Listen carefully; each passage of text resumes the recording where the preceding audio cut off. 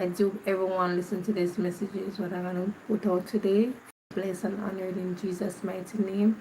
May God cover you always. So just keep back, relax, and let the word of the Almighty pass through your ears with peace and quiet.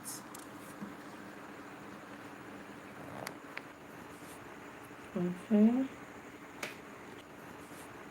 Okay. Chase your dreams. That's in yourself. Because guess what? If you don't believe in yourself, who's going to believe in you? Just believe in yourself. And the Bible will say God help those who help themselves. So you got to believe in yourself. Okay? And merciful kindness be for my comfort, according to thy word unto thy servant. Let thy tender mercies come unto me, that I may live, for thy law is my delight. Let the proud faint, for they dealt perversely with me without a cause, but I will meditate in thy precepts. Let those that hear thee turn unto me, and those that have known thy testimony. Let my heart be sound in thy statutes, that I be not ashamed. My soul fainteth for thy salvation, but I hope in thy word. My eye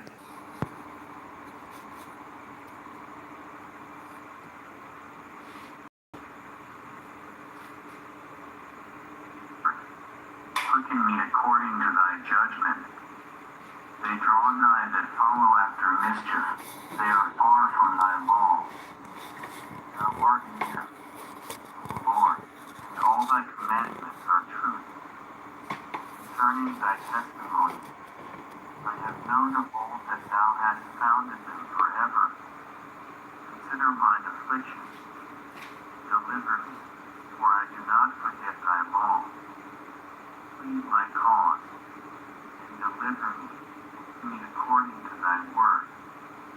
Salvation is far from the wicked, for they seek not thy statutes. Great are thy tender mercies, O Lord, quicken me according to thy judgments. Many are my persecutors and mine enemies, yet do I not decline from thy testimony. I beheld the transgressors, and was grieved, because they kept not thy word.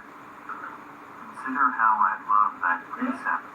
Quicken me, O Lord, according to thy loving kindness. Thy word is true from the beginning, and every one of thy righteous judgments endureth forever. Princes have persecuted me without a cause, but my heart standeth in awe of thy word. I rejoice at thy word, as one that findeth great spoil. I hate and abhor lying, but thy law do I love.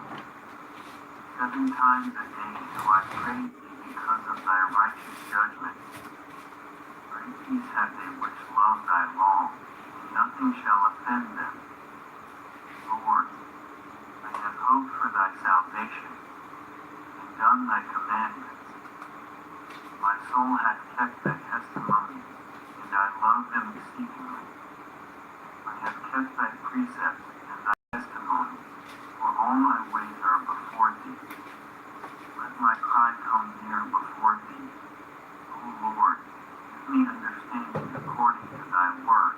Let my supplication come before thee. Deliver me according to thy word.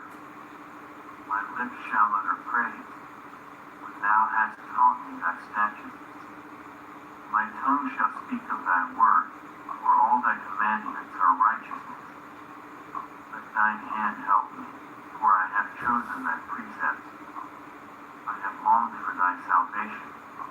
O Lord, and thy law is my delight. Let my soul live, and it shall praise thee, and let thy judgments help me. I have gone astray like a lost sheep. Keep thy servant, for I do not forget thy commandments.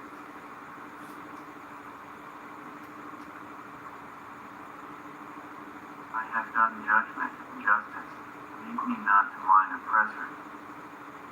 Surety for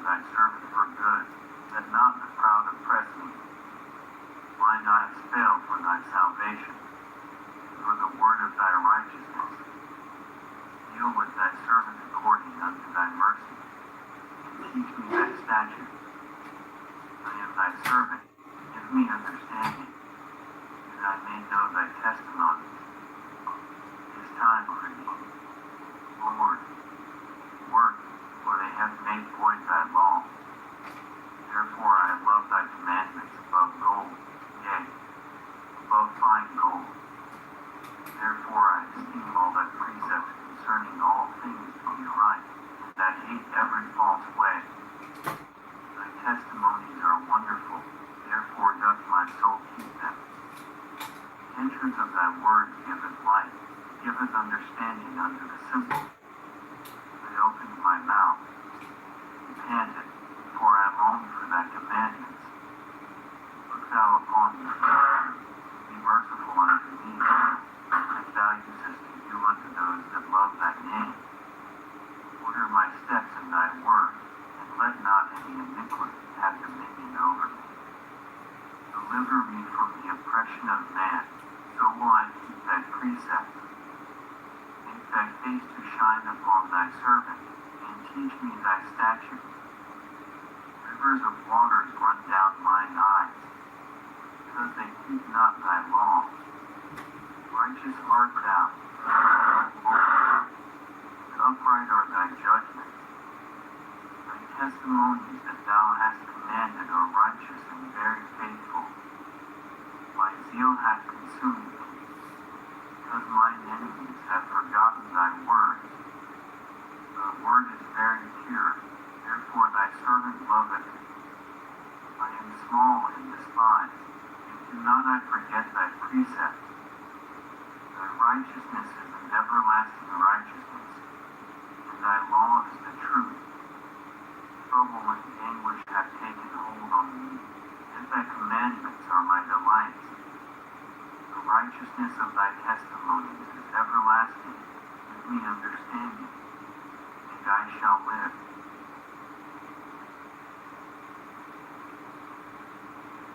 Thy hands have made me and fashioned me. Give me understanding, that I may learn thy commandments.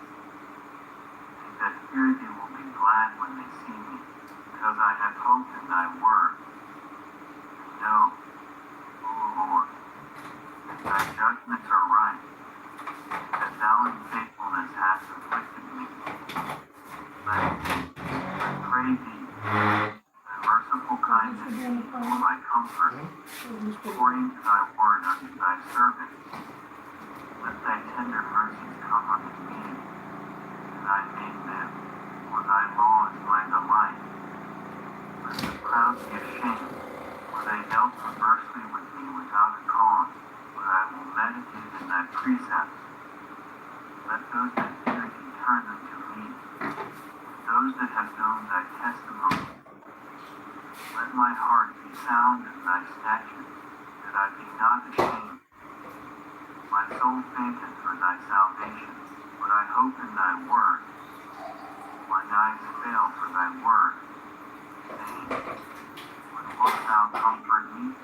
For I am become like a bottle in the smoke, yet do I not forget thy statutes. How many are the days of thy servant? When wilt thou execute judgment on them that persecute me? The proud have digged pits for me, which are not after thy law. All thy commandments are faithful, they persecute me wrongfully. Help thou me. That almost consumed me upon earth, but I forsook not thy precepts. Quicken me after thy loving kindness. So shall I keep the testimonies of thy mouth. Forever, O Lord, thy word is settled in heaven. Thy faithfulness is unto all generations. Thou hast established the earth, and it abideth. They continue this day according to thine ordinances, for all are thy servants. Unless thy law has been my delight. Hey TX2, how are you?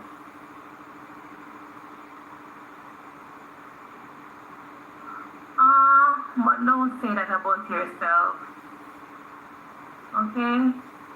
Delete that man TX2. I don't believe that about you. Okay? Thank you for being here. I appreciate you.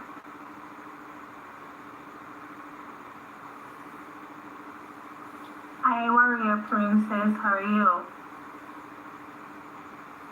And new rules. Whatever rules they have today.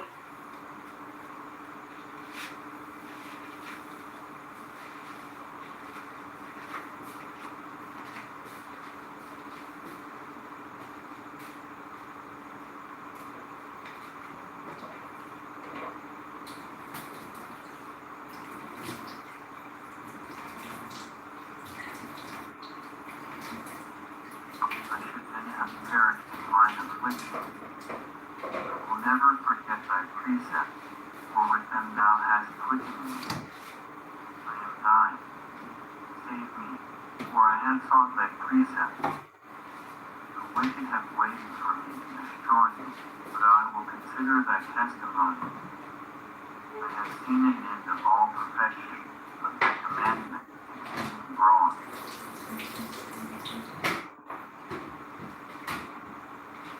Oh, how love I thy law! It is my meditation all the day. Thou through thy commandments hast made me wiser than mine enemies, for they are ever with me. I have more understanding than all my teachers, for thy testimonies are my meditation.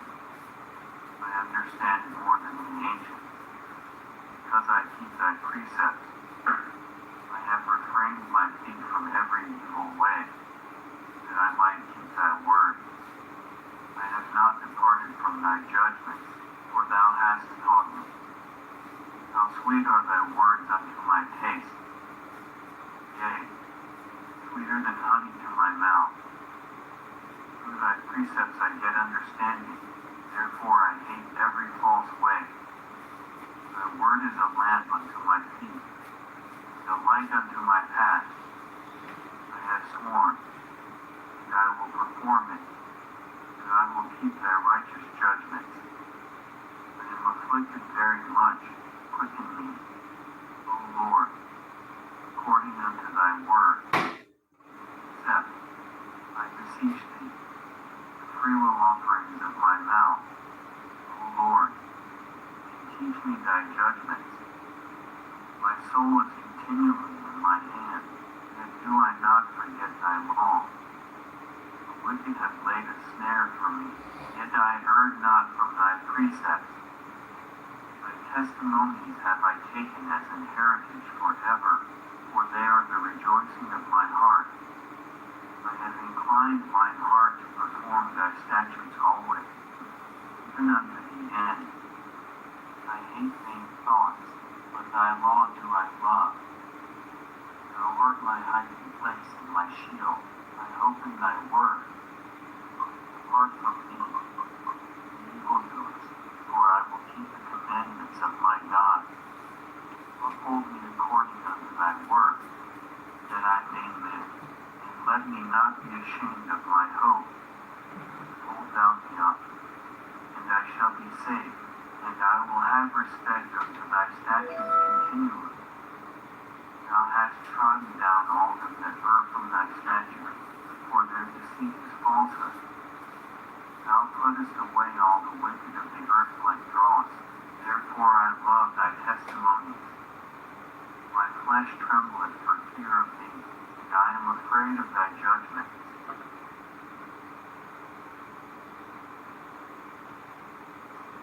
Remember the word unto thy servant, upon which thou hast caused me to hope. This is my comfort in my affliction, for thy word hath quickened me. The proud have had me greatly in derision, yet have I not declined from thy law. I remembered thy judgments of old. O Lord, and have comforted myself. War hath taken hold upon me because of the wicked that forsake thy law. Thy statutes have been my songs in the house of my pilgrimage. I have remembered thy name, O Lord, in the night, and have kept thy law. This I had, because I kept thy precepts. Thou art my portion, O Lord. I have said that I would keep thy word. entreated thy favor with my whole heart. Be merciful unto me according to thy word. I thought on my ways, turned my feet unto thy testimony. I made haste, and delayed not to keep thy commandments. The bands of the wicked have robbed me, but I have not forgotten thy law. At midnight I will rise to give thanks unto thee because of thy righteous judgments. I am a companion of all them that fear thee, and of them that keep thy precepts. The earth, O Lord, is full of thy mercy. Teach me thy statutes. Thou hast dealt well with thy servant. O Lord, according unto thy word, teach me good judgment and knowledge, for I have believed thy commandments. Before I was afflicted, I went astray, but now have I kept thy word. Thou art good, and doest good. Teach me thy statutes. The proud have sworn to lie against me, but I will keep thy precepts with my whole heart. Their heart is as fat as grease, but I delight in thy law. It is good for me that I have been afflicted, that I might learn thy statutes. The law of thy mouth is better than thousands of gold and silver.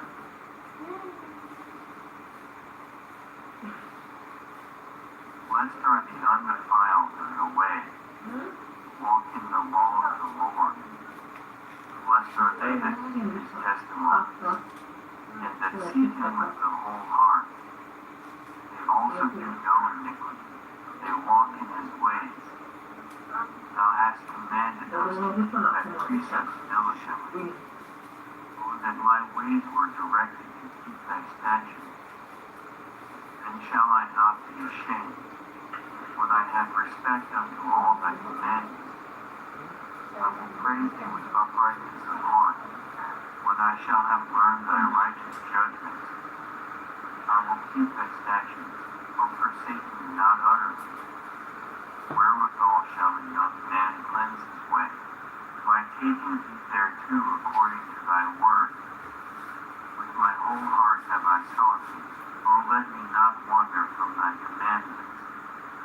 Thy word have I hid in mine heart, that I might not sin against thee.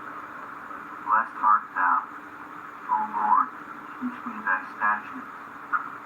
With my lips have I declared all the judgments of thy mouth. I have rejoiced in the way of thy testimonies, as much as in all riches. I will meditate in thy precepts, and have respect unto thy ways. I will delight myself in thy statutes. I will not forget thy word. Deal bountifully with thy servant, that I may live, and keep thy word. Open thou mine eyes, that I may behold wondrous things out of thy law. I am a stranger in the earth. Hide not thy commandments from me. My soul breaketh for the longing that it hath unto thy judgments at all times. Thou hast rebuked the proud that are cursed, which do err from thy commandments. Remove from me reproach and contempt, for I have kept thy testimonies. Princes also did sit and speak against me, but thy servant did meditate in thy statutes. Thy testimonies also are my delight and my counselors.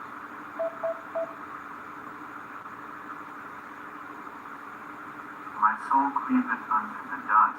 Quicken thou me according to thy word. I have declared my ways, and thou heardest me. Teach me thy statutes. Make me to understand the way of thy precepts, so shall I talk of thy wondrous works. My soul melted for heaviness. Strengthen thou me according unto thy word. Remove from me the way of lying, and grant me thy law graciously. I have chosen the way of truth. Thy judgments have I laid before me. I have stuck unto thy testimonies, O Lord. Put me not to shame. I will run the way of thy commandments. When thou shalt enlarge my heart, teach me, of thy statutes, and I shall keep it unto the end. Give me understanding, Lord, and I shall keep thy law. Yea, I shall observe it with my whole heart. Make me to go in the path of thy commandments, for therein do I delight. Incline my heart unto thy testimonies, and not to covetousness. Turn away mine eyes from beholding vanity, and quicken thou me in thy way. Establish thy word unto thy servant, who is devoted to thy fear. Turn away my reproach which I fear, for thy judgments are good. Behold, I have longed after thy precepts, quicken me in thy righteousness. Let thy mercies come also unto me, O Lord, even thy salvation, according to thy word. So shall I have wherewith to answer him that reproacheth me, for I trust in thy word. Keep not the word of truth utterly out of my mouth, for I have hope in thy judgments. So shall I keep thy law continually forever and ever. And I will walk in liberty, for I seek thy precepts. I will speak of thy testimonies also before kings, and will not be ashamed. And I will delight myself in thy commandments, which I have loved. My hands also will I lift up unto thy commandments, which I have loved, and I will meditate in thy statutes.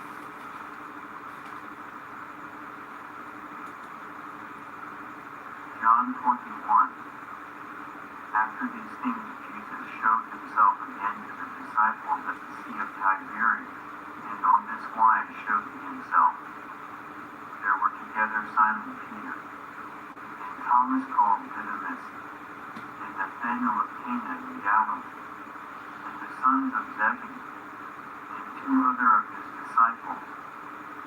Simon Peter saith unto them, I go a fishing.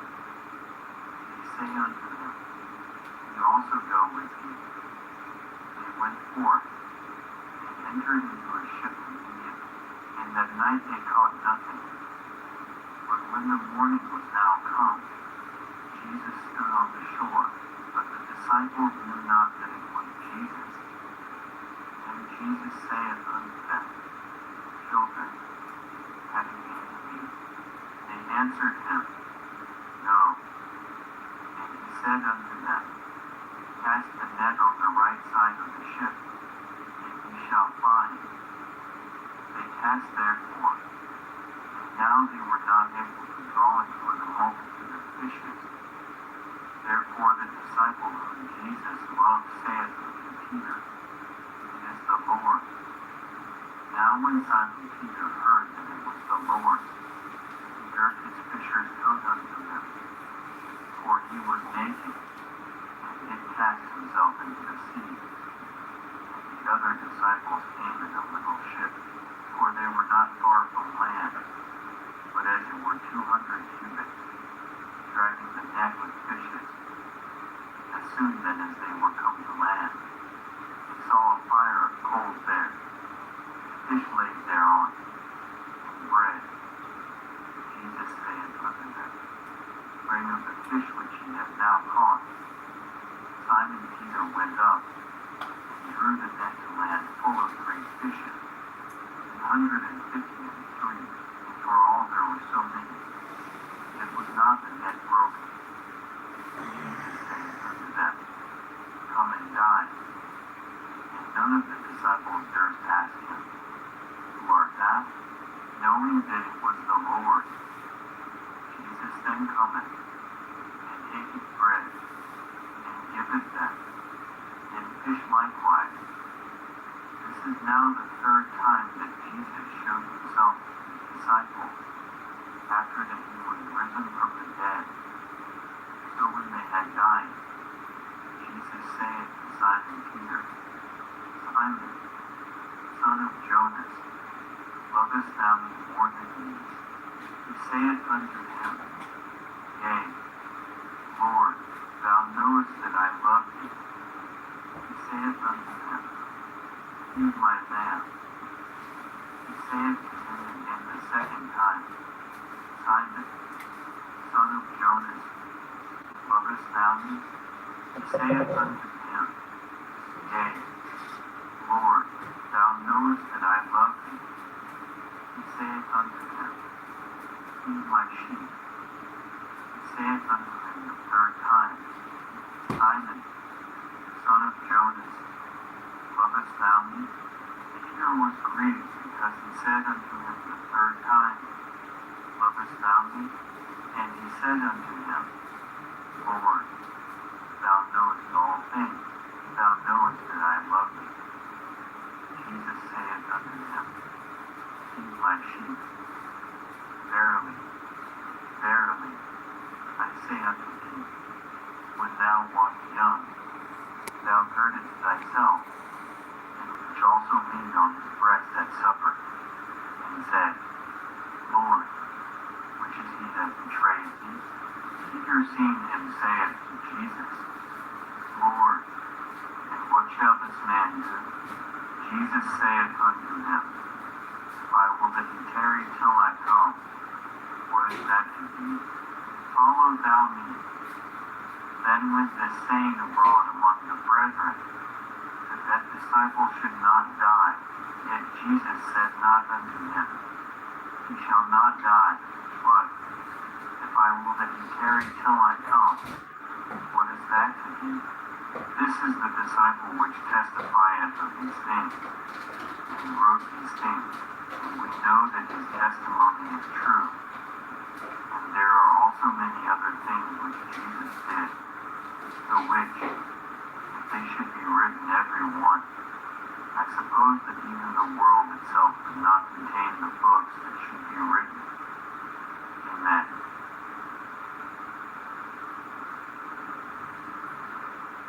John 18. When Jesus had spoken these words, he went forth with his disciples over the brook Kidron, where was a garden, into the which he entered, and his disciples, and Judas also, which betrayed him, knew the place, for Jesus ofttimes resorted thither with his disciples. Judas then, having received a band of men and officers from the chief priests and Pharisees, cometh thither with lanterns and torches and weapons. Jesus therefore, knowing all things that should come upon him, went forth, and said unto them, What seek ye? They answered him, Jesus of Nazareth. Jesus saith unto them, I am he. And Judas also, which betrayed him, stood with them. As soon then as he had said unto them, I am he, they went backward, and fell to the ground. Then asked he them again, Whom seek ye? And they said, Jesus of Nazareth. Jesus answered, I have told you that I am he. If therefore ye seek me, let these go their way that the saying might be fulfilled, which he spake, Of them which thou gavest me have I lost none. Then Simon Peter, having a sword, drew it, smote the high priest's servant, and cut off his right ear. The servant's name was Malchus. Then said Jesus unto Peter, Put up thy sword into the sheath. The cup which my Father hath given me, shall I not drink it? Then the band and the captain and officers of the Jews took Jesus, and bound him, and led him away to Annas first, for he was father-in-law to Caiaphas, which was the high priest that same year.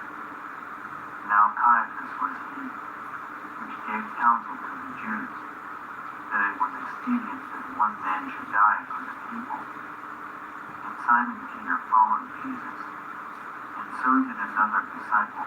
The disciple was known unto the high priest, and went in with Jesus into the palace of the high priest. But Peter stood at the door without. Then went out that other disciple, which was known unto the high priest, and spake unto her that kept the door, and brought him Peter. Then saith the damsel that kept the door unto Peter, Art not thou also one of this man's disciples? He saith, I am not.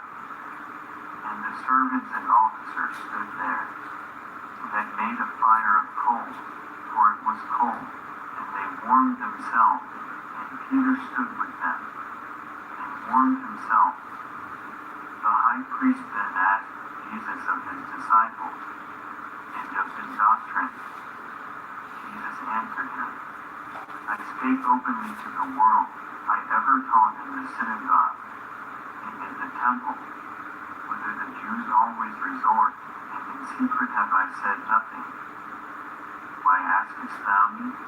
Ask them which heard me. What I have said unto them, behold, they know what I said. And when he had thus spoken, one of the officers which stood by struck Jesus with the palm of his hand, saying, Answerest thou the high priest so? Jesus answered him, If I have spoken evil, bear witness of the evil, but if well, why smitest thou me? Now Annas had sent him bound unto Caiaphas the high priest. And Simon Peter stood and warmed himself. They said therefore unto him, Art not thou also one of his disciples? He denied it, and said, I am not. One of the servants of the high priest, being his kinsman, whose ear Peter cut off, saith, Did not I see thee in the garden with him? Peter then denied again, and immediately the cock crew. Then led they Jesus from Caiaphas unto the hall of judgment, and it was early, and they themselves went not into the judgment hall, lest they should be defiled, but that they might eat the Passover. Pilate then went out unto them, and said, What accusation bring ye against this man? They answered and said unto him, If he were not a malefactor, we would not have delivered him up unto thee. Then said Pilate unto them, Take ye him, and judge him according to your law. The Jews therefore said unto him, It is not lawful for us to put any man to death, that the saying of Jesus might be fulfilled, which he spake, signifying what death he should die. Then Pilate entered into the judgment hall again, and called Jesus, and said unto him, Art thou the King of the Jews? Jesus answered him, Sayest thou this thing of thyself, or did others tell it thee of me? Pilate answered, Am I a Jew? Thine own nation and the chief priests have delivered thee unto me. What hast thou done? Jesus answered, My kingdom is not of this world. If my kingdom were of this world, then would my servants fight, that I should not be delivered to the Jews. But now is my kingdom not from hence.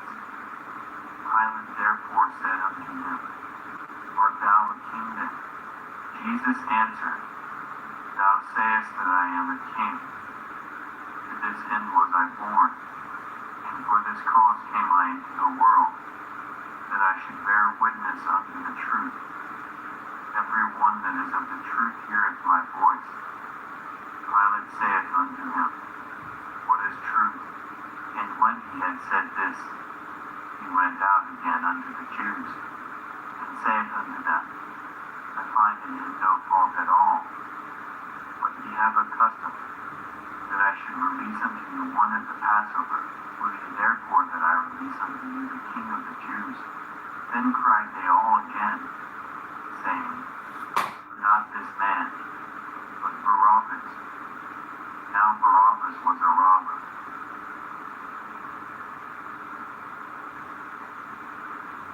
John 6.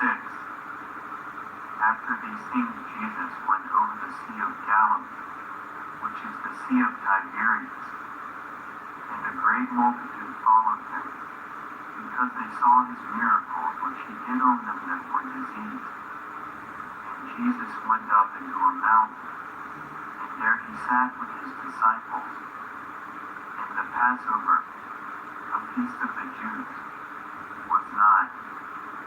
When Jesus then lifted up his eyes, and saw a great company come unto him, he saith unto Philip, Whence shall we buy bread, that these may eat? And this he said to prove him, for he himself knew what he would do.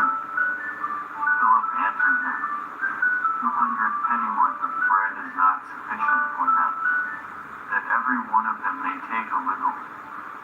One of his disciples, Andrew, Simon Peter's brother, saith unto him, There is a lad here, which hath 5 barley loaves, and 2 small fishes, but what are they among so many? And Jesus said, Make the men sit down. Now there was much grass in the place, so the men sat down, in number about 5,000.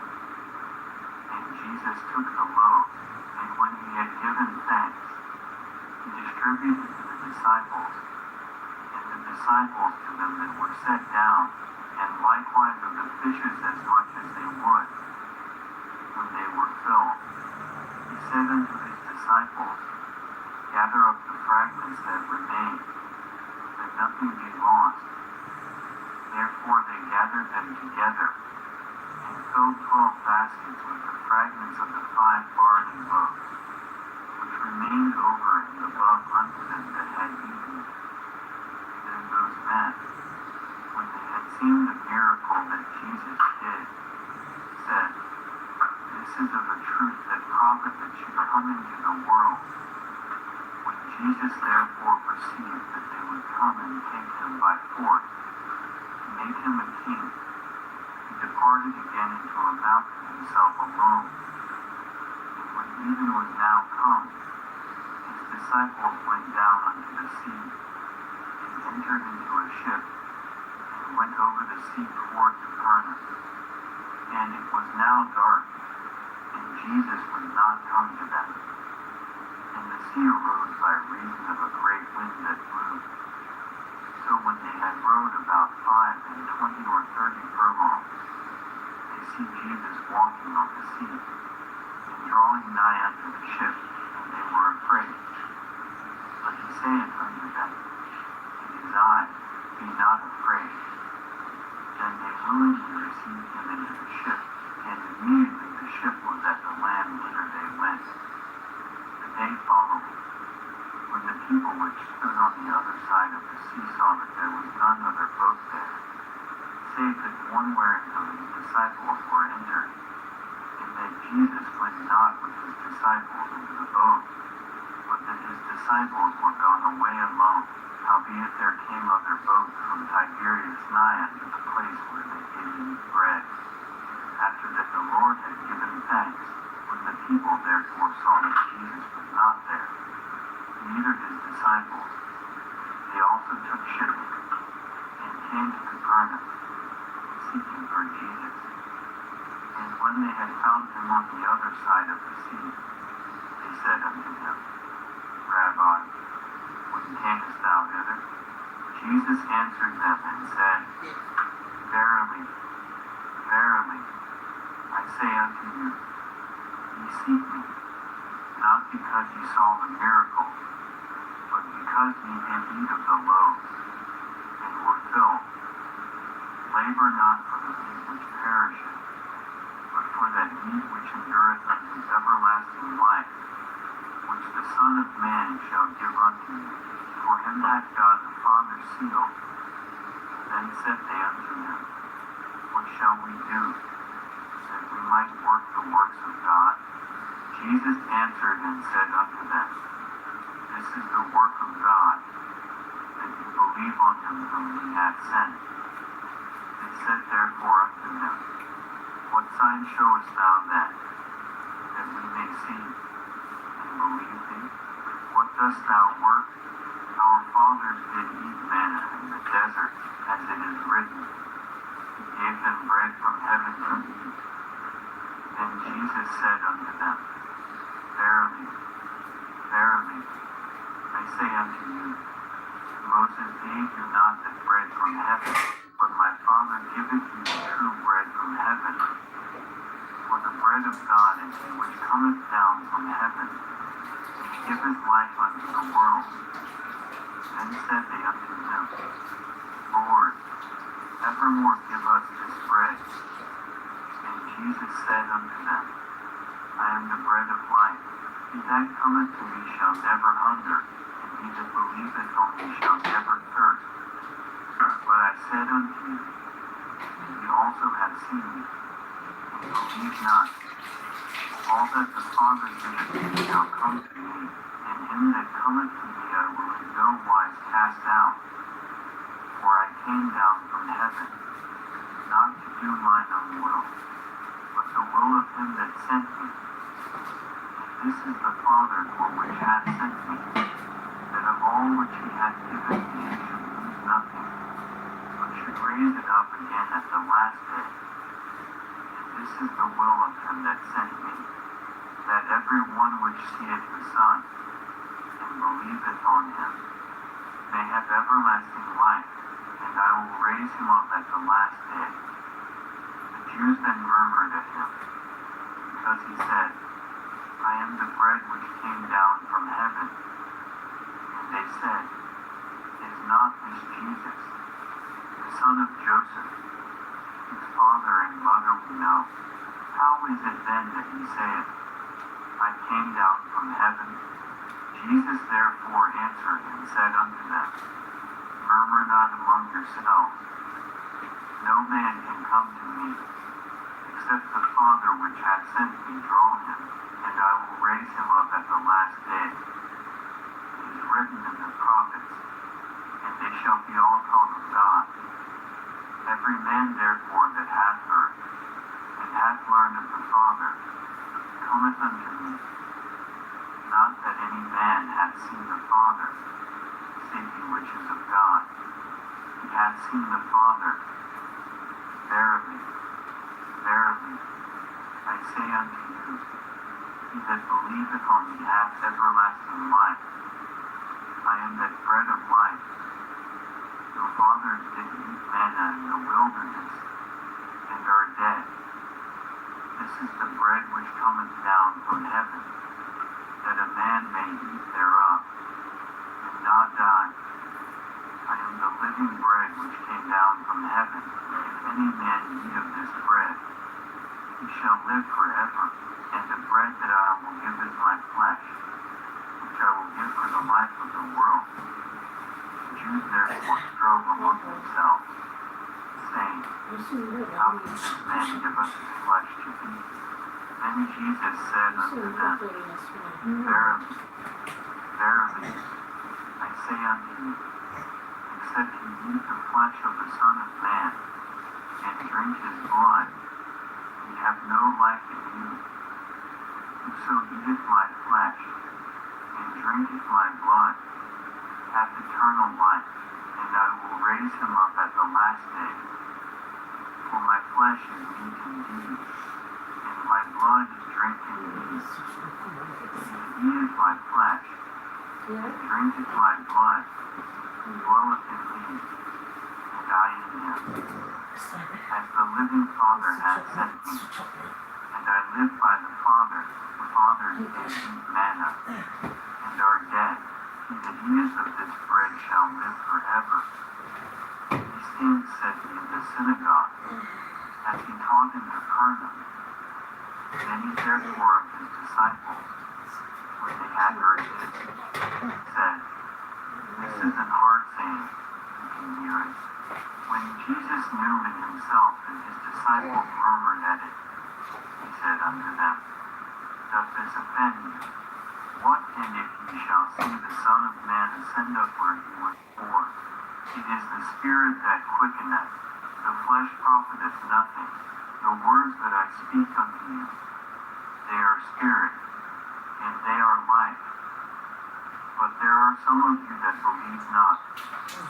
For Jesus knew from the beginning who they were that believed not, and who should betray them. And he said, Therefore said I unto you, that no man can come unto me, accepted were given unto them of my Father. From that time many of his disciples went back, and walked no more with him. And said Jesus unto the 12, Will ye also go away?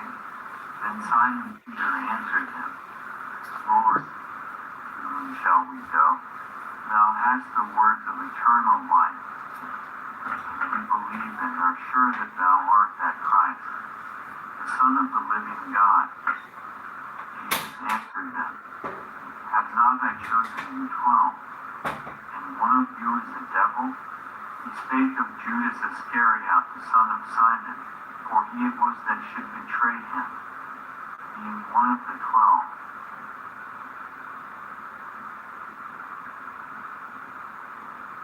John 5. After this there was a feast of the Jews, and Jesus went up to Jerusalem. Now there is at Jerusalem by the sheep market a pool, which is called in the Hebrew tongue Bethesda, having 5 porches. In these lay a great multitude of impotent folk, of blind, halt, withered, waiting for the moving of the water. For an angel went down at a certain season into the pool, and troubled the water. Whosoever then first after the troubling of the water stepped and was made whole of whatsoever disease he had. And a certain man was there, which had an infirmity 38 years. When Jesus saw him lie, and knew that he had been now a long time in that case, he saith unto him, Wilt thou be made whole? The impotent man answered him, Sir, I have no man, when the water is troubled, to put me into the pool, but while I am coming, another steppeth down before me. Jesus saith unto him, Rise, take up thy bed, and walk. And immediately the man was made whole, and took up his bed, and walked. And on the same day was the Sabbath. The Jews therefore said unto him that was cured, It is the Sabbath day, it is not lawful for thee to carry thy bed. He answered them, He that made me whole, the same said unto me, Take up thy bed, and walk. Then asked they him, What man is that which said unto thee, Take up thy bed, and walk? And he that was healed was not who it was, for Jesus had conveyed himself away, a multitude being in that place. Afterward Jesus findeth him in the temple, and said unto him, Behold, thou art made whole, sin no more, lest a worse thing come unto thee. The man departed, and told the Jews that it was Jesus, which had made him whole. And therefore did the Jews persecute Jesus, and sought to slay him, because he had done these things on the Sabbath day. But Jesus answered them, My Father worketh hitherto, and I work. Therefore the Jews sought the more to kill him, because he not only had broken the Sabbath, but said also that God was his Father, making himself equal with God. Then answered Jesus, and said unto them, Verily, verily, I say unto you, the Son can do nothing of himself, but what he seeth the Father do, for what things soever he doeth, these also doeth the Son likewise. For the Father loveth the Son, and showeth him all things that himself doeth, and he will show him greater works than these, that ye may marvel. For as the Father raiseth up the dead, and quickeneth them, even so the Son quickeneth whom he will. For the Father judgeth no man, but hath committed all judgment unto the Son, that all men should honor the Son, even as they honor the Father. He that honoreth not the Son honoreth not the Father which hath sent him. Verily, verily, I say unto you, he that heareth my word, and believeth on him that sent me, hath everlasting life, and shall not come into condemnation, but is passed from death unto life. Verily, verily, I say unto you, the hour is coming, and now is, when the dead shall hear the voice of the Son of God, and they that hear shall live.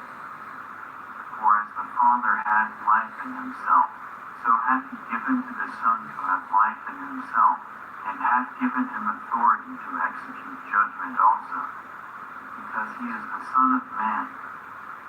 Marvel not at this, for the hour is coming, in the which all that are in the grave shall hear his voice, and shall come forth, they that have done good, unto the resurrection of life, and they that have done evil, unto the resurrection of damnation.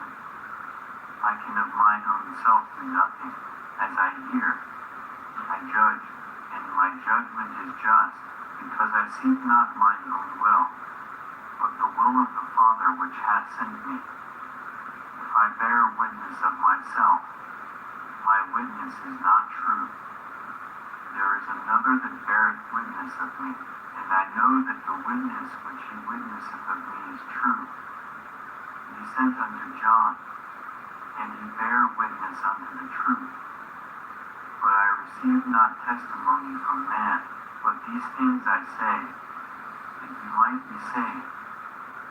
He was a burning and a shining light, and you were willing for a season to rejoice in his light. But I have greater witness than that of John, for the works which the Father hath given me to finish, the same works that I do, bear witness of me, that the Father hath sent me. And the Father himself, which hath sent me, hath borne witness of me. Ye have neither heard his voice at any time, nor seen his shape, and ye have not his word abiding in you, for whom he hath sent, and ye believe not. Search the Scriptures, for in them ye think ye have eternal life, and they are they which testify of me. And ye will not come to me, that ye might have life.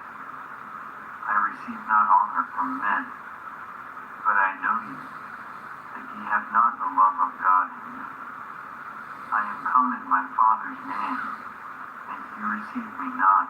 If another shall come in his own name, him ye will receive. How can ye believe, which receive honor one of another, and seek not the honor that cometh from God only? Do not think that I will accuse you to the Father. There is one that accuseth you, even Moses, in whom ye trust. For had ye believed Moses, you would have believed me, for he wrote of me. But if ye believe not his writings, how shall ye believe my words? John 14. Let not your heart be troubled. Ye believe in God. Believe also in me. In my Father's house are many mansions. If it were not so, I would have told you. I go to prepare a place for you. And if I go and prepare a place for you, I will come again, and receive you unto myself, that where I am, there ye may be also. And whither I go ye know, and the way ye know. Thomas saith unto him, Lord, we know not whither thou goest, and how can we know the way? Jesus saith unto him, I am the way, the truth, and the life. No man cometh unto the Father, but by me. If ye had known me, ye should have known my Father also, and from henceforth ye know him, and have seen him. Philip saith unto him, Lord, show us the Father, and it sufficeth us. Jesus saith unto him, Have I been so long time with you, and yet hast thou not known me? Philip, he that hath seen me hath seen the Father. And how sayest thou then, Show us the Father? Believest thou not that I am in the Father, and the Father in me? The words that I speak unto you I speak not of myself, but the Father that dwelleth in me, he doeth the works. Believe me that I am in the Father, and the Father in me, or else believe me for the very work's sake. Verily, verily, I say unto you, he that believeth on me, the works that I do shall he do also.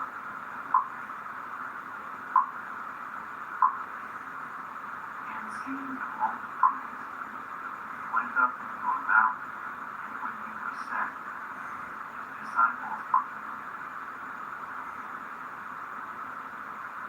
blessed are the undefiled in the way, who walk in the law of the Lord.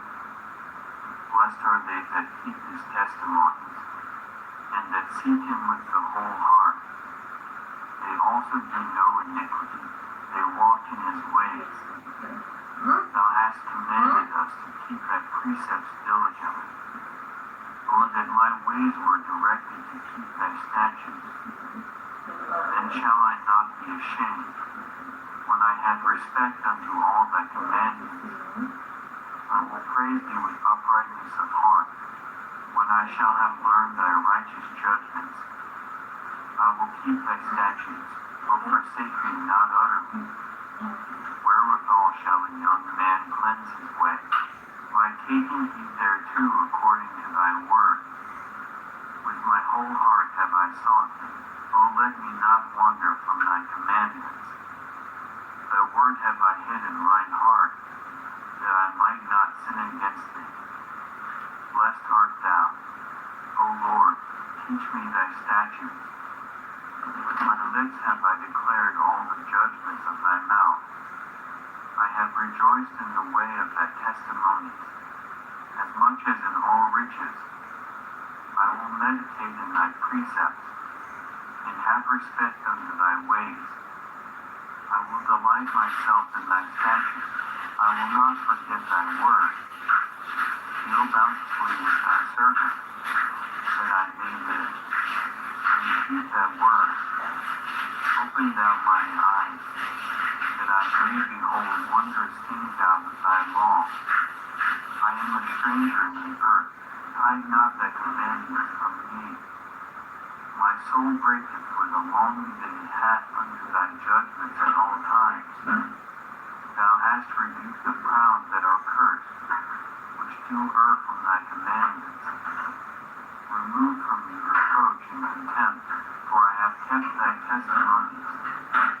Princes also did sit and speak against me, but thy servant did meditate in thy statutes. Thy testimonies also are my delight and my counselors.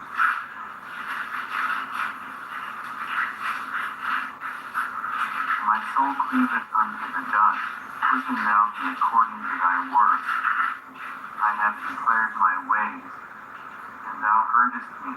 Teach me thy statutes. Make me to understand the way of thy precepts, so shall I talk of thy wondrous works. My soul melted for heaviness, strengthen thou me according unto thy word. Remove from me the way of lying, and grant me thy law graciously. I have chosen the way of truth, thy judgments have I laid before me. I have stuck unto thy testimonies, O Lord. Put me not to shame. I will run the way of thy commandments. When thou shalt enlarge my heart, teach me, O Lord, the way of thy statutes, and I shall keep it unto the end. Give me understanding, and I shall keep thy law. Yea, I shall observe it with my whole heart. Make me to go in the path of thy commandments, for therein do I delight. Incline my heart unto thy testimonies, and not to covetousness. Turn away mine eyes from beholding vanity, and quicken thou me in thy way. Establish thy word unto thy servant, who is devoted to thy fear. Turn away my reproach which I fear, for thy judgments are good. Behold, I have longed after thy precepts, quicken me in thy righteousness. Let thy mercies come also unto me, O Lord, even thy salvation, according to thy word. So shall I have wherewith to answer him that reproacheth me, for I trust in thy word. And take not the word of truth utterly out of my mouth, for I afflicted me. Let, I pray thee, thy merciful kindness be for my comfort, according to thy word unto thy servant. Let thy tender mercies come unto me, that I may live, for thy law is my delight. Let the proud be ashamed, for they dealt perversely with me without a cause, but I will meditate in thy precepts. Let those that fear thee turn unto me, and those that have known thy testimonies. Let my heart be sound in thy statutes, that I be not ashamed. My soul fainteth for thy salvation, but I hope in thy word. Mine eyes fail for thy word, saying, when wilt thou comfort me? For I am become like a bottle unto smoke, yet do I not forget thy statutes. How many are the days of thy servant? When wilt thou execute judgment on them that persecute me? The proud have digged pits for me, which are not after thy law. All thy commandments are faithful, they persecute me wrongfully. Help thou me. They had almost consumed me upon earth, but I forsook not thy precepts. Quicken me after thy loving kindness, so shall I keep the testimony of thy mouth. Forever, O Lord, thy word is settled in heaven. Thy faithfulness is unto all generations. Thou hast established the earth, and it abideth. They continue this day according to thine ordinances, for all are thy servants. Unless thy law had been my delights, I should then have perished in mine affliction. I will never forget thy precepts, for with them thou hast quickened me. I am thine. Save me, for I have sought thy precepts. The wicked have waited for me to destroy me, but I will consider thy testimony. I have seen an end of all perfection, but thy commandments exceed broad. Okay. Oh, how love I thy law! It is my meditation all the day. Thou through thy commandments hast made me wiser than mine enemies, for they are ever with me. I have more understanding than all my teachers, for thy testimonies are my meditation. I understand more than the ancients, because I keep thy precepts. I have refrained my feet from every evil way, that I might keep thy word. I have not departed from thy judgments, for thou hast taught me. How sweet are thy words unto my taste! Yea, sweeter than honey to my mouth. Through thy precepts I get understanding, therefore I hate every false way. Thy word is a lamp unto my feet, and a light unto my path. I have sworn, and I will perform it, that I will keep thy righteous judgments. I am afflicted very much, quicken me, O Lord, according unto thy word. Accept, I beseech thee, the freewill offerings of my mouth, O Lord, and teach me thy judgments. My soul is continually in my hand, yet do I not forget thy law.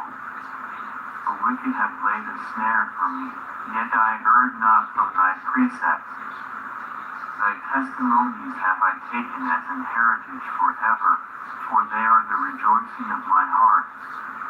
I have inclined mine heart to perform thy statutes always, even unto the end. hate vain thoughts, but thy law do I love. Thou art my hiding place and my shield. I hope in thy word. Depart from me, ye evildoers, for I will keep the commandments of my God. Uphold me according unto thy word, that I may live, and let me not be ashamed of my hope. Hold thou me up, and I shall be saved, and I will have respect unto thy statutes continually. Thou hast trodden down all them that err from thy statutes, for their deceit is falsehood. Thou puttest away all the wicked of the earth like dross, therefore I love thy testimonies. My flesh trembleth for fear of thee, and I am afraid of thy judgments.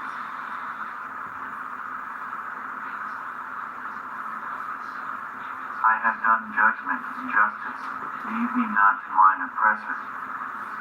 Be surety for thy servant for good, let not the proud oppress me. Mine eyes fail for thy salvation, and for the word of thy righteousness. Deal with thy servant according unto thy mercy, and teach me thy statutes. I am thy servant, give me understanding, that I may know thy testimonies. It is time for thee, Lord, to work, for they have made void thy law. Therefore I love thy commandments above gold, yea, above fine gold.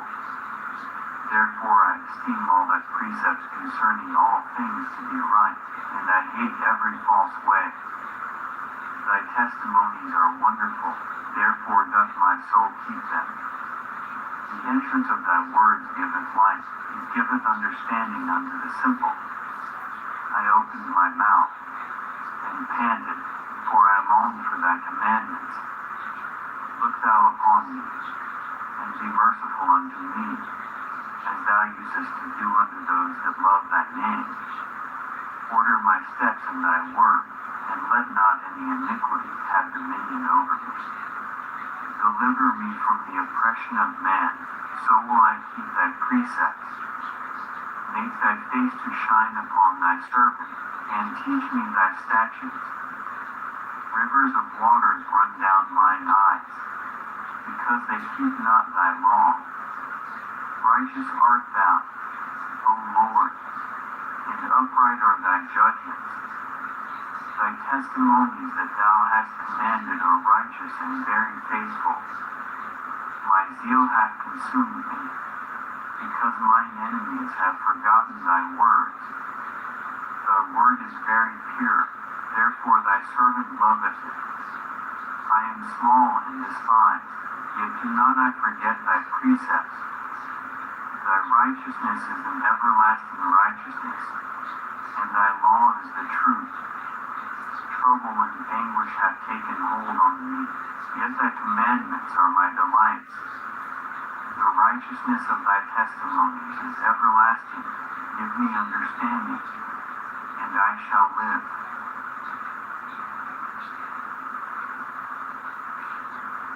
I cried with my whole heart, hear me, O Lord, I will keep thy statutes. I cried unto thee, save me, and I shall keep thy testimonies. I prevented the dawning of the morning, and cried, I hope in thy words. Mine eyes prevent the night watches, that I might meditate in thy word. Hear my voice according unto thy loving kindness, O Lord. Quicken me according to thy judgment. They draw nigh that follow after mischief, they are far from thy law. Thou art near, O Lord, and all thy commandments are truth. Concerning thy testimonies, I have known of old that thou hast founded them forever. Consider mine affliction, and deliver me, for I do not forget thy law. Plead my cause, and deliver me, quicken me according to thy word. Salvation is far from the wicked, for they seek not thy statutes. Great are thy tender mercies, O Lord, quicken me according to thy judgments. Many are my persecutors and mine enemies, yet do I not decline from thy testimonies. I beheld the transgressors, and was grieved, because they kept not thy word. Consider how I love thy precepts. Quicken me, O Lord, according to thy loving kindness. Thy word is true from the beginning, and every one of thy righteous judgments endureth forever. Princes have persecuted me without a cause, but my heart standeth in awe of thy word. I rejoice at thy word, as one that findeth great spoil. I hate and abhor lying, but thy law do I love. 7 times a day do I praise thee because of thy righteous judgments. Great peace have they which love thy law, and nothing shall offend them. Lord, I have hoped for thy salvation, and done thy commandments. My soul hath kept thy testimonies, and I love them exceedingly. I have kept thy precepts and thy testimonies, for all my ways are before thee. Let my cry come near before thee. O Lord, give me understanding according to thy word. Let my supplication come before thee. Deliver me according to thy word. My lips shall utter praise, when thou hast taught me thy statutes. My tongue shall speak of thy word, for all thy commandments are righteousness. Let thine hand help me, for I have chosen thy precepts. I have longed for thy salvation, O Lord, and thy law is my delight. Let my soul live, and it shall praise thee, and let thy judgments help me. I have gone astray like a lost sheep. Seek thy servant, for I do not forget thy commandments.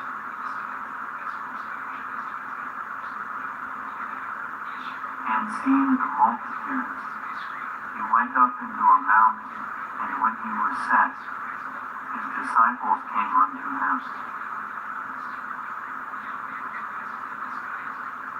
John 21. After these things Jesus showed himself again to the disciples at the Sea of Tiberias, and on this wise showed he himself. There were together Simon Peter, and Thomas called Didymus, and Nathanael of Cana in Galilee, and the sons of Zebedee, and 2 other of his disciples.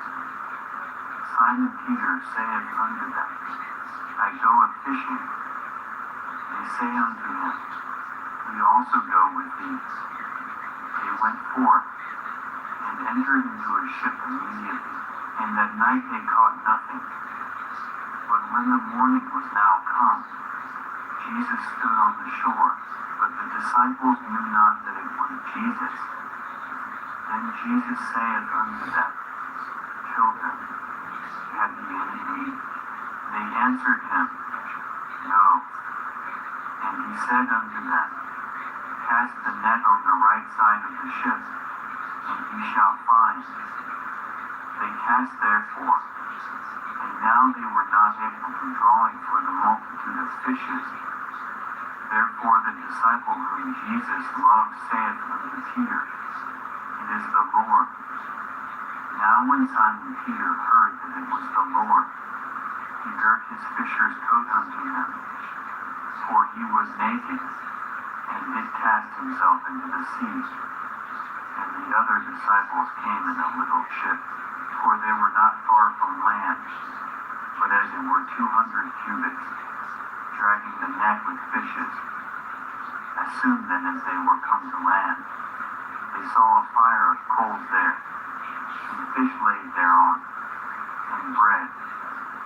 Jesus saith unto them, Bring of the fish which ye have now caught.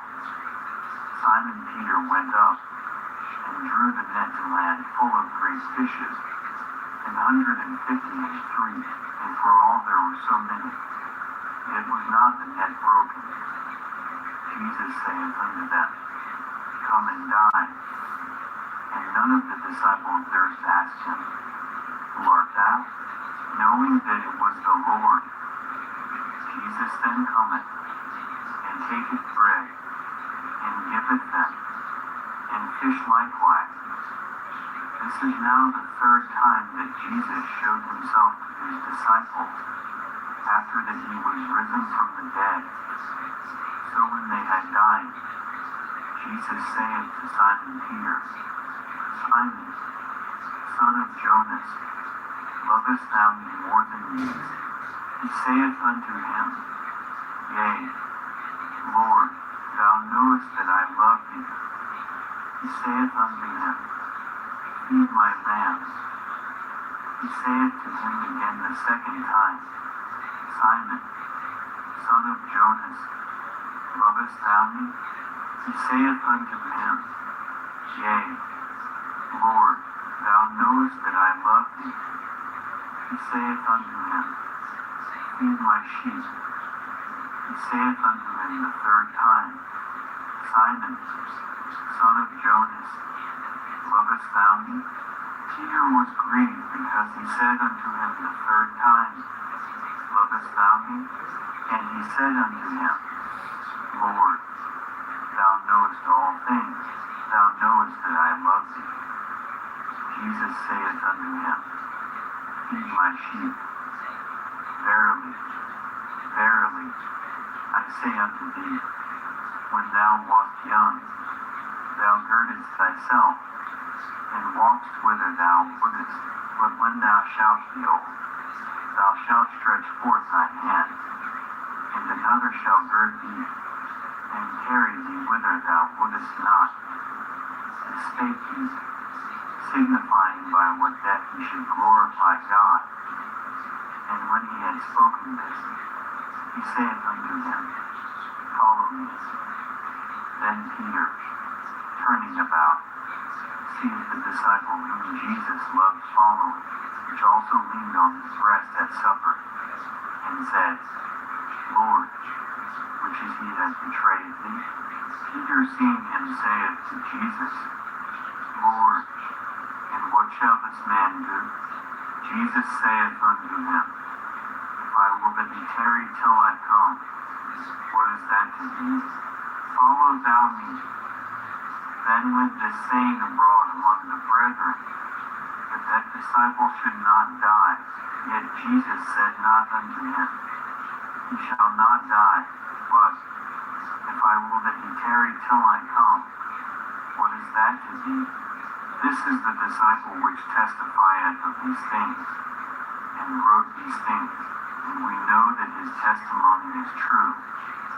And there are also many other things which Jesus did, the which, if they should be written every one, I suppose that even the world itself would not contain the books that should be written. Amen.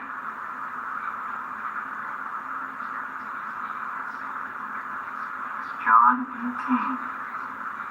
When Jesus had spoken these words, he went forth with his disciples over the brook Cedron, where was a garden, into the which he entered, and his disciples, and Judas also, which betrayed him, knew the place, for Jesus oftentimes resorted thither with his disciples. Judas then, having received a band of men and officers from the chief priests and Pharisees, cometh thither with lanterns and torches and weapons. Jesus therefore, knowing all things that should come upon him, went forth, and said unto them, Whom seek ye? They answered him, Jesus of Nazareth. Jesus saith unto them, I am he. And Judas also, which betrayed him, stood with them. As soon then as he had said unto them, I am he, they went backward, and fell to the ground. Then asked he them again, Whom seek ye? And they said, Jesus of Nazareth. Jesus answered, I have told you that I am he. If therefore ye seek me, let these go their way, that the saying might be fulfilled, which he spake, Of them which thou gavest me have I lost none. Then Simon Peter, having a sword, drew it, and smote the high priest's servant, and cut off his right ear. The servant's name was Malchus. Then said Jesus unto Peter, Put up that sword into the sheath. The cup which my Father hath given me, shall I not drink it? Then the band and the captain and officers of the Jews took Jesus, and bound him, and led him away to Annas first, for he was father-in-law to Caiaphas, which was the high priest that same year. Now Caiaphas was he, which gave counsel to the Jews, that it was expedient that one man should die for the people. And Simon Peter followed Jesus, and so did another disciple. The disciple was known unto the high priest, and went in with Jesus into the palace of the high priest. But Peter stood at the door without. Then went out that other disciple, which was known unto the high priest, and spake unto her that kept the door, and brought in Peter. Then saith the damsel that kept the door unto Peter, Art not thou also one of this man's disciples? He saith, I am not. And the servants and officers stood there, who had made a fire of coals, for it was cold, and they warmed themselves, and Peter stood with them, and warmed himself. The high priest then asked Jesus of his disciples, and of his doctrine. Jesus answered him, I spake openly to the world. I ever taught in the synagogue, and in the temple, whither the Jews always resort, and in secret have I said nothing. Why askest thou me? Ask them which heard me, what I have said unto them. Behold, they know what I said. And when he had thus spoken, one of the officers which stood by struck Jesus with the palm of his hand, saying, Answerest thou the high priest so? Jesus answered him, If I have spoken evil, bear witness of the evil, but if well, why smitest thou me? Now Annas had sent him bound unto Caiaphas the high priest, and Simon Peter stood and warmed himself. They said therefore unto him, Art not thou also one of his disciples? He denied it, and said, I am not. One of the servants of the high priest, being his kinsman, whose ear Peter cut off, saith, Did not I see thee in the garden with him? Peter then denied again, and immediately the cock crew. Then led they Jesus from Caiaphas unto the hall of judgment, and it was early, and they themselves went not into the judgment hall, lest they should be defiled, but that they might eat the Passover. Pilate then went out unto them, and said, What accusation bring ye against this man? They answered and said unto him, If he were not a malefactor, we would not have delivered him up unto thee. Then said Pilate unto them, Take ye him, and judge him according to your law. The Jews therefore said unto him, It is not lawful for us to put any man to death, that the saying of Jesus might be fulfilled, which he spake, signifying what death he should die. Then Pilate entered into the judgment hall again, and called Jesus, and said unto him, Art thou the King of the Jews? Jesus answered him, Sayest thou this thing of thyself, or did others tell it thee of me? Pilate answered, Am I a Jew? Thine own nation and the chief priests have delivered me unto me. What hast thou done? Jesus answered, My kingdom is not of this world. If my kingdom were of this world, then would my servants fight, that I should not be delivered to the Jews. But now is my kingdom not from hence. Pilate therefore said unto him, Art thou a king then? Jesus answered, Thou sayest that I am a king. this end was I born, and for this cause came I into the world, that I should bear witness unto the truth. Every one that is of the truth heareth my voice. Pilate saith unto him, What is truth? And when he had said this, he went out again unto the Jews, and saith unto them, I find in him no fault at all. But ye have a custom, that I should release unto you one at the Passover. Will ye therefore that I release unto you the King of the Jews? Then cried they all again, saying, Not this man, but Barabbas. Now Barabbas was a robber.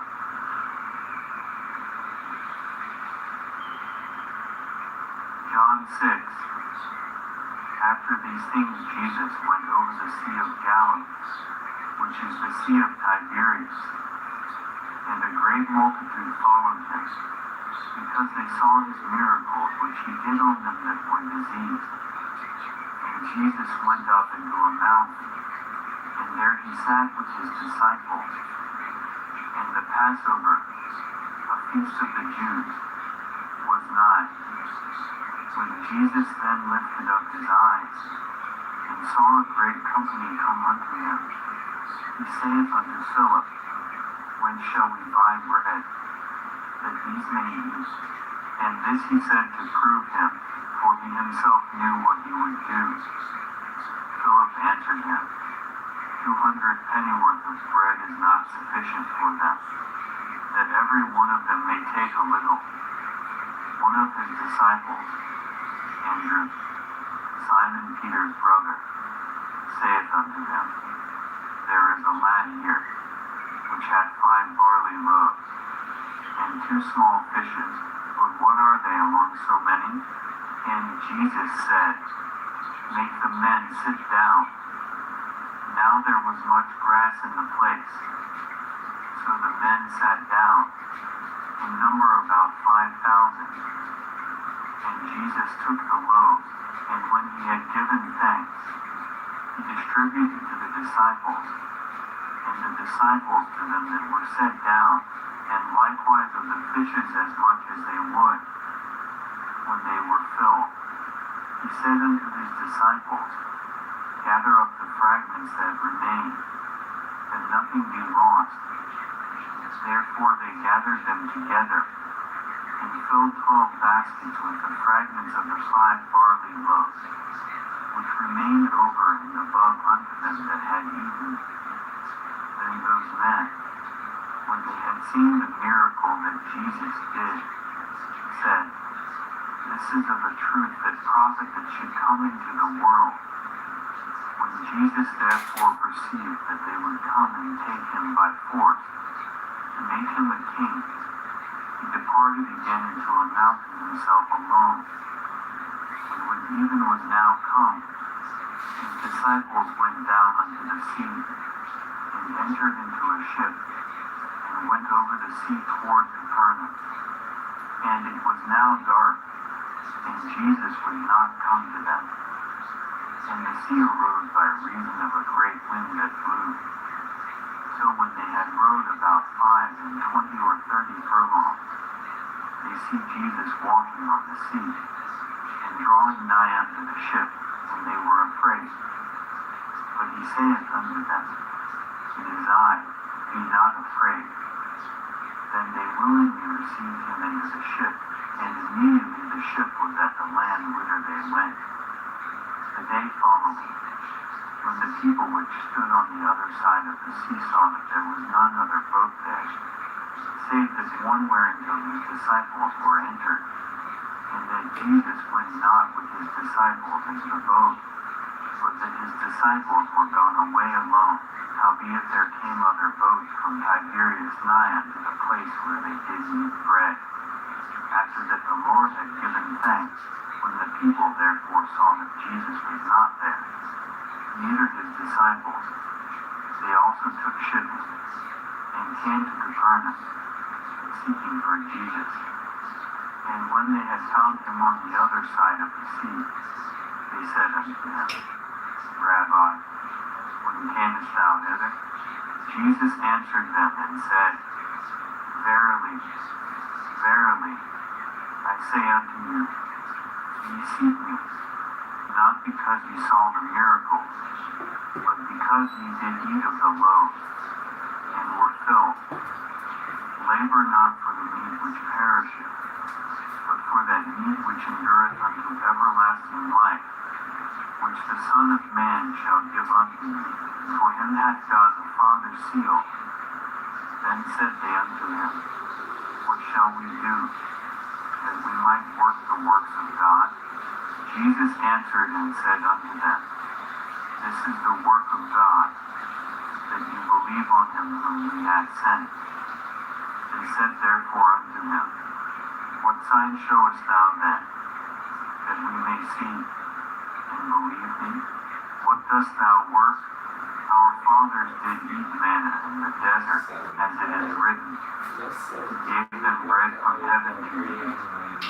Then Jesus said unto them, Verily, verily, I say unto you, Moses gave you not the bread from heaven, but my Father giveth you the true bread from heaven.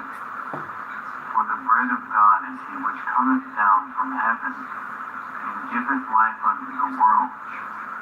Then said they unto him, Lord, evermore give us this bread. And Jesus said unto them, I am the bread of life. He that cometh to me shall never hunger, and he that believeth on me shall never thirst. But I said unto you, that ye also have seen me, and believe not. All that the Father giveth me shall come to me, and him that cometh to me I will in no wise cast out. For I came down from heaven, not to do mine own will, but the will of him that sent me. And this is the Father's will which hath sent me, that of all which he hath given me I should lose nothing, but should raise it up again at the last day. And this is the will of him that sent me, that every one which seeth the Son, and believeth on him, may have everlasting life, and I will raise him up at the last day. The Jews then murmured at him, because he said, I am the bread which came down from heaven. And they said, Is not this Jesus, the son of Joseph, whose father and mother we know? How is it then that he saith, I came down from heaven? Jesus therefore answered and said unto them, Murmur not among yourselves. No man can come to me, except the Father which hath sent me draw him, and I will raise him up at the last day. It is written in the prophets, and they shall be all taught of God. Every man therefore that hath heard, and hath learned of the Father, cometh unto me. Not that any man hath seen the Father, save he which is of God. He hath seen the Father. Verily, verily, I say unto you, he that believeth on me hath everlasting life. I am that bread of life. The fathers did eat manna in the wilderness, and are dead. This is the bread which cometh down from heaven, that a man may eat thereof, and not die. I am the living bread which came down from heaven. If any man eat of this bread, he shall live forever. And the bread that I will give is my flesh, which I will give for the life of the world. The Jews therefore strove among themselves, saying, How can this man give us his flesh to eat? Then Jesus said unto them, Verily, verily, I say unto you, except ye eat the flesh of the Son of Man, and drink his blood, ye have no life in you. Whoso eateth my flesh, and drinketh my blood, hath eternal life, and I will raise him up at the last day. For my flesh is meat indeed, and my blood is drink indeed. He that eateth my flesh, and drinketh my blood, dwelleth in me, and I in him. As the living Father hath sent me, and I live by the Father, so he that eateth me, even he shall live by me. This is that bread which came down from heaven, not as your fathers did eat manna, and are dead. He that eateth of this bread shall live forever. These things said he in the synagogue, as he taught in Capernaum. Many therefore of his disciples, when they had heard this, said, This is an hard saying, who can hear it? When Jesus knew in himself that his disciples murmured at it, he said unto them, Doth this offend you? What and if ye shall see the Son of Man ascend up where he was before? It is the Spirit that quickeneth, the flesh profiteth nothing. The words that I speak unto you, they are spirit, and they are life. But there are some of you that believe not. For Jesus knew from the beginning who they were that believed not, and who should betray him. And he said, Therefore said I unto you, that no man can come unto me, except it were given unto him of my Father. From that time many of his disciples went back, and walked no more with him. And said Jesus unto the 12, Will ye also go away? Then Simon Peter answered him, Lord, to whom shall we go? Thou hast the words of eternal life, and we believe and are sure that thou art that Christ, the Son of the living God. Jesus answered them, Have not I chosen you 12, and one of you is a devil?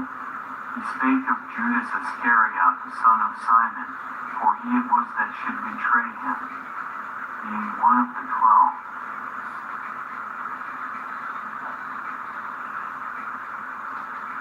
John 5. After this there was a feast of the Jews, and Jesus went up to Jerusalem. Now there is at Jerusalem by the sheep market a pool, which is called in the Hebrew tongue Bethesda, having 5 porches. In these lay a great multitude of impotent folk, of blind, halt, withered, waiting for the moving of the water. For an angel went down at a certain season into the pool, and troubled the water. Whosoever then first after the troubling of the water stepped, and was made whole of whatsoever disease he had. And a certain man was there, which had an infirmity 38 years. When Jesus saw him lie, and knew that he had been now a long time in that case, he saith unto him, Wilt thou be made whole? The impotent man answered him, Sir, I have no man, when the water is troubled, to put me into the pool, but while I am coming, another steppeth down before me. Jesus saith unto him, Rise, take up thy bed, and walk. And immediately the man was made whole, and took up his bed, and walked. And on the same day was the Sabbath. The Jews therefore said unto him that was cured, It is the Sabbath day, it is not lawful for thee to carry thy bed. He answered them, He that made me whole, the same said unto me, Take up thy bed, and walk.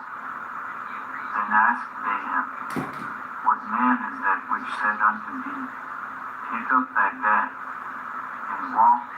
And he that was healed wist not who it was, for Jesus had conveyed himself away, a multitude being in that place.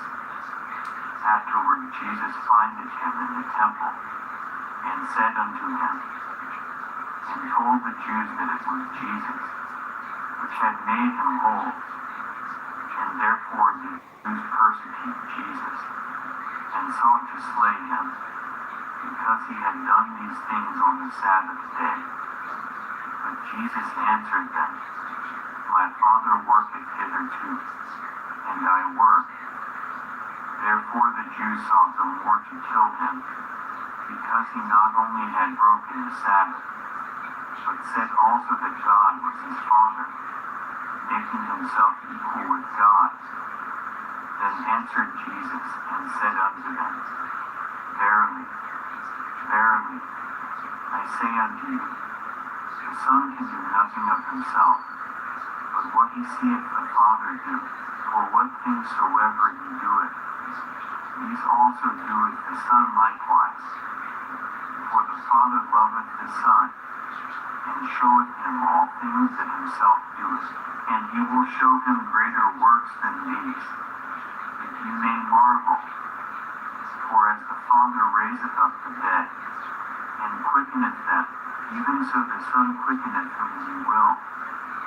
For the Father judges no man, but hath committed all judgment unto the Son, that all men should honor the Son, even as they honor the Father.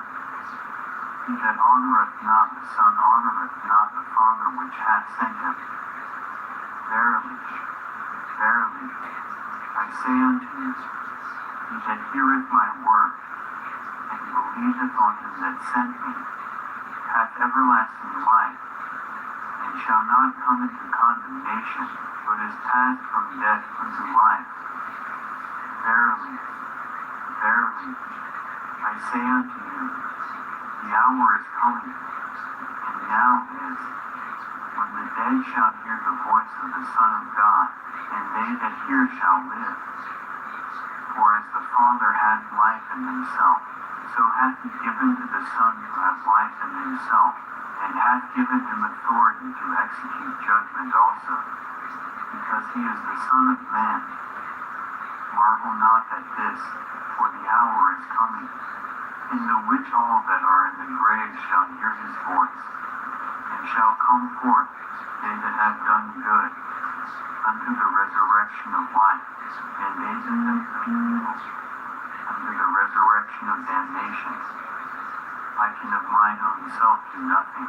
As I hear, I judge, and my judgment is just, because I seek not mine own will, but the will of the Father which hath sent me. If I bear witness of myself, my witness is not true. There is another that beareth witness of me, and I know that the witness which he witnesseth of me is true. He sent unto John, and he bare witness unto the truth. But I receive not testimony from man, but these things I say, that ye might be saved. He was a burning and a shining light, and you were willing for a season to rejoice in his light.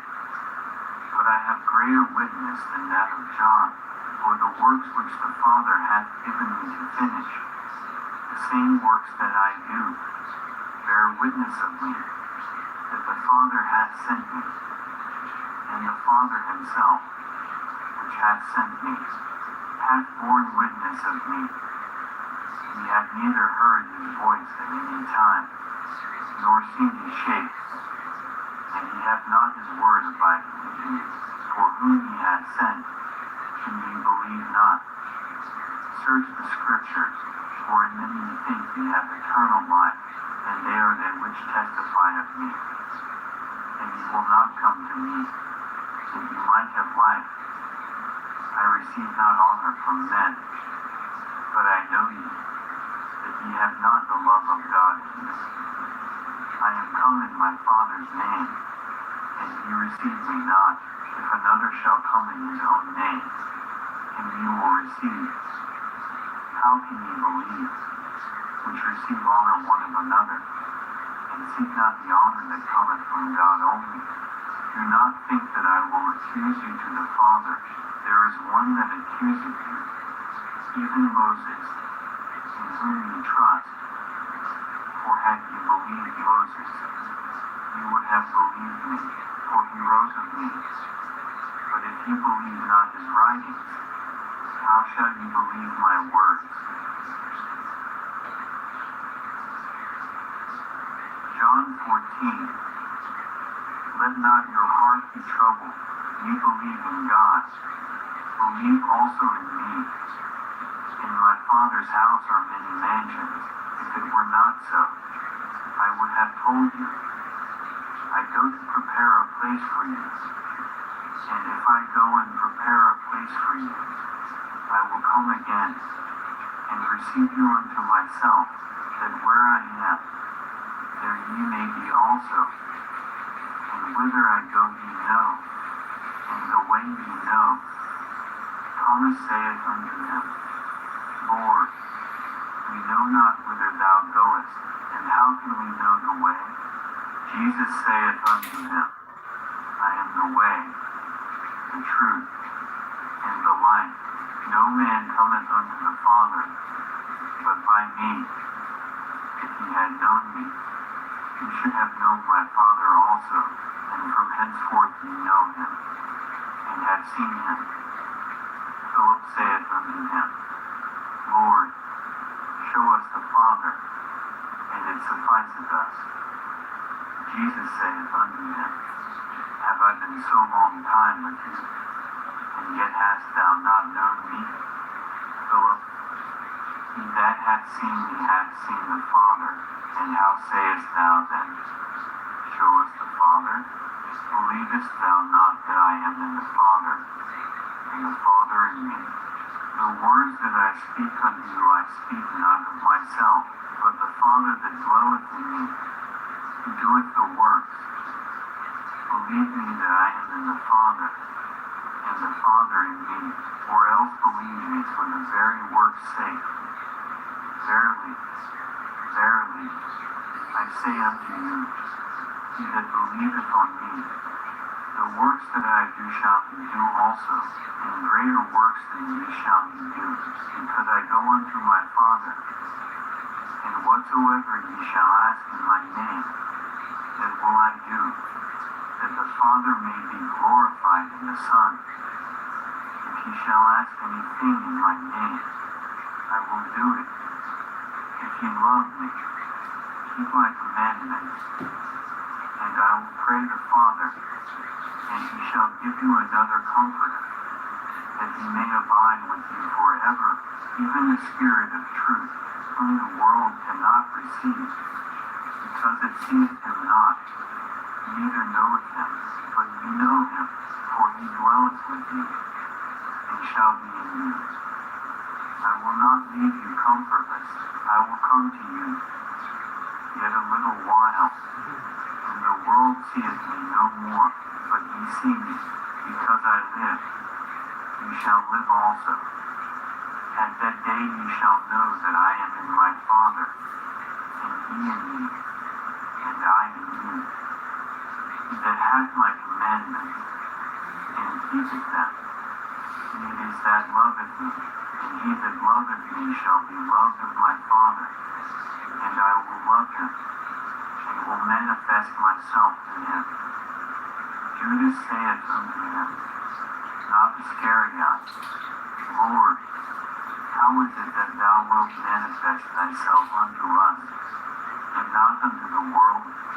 Jesus answered and said unto him, If a man love me, he will keep my words, and my Father will love him, and we will come unto him, and make our abode with him.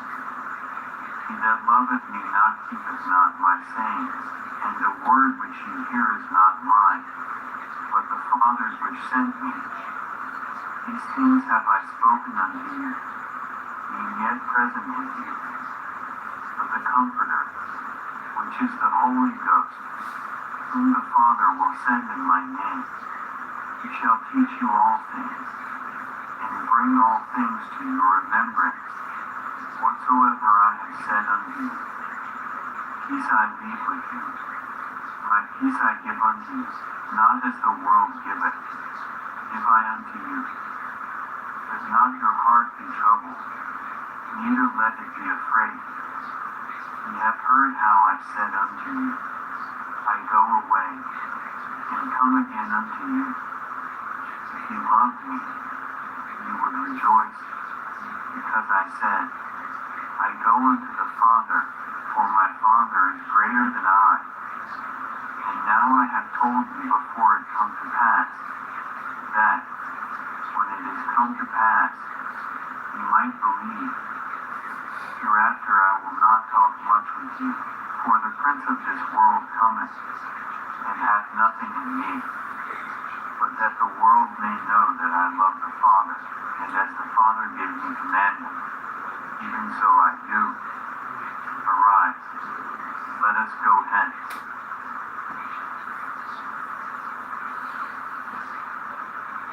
John 10. Verily, verily, I say unto you, he that entereth not by the door into the sheepfold, but climbeth up some other way, the same is a thief and a robber. But he that entereth in by the door is the shepherd of the sheep. To him the porter openeth, and the sheep hear his voice, and he calleth his own sheep by name, and leadeth them out. And when he putteth forth his own sheep, he goeth before them, and the sheep follow him, for they know his voice. And a stranger will they not follow, but will flee from him, for they know not the voice of strangers. This parable spake Jesus unto them, but they understood not what things they were which he spake unto them. Then said Jesus unto them again, Verily, verily, I say unto you, I am the door of the sheep. All that ever came before me are thieves and robbers, but the sheep did not hear them. I am the door. By me if any man enter in, he shall be saved, and shall go in and out, and find pasture. The thief cometh not, but for to steal, and to kill, and to destroy. I am come that they might have life, and that they might have it more abundantly. I am the good shepherd. The good shepherd giveth his life for the sheep. But he that is an hireling, and not the shepherd, whose own the sheep are not, seeth the wolf coming, and leaveth the sheep, and fleeth, and the wolf catcheth them, and scattereth the sheep. The hireling fleeth, because he is an hireling, and careth not for the sheep. I am the good shepherd, and know my sheep, and am known as mine.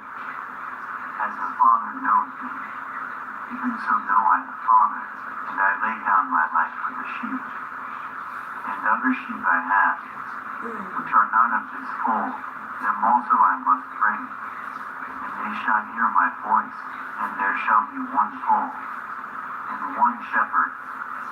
Therefore doth my Father love me, because I lay down my life, that I might take it again. No man taketh it from me, but I lay it down of myself. I have power to lay it down, and I have power to take it again. This commandment have I received of my Father. There was a division therefore again among the Jews for these sayings, and many of them said, He hath a devil, and is mad. Why hear ye him? Others said, These are not the words of him that hath a devil. Can a devil open the eyes of the blind? And it was at Jerusalem the feast of the dedication, and it was winter. And Jesus walked in the temple in Solomon's porch. Then came the Jews round about him, and said unto him, How long dost thou make us to doubt? If thou be the Christ, tell us plainly. Jesus answered them, I told you, and ye believe not. The works that I do in my Father's name, they bear witness of me. But ye believe not, because ye are not of my sheep. As I said unto you, my sheep hear my voice, and I know them, and they follow me, and I give unto them eternal life, and they shall never perish, neither shall any man pluck them out of my hand. My Father, which gave them me, is greater than all, and no man is able to pluck them out of my Father's hand. I and my Father are one. Then the Jews took up stones again to stone him. Jesus answered them, Many good works have I showed you from my Father. For which of those works do you stone me? The Jews answered him, saying, For a good work we stone you not, but for blasphemy, and because that thou, being a man, makest thyself God. Jesus answered them, Is it not written in your law? I said, Ye are gods. If he called them gods, unto whom the word of God came, and the scripture cannot be broken, say ye of him, whom the Father hath sanctified, and sent into the world, thou blasphemest, because I said, I am the Son of God. If I do not the works of my Father, believe me not. But if I do, though you believe not me, believe the works, that you may know, and believe, that the Father is in me, and I in him. Therefore they sought again to take him, but he escaped out of their hand, and went away again beyond Jordan into the place where John had first baptized, and there he abode. And many resorted unto him, and said, John did no miracle, but all things that John spake of this man were true. And many believed on him there.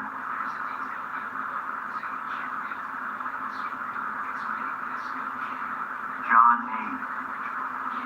Jesus went unto the Mount of Olives, and early in the morning he came again into the temple, and all the people came unto him, and he sat down, and taught them. And the scribes and Pharisees brought unto him a woman taken in adultery, and when they had set her in the midst, they say unto him, Master, this woman was taken in adultery, in the very act. Now Moses in the law commanded us, that such should be stoned, but what sayest thou? This they said, tempting him, that they might have to accuse him. But Jesus stooped down, and with his finger wrote on the ground, as though he heard them not. So when they continued asking him, he lifted up himself, and said unto them, He that is without sin among you, let him first cast a stone at her. And again he stooped down, and wrote on the ground. And they which heard it, being convicted by their own conscience, went out one by one, beginning at the eldest, even unto the last. And Jesus was left alone, and the woman standing in the midst. And Jesus had lifted up himself, and saw none but the woman. He said unto her, Woman, where are those thine accusers? Hath no man condemned thee? She said, No man, Lord. And Jesus said unto her, Neither do I condemn thee. Go, and sin no more. And spake Jesus again unto them, saying, I am the light of the world. He that followeth me shall not walk in darkness, but shall have the light of life. The Pharisees therefore said unto him, Thou bearest record of thyself, thy record is not true. Jesus answered and said unto them, Though I bear record of myself, yet my record is true, for I know whence I came, and whither I go. But ye cannot tell whence I come, and whither I go. To judge after the flesh, I judge no man. And yet if I judge, my judgment is true, for I am not alone, but I and the Father that sent me. It is also written in your law, that the testimony of two men is true. I am one that bear witness of myself, and the Father that sent me beareth witness of me. said they unto them, Where is thy Father? Jesus answered, Ye neither know me, nor my Father. If ye had known me, ye should have known my Father also. These words spake Jesus in the treasury, as he taught in the temple, and no man laid hands on him, for his hour was not yet come. Then said Jesus again unto them, I go my way, and ye shall seek me, and shall die in your sins. Whither I go, ye cannot come. Then said the Jews, Will he kill himself? Because he saith, Whither I go, ye cannot come. And he said unto them, Ye are from beneath, I am from above. Ye are of this world, I am not of this world. I said therefore unto you, that ye shall die in your sins, for if ye believe not that I am he, ye shall die in your sins. Then said they unto him, Who art thou? And Jesus saith unto them, Even the same that I said unto you from the beginning. I have many things to say and to judge of you, but he that sent me is true, and I speak to the world those things which I have heard of him.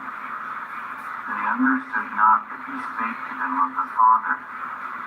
Then said Jesus unto them, When ye have lifted up the Son of Man, then shall ye know that I am he, and that I do nothing of myself, but as my Father hath taught me. I speak these things, and he that sent me is with me. The Father hath not left me alone, for I do always those things that please him. As he spake these words, many believed on him, and said, believed on him. If ye continue in my word, then are ye my disciples, That guy is in moi coming. and the truth shall make you free. They answered him, We be Abraham's seed, and were never in bondage to any man. How sayest thou? Send in your daughters in marriage, so that they too may have liberty of the city to which I have carried you into exile. Pray to the Lord for it, because if it prospers, you too.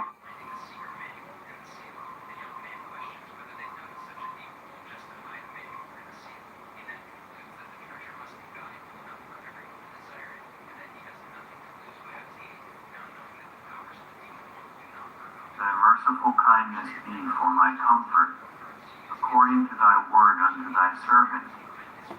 Let thy tender mercies come unto me, that I may live, for thy law is my delight. Let the proud be ashamed, for they dealt perversely with me without a cause, but I will meditate in thy precepts. Let those that fear thee turn unto me, and those that have known thy testimonies. Let my heart be sound in thy statutes, that I be not ashamed. My soul fainteth for thy salvation, but I hope in thy word. Mine eyes fail for thy word, saying, When wilt thou comfort me? For I am become like a bottle in the smoke, yet do I not forget thy statutes. How many are the days of thy servant? When wilt thou execute judgment on them that persecute me? The proud have digged pits for me, which are not after thy law. All thy commandments are faithful. They persecute me wrongfully. Help thou me. They had almost consumed me upon earth, but I forsook not thy precepts. Quicken me after thy loving kindness, so shall I keep the testimony of thy mouth.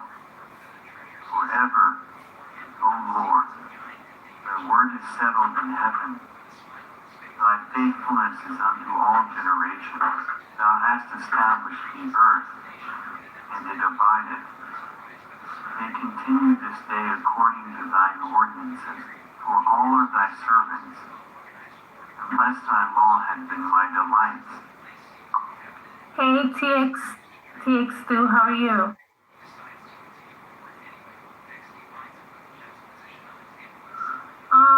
But don't say that about yourself. Okay? Delete that man takes too. I don't believe that about you. Okay? And thank you for being here. I appreciate you.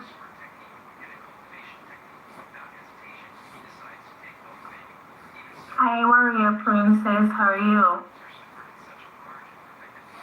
And new rules. Whatever rules you have today.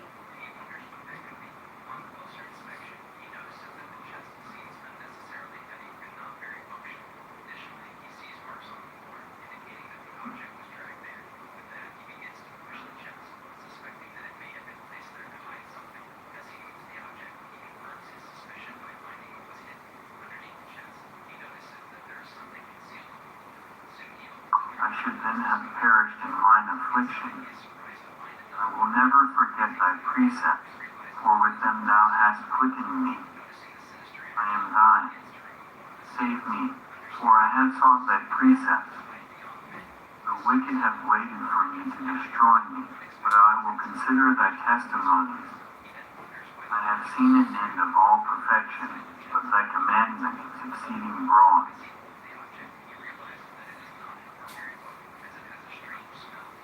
Oh, how love I thy law! It is my meditation all the day.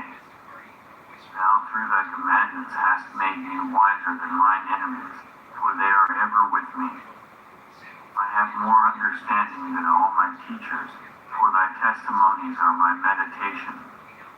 I understand more than the ancients, because I keep thy precepts. I have refrained my feet from every evil way, that I might keep thy words.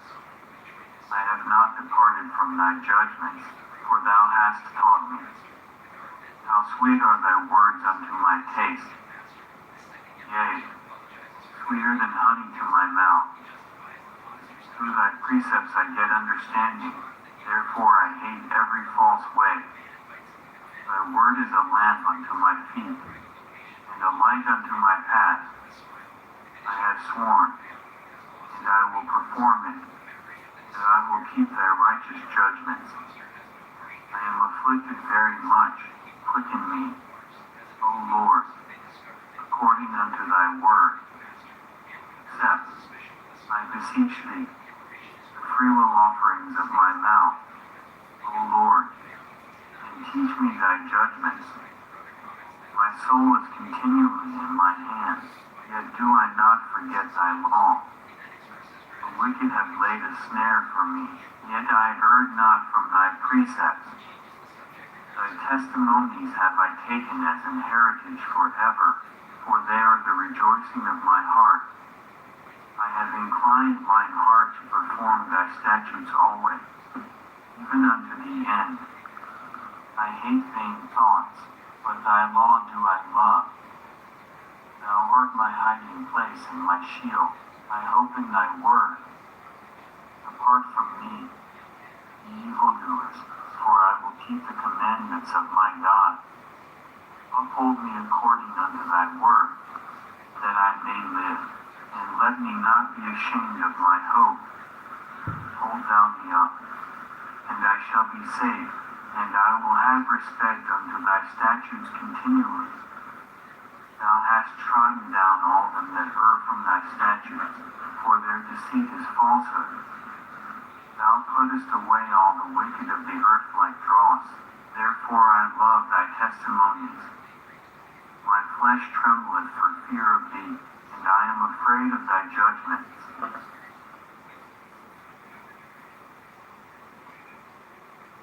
Remember the word unto thy servant, upon which thou hast caused me to hope. This is my comfort in my affliction, for thy word hath quickened me. The proud have had me greatly in derision, yet have I not declined from thy law. I remembered thy judgments of old, O Lord, and have comforted myself. For hath taken hold upon me because of the wicked that forsake thy law. Thy statutes have been my songs in the house of my pilgrimage. I have remembered thy name, O Lord, in the night, and have kept thy law. This I had, because I kept thy precepts. Thou art my portion. O Lord, I had said that I would keep thy word. I entreated thy favor with my whole heart. Be merciful unto me according to thy word. I followed my ways, and turned my feet unto thy testimonies. I made haste, and delayed not to keep thy commandments. The bands of the wicked have robbed me, but I have not forgotten thy law. At midnight I will rise to give thanks unto thee because of thy righteous judgments. I am a companion of all them that fear thee, and of them that keep thy precepts.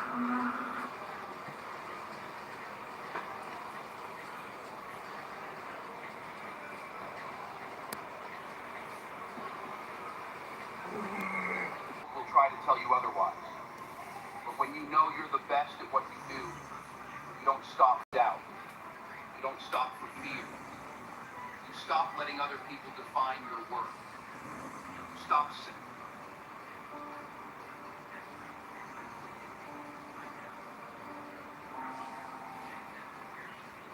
Let me ask you something before we dive in.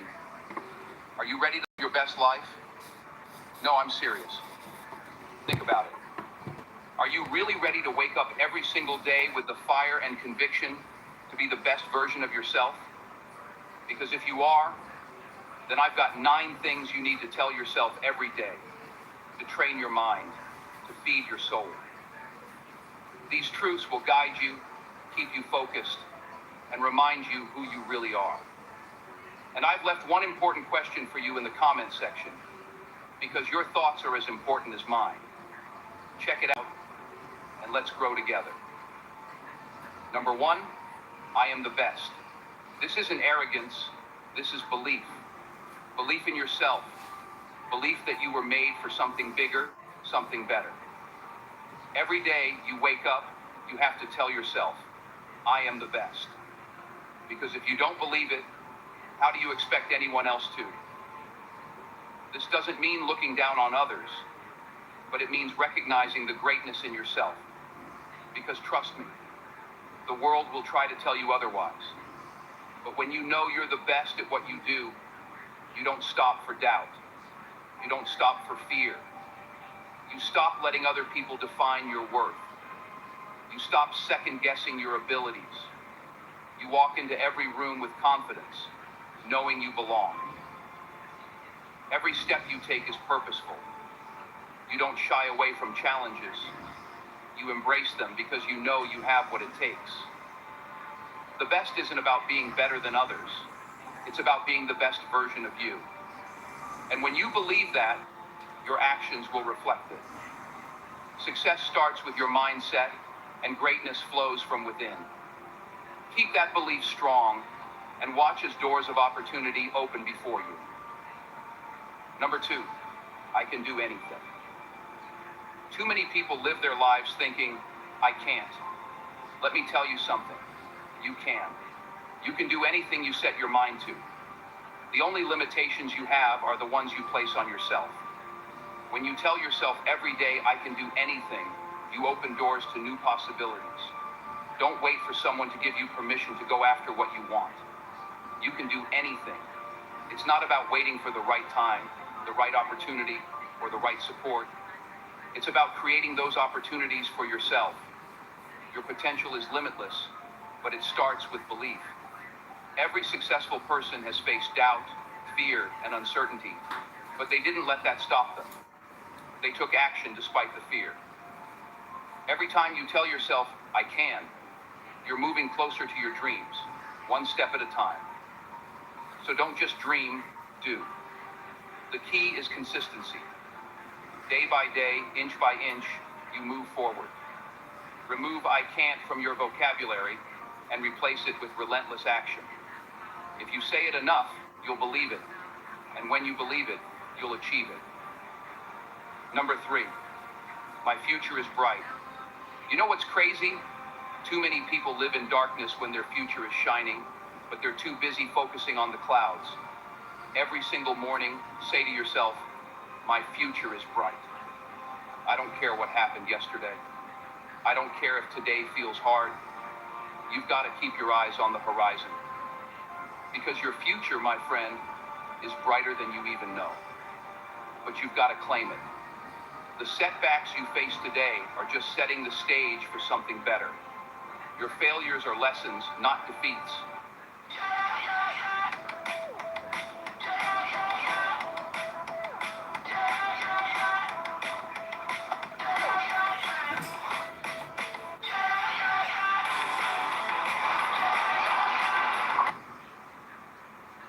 Every time you feel like giving up, remember that your future is still waiting for you, full of potential and success.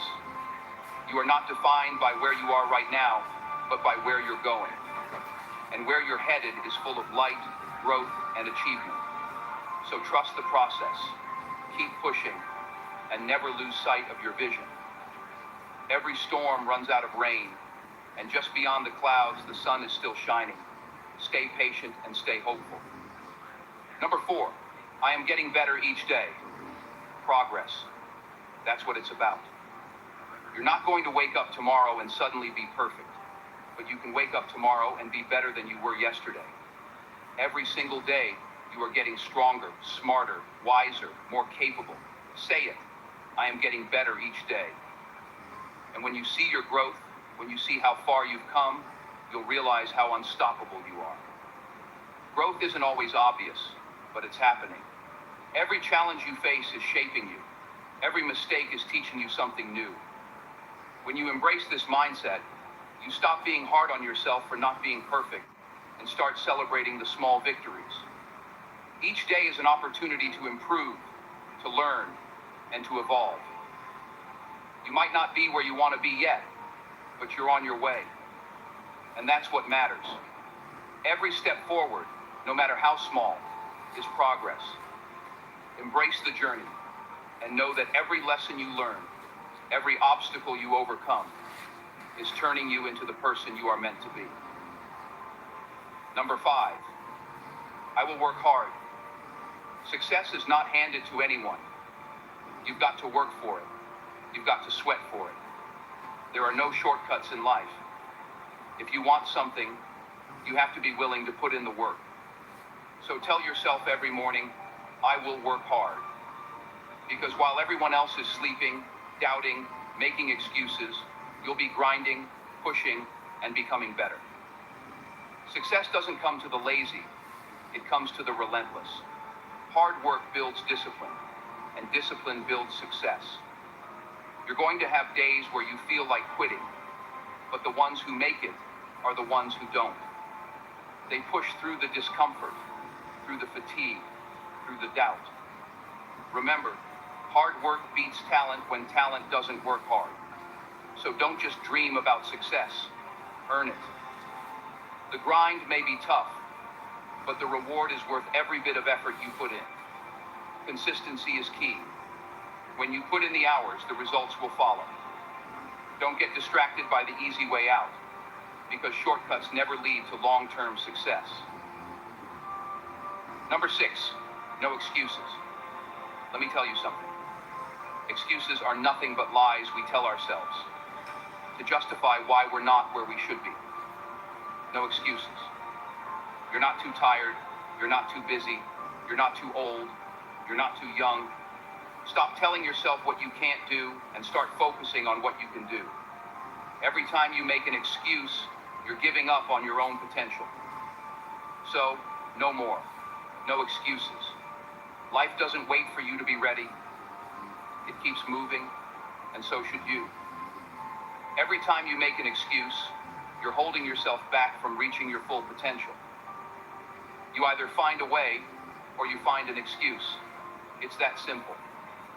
Successful people don't waste time blaming others or circumstances. They take ownership of their lives and find solutions. So today, start holding yourself accountable. Refuse to let excuses define your destiny. Every excuse is a missed opportunity, and every moment you justify inaction, you delay your success. Don't let excuses rob you of your greatness. Number 7, I was born to do great things. Do you feel that? That pull inside you? That's greatness calling your name. You were born to do great things. You weren't put here just to get by. You weren't created to be average. You've got a purpose, a calling. And every single day you need to remind yourself that greatness is in your DNA. You were born for this. Don't settle for less when greatness is in your blood. You were designed with a unique talent, a gift that the world needs. Don't keep it hidden. You owe it to yourself and the world to shine. Every time you doubt yourself, remember that you were chosen for something special. Every challenge you face is preparing you for your moment of greatness. It's not about being better than anyone else. It's about being the best version of yourself. So walk in your purpose and never forget, you were born for greatness. Every great achievement starts with a decision to try. It's up to you to claim your greatness and make it real. Number 8, people's opinions don't affect me. You know what happens when you start living life on your terms? People start talking. They'll criticize. They'll doubt you. They'll try to bring you down. But guess what? People's opinions don't affect me. Let them talk. Let them doubt. Their words can't stop your grind. Their negativity can't slow you down. You're focused, locked in. So don't give people the power to shake your confidence.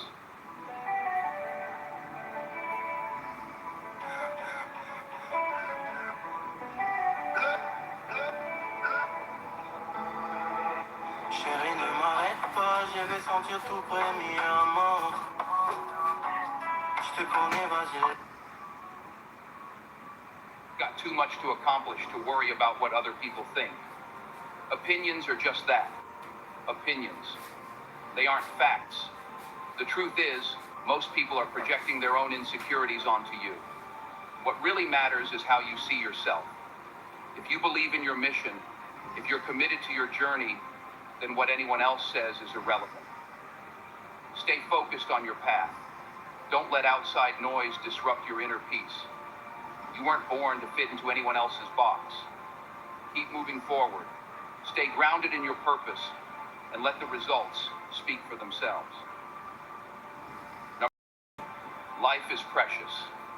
At the end of the day, no matter how hard you work, no matter how many goals you set, you've got to remember, life is precious. Don't waste a single moment. Don't let negativity steal your joy. Don't take the people you love for granted. Every day you're alive is a gift. Treat it like one.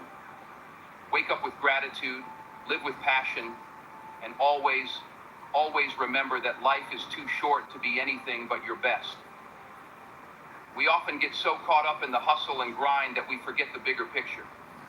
This life, these moments, they're fleeting. So while you're working hard for your goals, don't forget to appreciate the beauty around you. Take time to laugh, to love, to live fully. Time is something you can't get back, so don't waste it on things that don't bring you joy or purpose. Make every day count. Surround yourself with positivity, and never lose sight of what really matters. Life is precious, and it's up to you to make the most of it. So there you have it. 9 things to tell yourself every single day, because you deserve to live a life full of greatness, potential, and purpose. And remember, I left a question in the comments section. I want to hear from you because your thoughts, your insights, they're important to this journey we're on together. Stay focused, stay motivated, and keep pushing forward, because you are the best. If you've made it this far, drop a 100 in the comments. It shows you are part of the 1% that's improving every single day.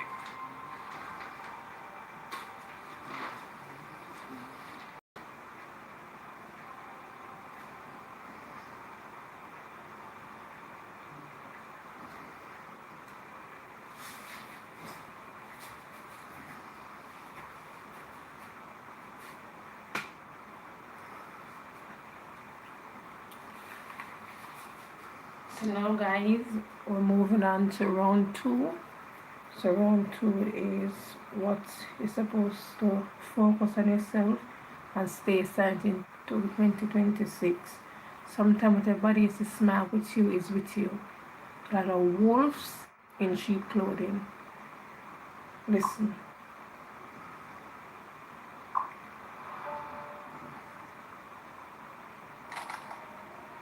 Let me ask you a question that might hurt a little. How much energy have you wasted trying to prove you matter to people who don't even care? Think about it. How many times have you sat there, phone in hand, drafting a post, or sitting at a table, explaining your big plan, waiting for that nod of approval, waiting for that hit of dopamine that makes you feel like you've accomplished something before you've even started? We live in a world that tells you to broadcast your life. Share your wins, share your breakfast, share your grind. But let me tell you the brutal truth that nobody wants to admit. Most people talk about the work because they are terrified to actually do it. They announce their moves because the applause feels like success.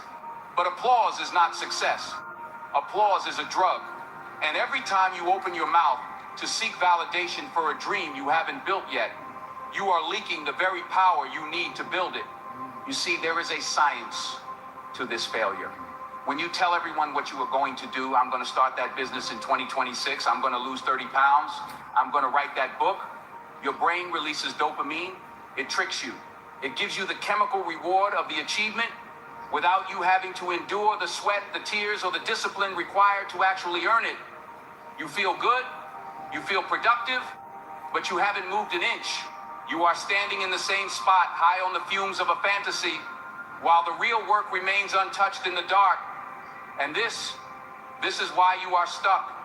This is why you feel that gnawing emptiness when the lights stop coming and the room goes quiet, because you have traded your potency for attention. But 2026 demands something different from you. If you want to change your life, I mean, really change it. Not just put a fresh coat of paint on the same old rot. You have to learn the art of the disappear. You have to learn to embrace the dark room. You have to understand that the most powerful move you will ever make is the one nobody sees coming. Real power doesn't scream. It doesn't clamor for attention. It doesn't need to be televised. Think about the seed in the soil. Does the seed shout when it breaks open? Does the oak tree demand an audience while it pushes its roots through the dirt in the pitch black of winter? No. It grows in silence. It grows in the dark. It anchors itself deep in the earth where no one can see, so that when the storm comes, and the storm is coming, it can stand tall. You are that seed. But you keep digging yourself up to see if you've grown yet. You keep exposing your roots to the harsh light of public opinion before they've had a chance to take hold. And then you wonder why you wither. You have to stop giving people access to your vision before it's ready. Not everyone deserves a front row seat to your process. In fact, most people in your life are not equipped to handle the magnitude of what you are trying to build. When you share your big vision with small minds, they don't see your potential, they see their own limitations reflected back at them. They will tell you, be realistic. They will tell you that's too risky. They will plant seeds of doubt in your garden because your growth makes them uncomfortable. Your evolution reminds them of their stagnation. So they try to pull you back down to their level, not because they hate you, but because your rising exposes their falling. So the first rule for 2026 is simple, but it is hard. Close your mouth, shut it, stop explaining yourself, stop justifying your existence, stop trying to get people to understand you. You do not owe anyone an explanation for your growth. You do not owe anyone a breakdown of how you got where you are or where you are going. That part of the journey belongs to you. The long nights, yours. The early mornings when your body screams for sleep, but your spirit screams for destiny, yours. The setbacks that brought you to your knees, yours. When you move in silence, you become dangerous. You become unpredictable. People fear what they cannot see. They respect what they cannot predict. In a world where everyone is vomiting their every thought onto the internet, the person who holds their cards close to their chest is the one who controls the game. Silence is not weakness. Silence is a strategy. It is a weapon. It keeps you from reacting impulsively. It keeps you from saying things you'll regret. But more importantly, It forces you to sit with yourself. And that is the part that scares you, isn't it? Being alone with yourself. We fill our lives with noise, podcasts, music, endless scrolling, gossip, drama. Because if we turn it all off, if we sit in a quiet room with nothing but our own thoughts, we might have to face the person in the mirror. And for a lot of you, that person is a stranger. Or worse, that person is someone you don't even like. You spend so much time curating a version of yourself for the world that you've lost the version of yourself that actually exists. You've been running from your own reflection. But if you want to win in 2026, you have to stop running. You have to look at that reflection and say, I am going to fix this. Not for them, for me. You have to reach a point where you like yourself enough to keep a promise to yourself. How can you trust yourself to build an empire if you can't even trust yourself to get out of bed when the alarm goes off? How can you command respect from the world if you don't respect yourself enough to put down the junk food, to put down the distractions, to do the work when no one is watching? You are built by the tiny decisions you make in the dark. The world rewards you in public for what you do in private. But you want the public reward without the private sacrifice. You want the trophy without the training. You want the resurrection without the death. But you have to die to who you used to be if you want to give birth to who you are becoming. This is about the stoic art of taking back control. Epictetus taught us that we are disturbed not by things, but by the views we take of them. We are disturbed because we attach our happiness to things outside of our control. What people think, who likes us, the outcome of the game. But the Stoics knew the secret. The only thing you control is you. Your judgments, your actions, your character. Imagine if you took all that energy you spend worrying about other people's opinions, all that energy you spend trying to craft the perfect image, and you poured it into your own foundation. Imagine if you treated your energy like a bank account. Every time you engage in drama, you are making a withdrawal. Every time you explain yourself to a fool, you are going bankrupt. You have to stop leaking your power. You have to hoard your focus like it is the last bottle of water in the desert. Because 2026 is going to ask you a question.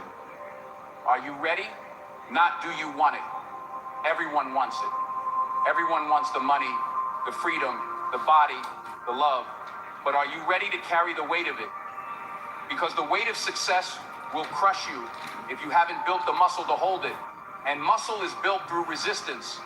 It is built through pain. You cannot have a life of greatness without a season of pain. I know you want it to be easy.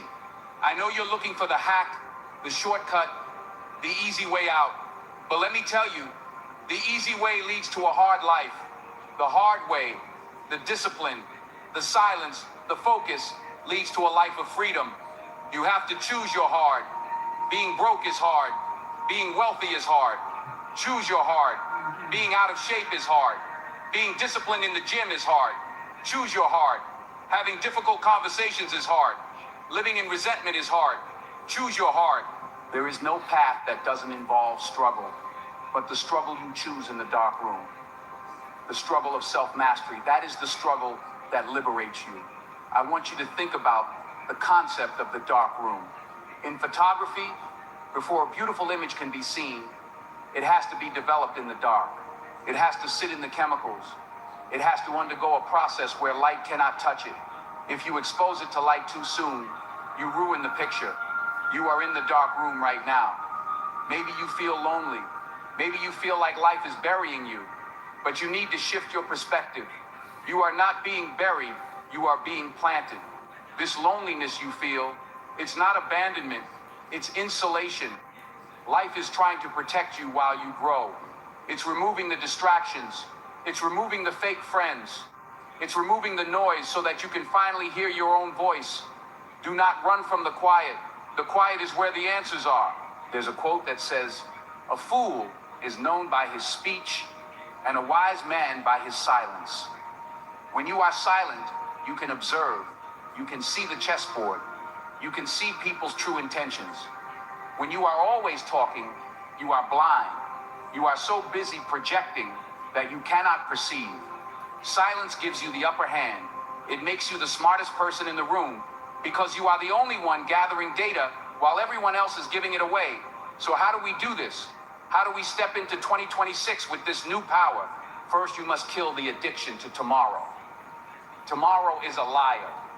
Tomorrow is the graveyard of dreams. You say, I'll start in January. I'll start on Monday. No, you start now. The moment you delay, you are training your mind to accept failure. You are training yourself that your word means nothing. You have to become a person of immediate execution, speed of implementation. If you have an idea, you move on it in silence. You don't tweet about it. You don't call your mom. You do the first step. Second, you have to embrace the boredom of consistency. We love the highlight reel. We love the montage in the movie where the hero gets strong in 3 minutes of upbeat music. But real life isn't a montage. Real life is waking up at 4 a.m. when it's cold and dark and you don't want to do it. Real life is doing the same boring things over and over again until they compound into greatness. It's repetition. It's mundane. But that is where the magic is hiding, in the dirt, in the repetition. Third, you have to detach. You have to practice emotional detachment. This doesn't mean you become a robot. It means you stop letting outside events control your internal state. Someone cuts you off in traffic, you don't react. Someone leaves a nasty comment, you don't react. You are not a puppet. You do not let the world pull your strings. You stand firm in your own frame. You decide how you feel. You decide what matters. This is the ultimate freedom. Because let me tell you about the people who win. The people who truly win are the ones who have a vision so clear, so compelling, that nothing can pull them off course. They have tunnel vision. They don't look to the left to see who's competing with them. They don't look to the right to see who's criticizing them. They look straight ahead. They are running a race against their potential, not against other people. And when you focus on yourself like that, when you truly lock in, people will start to look at you differently. They will wonder what happened. They will ask, why are you so quiet? Why don't we see you at the club anymore? Why have you changed? And you won't even need to answer. You'll just smile because you know that you are building something they can't see yet. You know that you are becoming a ghost to the old life so you can be the king or queen of the new one. You have to be willing to be the villain in their story. If it means being the hero in yours, you have to be willing to set boundaries that offend people. You have to be willing to say no without guilt. No, I can't come. No, I can't help you with that. No, I am not available. Your availability is not a sign of your worth. Your worth is found in what you protect, not what you give away. Listen to me closely. The time for playing small is over. The time for begging for a seat at the table is over. You are going to build your own table, but you are going to build it in the garage with the lights off while everyone else is sleeping. There is a beast inside of you that has been dormant for too long. It's been sedated by comfort. It's been sedated by fear. It's been sedated by the opinions of sheep. It is time to wake it up. But you don't wake it up with a shout. You wake it up with a whisper. A whisper that says, I am done with this mediocrity. A whisper that says, I am ready to suffer for what I want. You have 24 hours in a day. Just like Beyonce, just like Elon, just like the greats. The difference is not the time. The difference is the focus. The difference is they don't leak energy on nonsense. They don't chase snakes into the woods to see why they bit them. They heal the wound and keep moving. So, as we look toward 2026, I need you to make a pact with yourself. A pact of silence. A pact of focus. You are going to take the next year and you are going to disappear into your purpose. You are going to study your craft like your life depends on it, because it does. You are going to work on your mind, your body, and your spirit with a ferocity that scares you a little bit. And when you feel like quitting, because you will, when the motivation fades and the discipline is the only thing left holding you up, you are going to remember this moment. You are going to remember that you chose this. You chose the path of the warrior. You chose the path of the lion who moves in silence. You don't need them to believe in you. In fact, it's better if they don't. Let their doubt be your fuel. Let their mockery be the wood in your fire. But don't burn the house down trying to prove them wrong. Just build a bigger house. Everything you want is on the other side of a door marked focus. But you have to walk through it alone. You have to leave the baggage at the entrance. You have to leave the need for validation at the entrance. You have to leave the old version of you at the entrance. Are you brave enough to walk through? Are you brave enough to be quiet? Are you brave enough to bet on yourself when the odds say you should fold? Because if you are, if you can find that silence, if you can find that focus, 2026 won't just be another year. It will be the year you finally meet the person you were always meant to be. But it starts right now, not tomorrow. Right now, with a decision to cut the noise, a decision to look in the mirror and say, it's just you and me. The world is loud. Be quiet. The world is distracted. Be focused. The world is pretending. Be real. Move in silence and let your success make the noise. But here is where the rubber meets the road.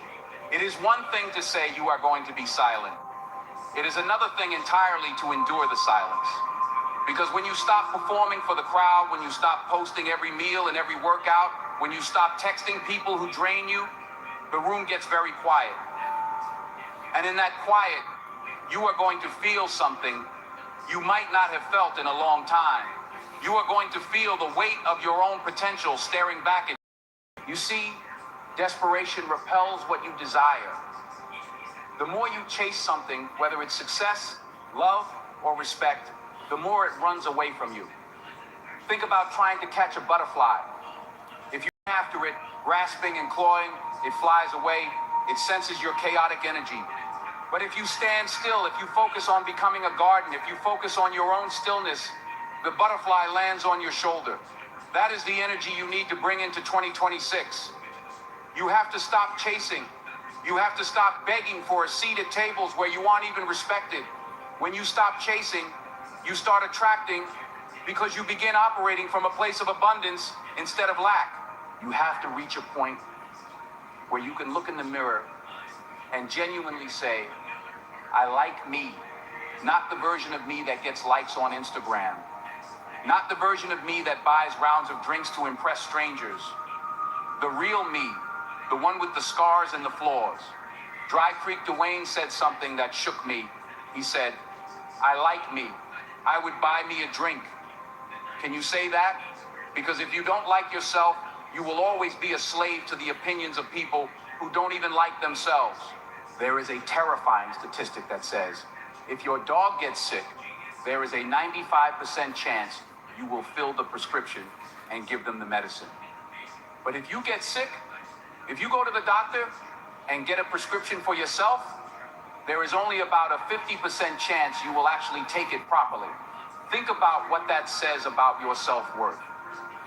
You are literally capable of caring for a pet better than you care for yourself. You would never let your dog starve, but you let your own spirit starve every single day. You let your dreams starve.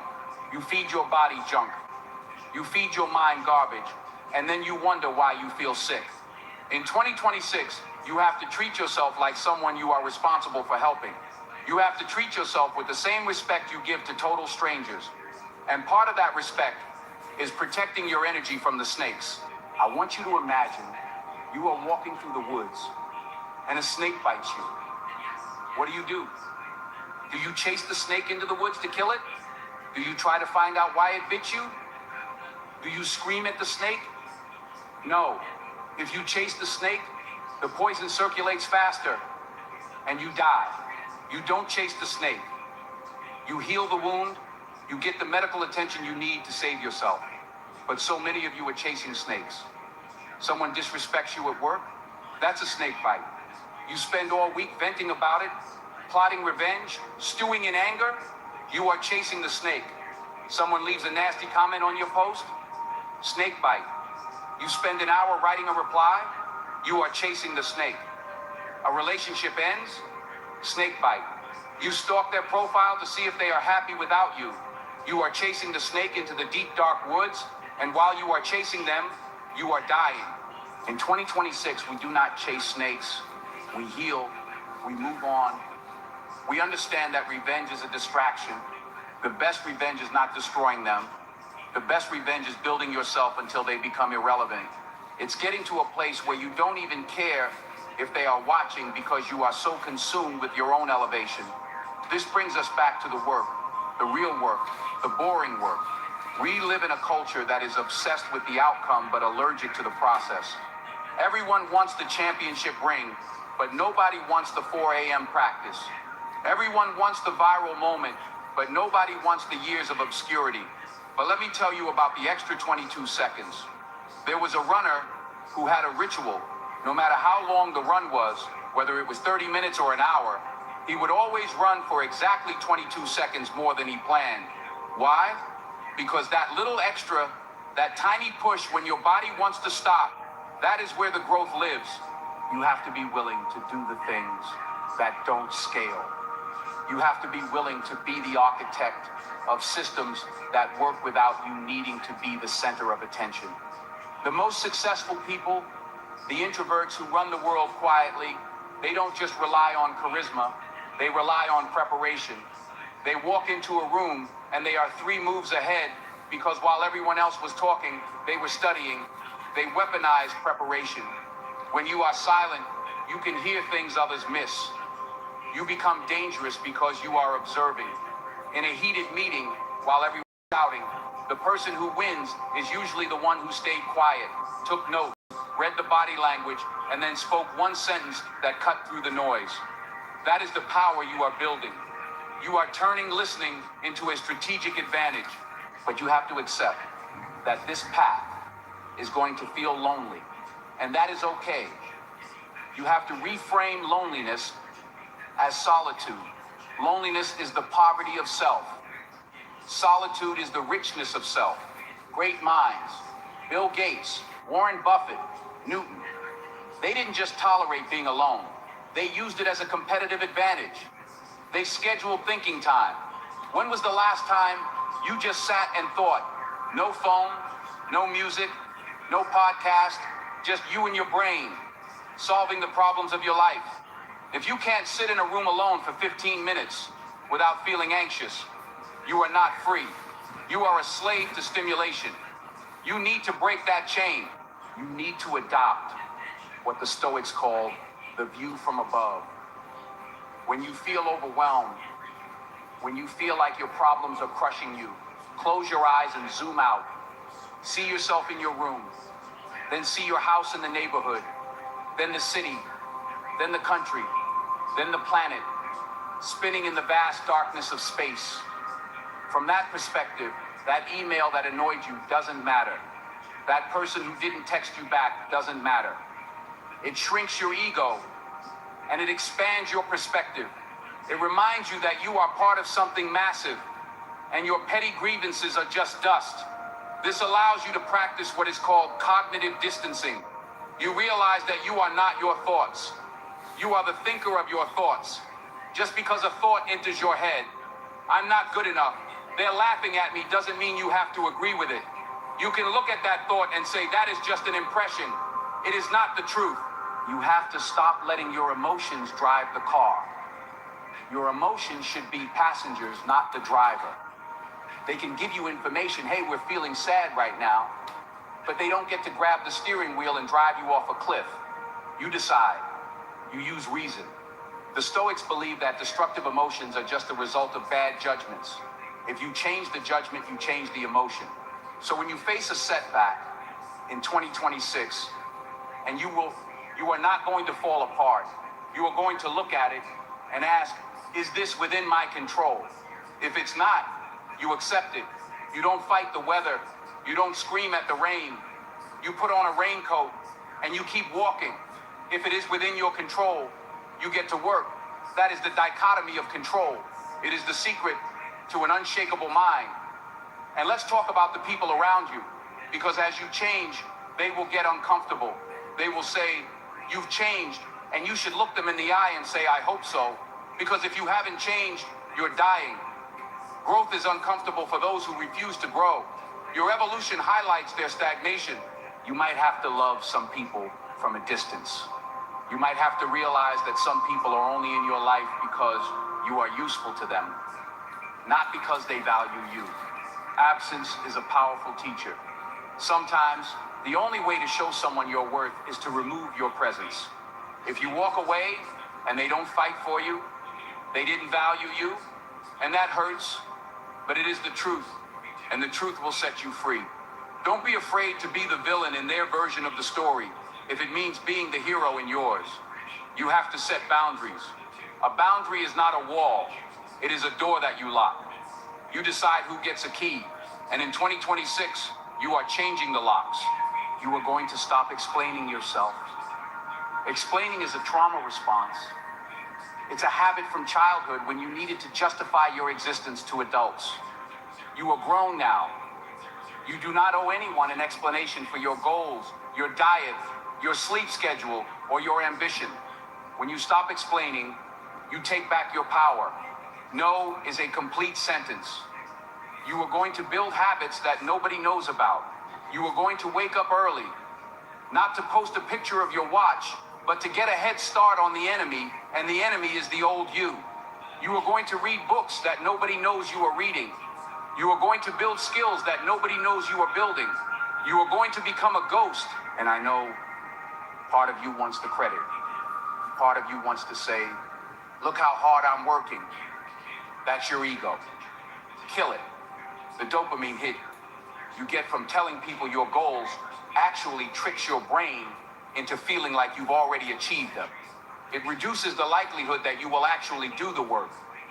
Keep that energy bottled up. Let the pressure build. Let that internal pressure become the fuel that drives you through the fatigue. Because there will be fatigue. There will be days when you question everything. There will be days when the dark room feels more like a prison than a sanctuary. In those moments, you have to rely on discipline, not motivation. Motivation is a feeling. Discipline is a command. Motivation says, I don't feel like it. Discipline says, do it anyway. You have to fall in love with the boredom of consistency. The compound effect is real. Small, smart choices, repeated consistently over time, equal radical difference. It's not the one heroic workout. It's the 300 workouts you did when you didn't want to. It's not the one viral video. It's the hundreds of hours of practice that made you good enough to make that video. We are talking about a total restructuring of your mind. You are going to stop being a consumer and start being a producer. Most people wake up and immediately give their brain to the world. They check texts, emails, social media. They are reacting. In 2026, you will not react. You will create. You will take the first hour of the day for yourself. You will claim your territory before the world tries to invade it. You need to understand that nobody is coming to save you. No white knight, no lottery ticket, no magic government program. It is you against you. The mirror test is the only test that matters. When you brush your teeth at night, can you look yourself in the eye and say, I gave it everything today? Or do you have to look away because you know you cut corners? You know you took the easy way out. Make 2026 the year you stop looking away. You are building a legacy. A legacy isn't just money. It's the example you set. It's the proof that it is possible to change. You are breaking generational curses by simply refusing to be the same person your parents were, by refusing to pass down the same trauma and the same excuses. And listen, you are going to fail. Let's get that out of the way. You are going to stumble, but failure is not the opposite of success. It is part of the success. Thomas Edison didn't fail. He found 10,000 ways that didn't work. You have to be willing to look foolish. You have to be willing to be a beginner. The amateur practices until they get it right. The professional practices until they can't get it wrong. You are becoming a professional at your own life. This is about resilience, about being the person who can get hit and keep moving forward. Dry Creek Dwayne talked about how we pick up coping mechanisms from our parents. putting on a fake smile while screaming on the inside. You have to break that. You have to be real with yourself. If you are hurting, admit it, process it, don't bury it. But don't let it stop you. Use it. Pain is fuel. There is a concept called amor fati, the love of fate. It means you don't just tolerate what happens to you. You love it. You embrace it. You lose your job? Good. Opportunity to find a better one? You get injured? Good. Opportunity to train your mind while your body heals. This mindset makes you invincible. Because if you can find the benefit in the tragedy, life cannot defeat you. You are going to move with quiet confidence. Not the loud insecurity masking arrogance that shouts, "Look at me," but the deep grounded certainty of an oak tree. The oak tree doesn't scream at the storm. It just stands. Its roots go deep. You are growing your roots now, and roots grow in the dark. So stop rushing. Stop trying to hack the process. Trust the timing of your life. Nature doesn't rush, yet everything is accomplished. The sun rises when it's time. The flower blooms when it's ready. You are on your own timeline. Stop looking at someone else's highlight reel and comparing it to your behind the scenes. You don't know their story. You don't know what they sacrificed or what they inherited. Keep your eyes on your own paper. Focus. Tunnel vision. The horse has blinders on for a reason, so it doesn't get spooked by what's on the left and right. So it focuses only on the finish line. Put your blinders on. The news, distraction. The celebrity gossip, distraction. The drama in the group chat, distraction. Delete it, block it, ignore it. If it doesn't make you money, make you stronger, or make you happy, it is a parasite. Cut it off. You have to be ruthless with your time. Time is the one resource you can never get back. You can get more money. You can get more friends. You cannot get more time. Every second you spend arguing with a fool is a second of your life you threw in the trash. Winners make time. Losers make excuses. So as you step into this next phase, I want you to carry this mantra with you. Nobody cares. Work harder. It sounds harsh, but it is liberating. Nobody cares about your problems? Good. That means you don't have to perform for them. Nobody cares about your excuses? Good. That means the only way out is through. You are the author of this book. You are holding the pen. 2025 might have been a chapter of struggle, of confusion, of noise, but 2026 is the chapter where the protagonist goes into the wilderness and comes back a warrior. It is the chapter of the training montage. But this montage isn't 3 minutes long with cool music. It is 365 days of unglamorous, gritty, silent work. Are you ready to write that chapter? You have to decide right now, not tomorrow. Tomorrow is a lie. I'll start Monday is the mantra of the failure. You start now. You start by putting down the phone after this video. You start by cleaning your room. You start by sitting in silence for 10 minutes. You start by keeping one small promise to yourself. Because if you can keep one promise, you can keep two. And if you can keep two, you can build a reputation with yourself. And once you trust yourself, once you like yourself, you become dangerous. The world is going to get louder. The distractions are going to get more aggressive. The pressure to conform is going to get heavier. But you are going to be the eye of the storm. Calm, focused, silent. Let them talk. Let them doubt. Let them sleep. You have work to do. And let's be honest about what that work actually looks like. We have this cinematic idea of success. The montage, the fast cars, the flashing lights. But the reality of the work is that it is incredibly boring. It is mundane. It is repetitive. And this is where most people break. They break because they are addicted to the thrill, but they cannot survive the silence of the routine. They want the championship, but they don't want the practice. But I want to tell you about the power of just a little bit more. There is a concept called the extra 22 seconds. It comes from a runner who had a ritual. No matter how long his run was, no matter how exhausted he was, when he hit his target time, he didn't stop. He ran for exactly 22 seconds more. Why? Because that tiny window, that little extra push when your body is screaming enough, that is where you break the mental barrier. You see, 2026 isn't going to be won by the massive leaps you take once a month. It's going to be won in those 22 seconds. It's going to be won in the last breath. It's going to be won when you stare at a blank screen or a pile of paperwork and you want to walk away, but you stay for 5 more minutes. That is where you callous your mind. That is where you build the armor. You are expanding your limits by pushing just past the artificial line you drew in your head. You have to realize that your stopping points are almost always mental constructions, not physical realities. You are capable of so much more than you think, but you never find out because you stop the moment it gets uncomfortable. And in this silence, you need to stop acting like the loudest person in the room is the one winning. We live in a culture that worships the extrovert, the showman, the person who can talk a big game. But let me tell you about the quiet ones, the successful introverts. They don't win by shouting. They win by building systems that work even when they aren't there. While everyone else is relying on charisma and hype to get through the day, the quiet builders are creating processes.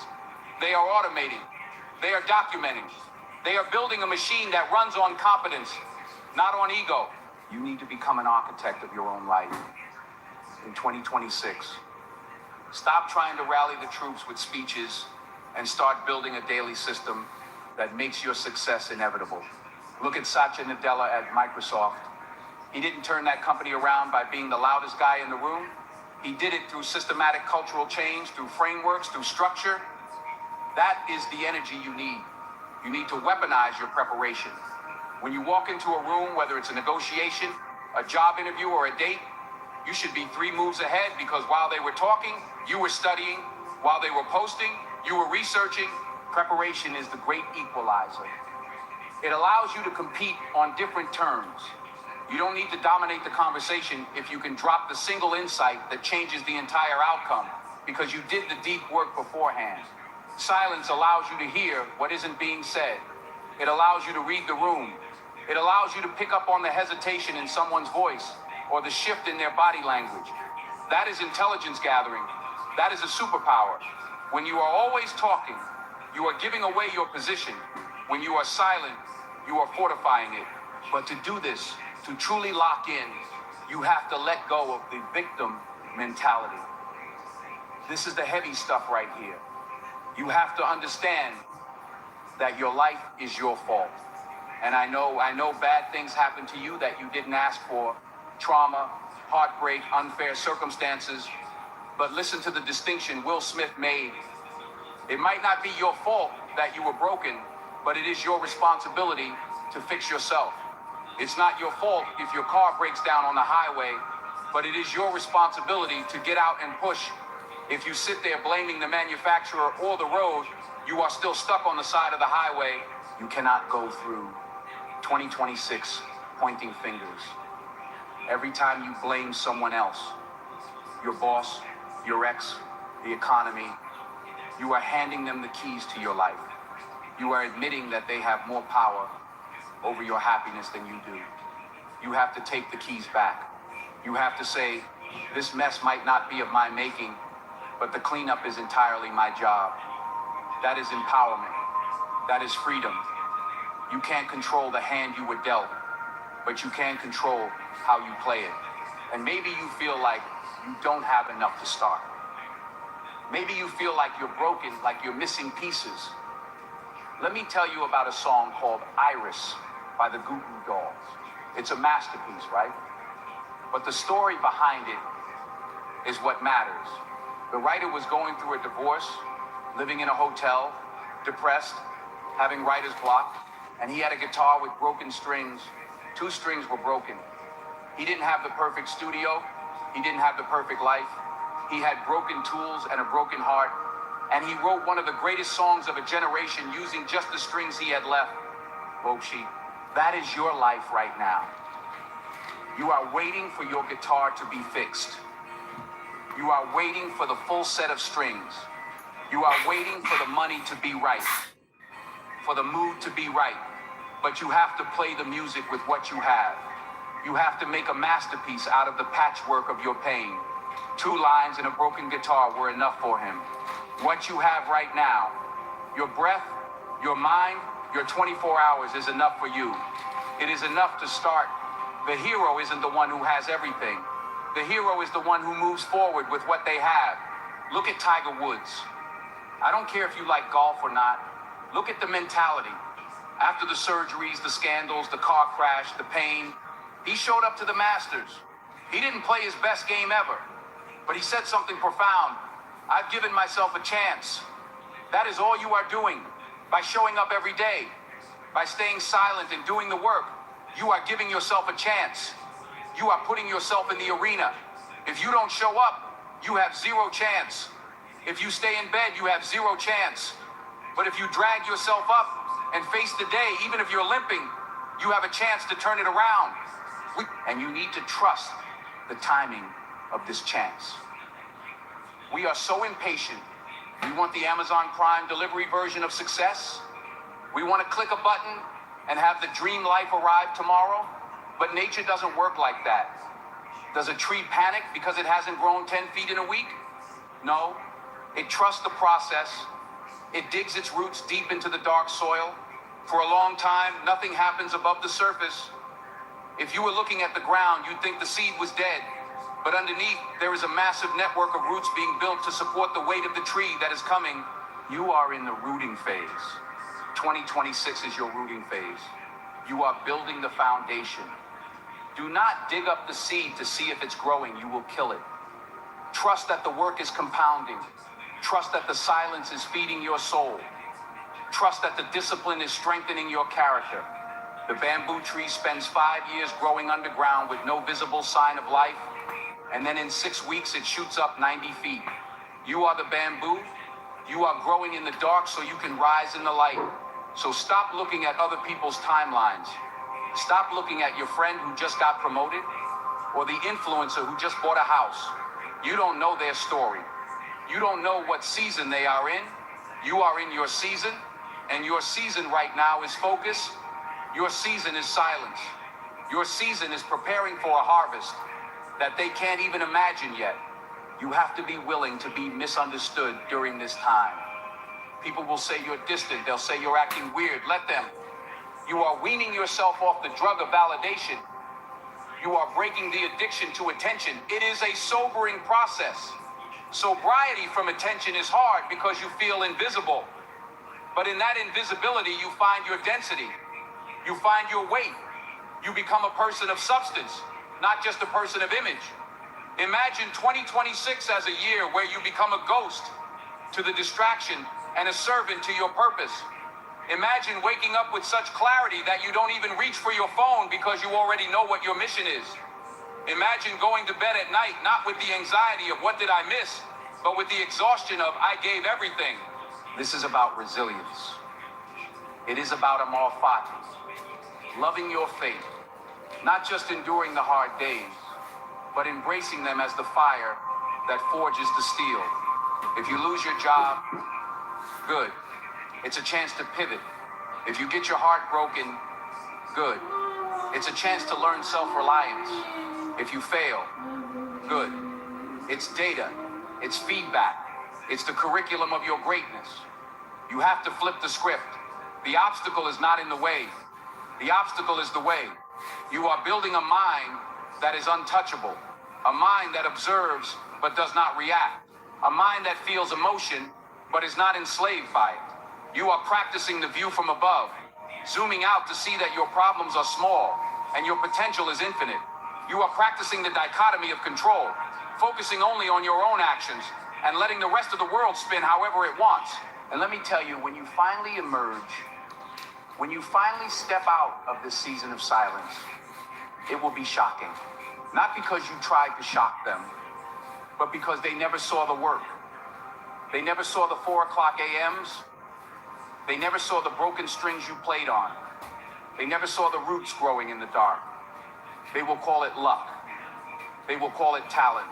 But you will know the truth. You will know that it was the silence. It was the focus. It was the refusal to quit when it would have been easy. It was the decision to bet on yourself when the odds said fold. So here is my final challenge to you. As we approach 2026, I want you to make a vow of silence. Not that you won't speak, but that you won't speak about what you are going to do. You will only speak through your results. You will take all that energy you use to broadcast your life, and you will channel it into building your life. Close your mouth. Open your mind. Get to work. The world is noisy. Be the quiet in the storm. The world is frantic. Be the stillness. The world is fake. Be the real thing. Focus on yourself. Stay silent. And watch how your life changes. Watch how everything falls into place. Watch how you become the person you were always meant to be. The time for talking is over. The time for becoming has begun. Are you ready? Peace out, making it easier for you, for harder, your favorite piece of no waste no time. So you can do it online.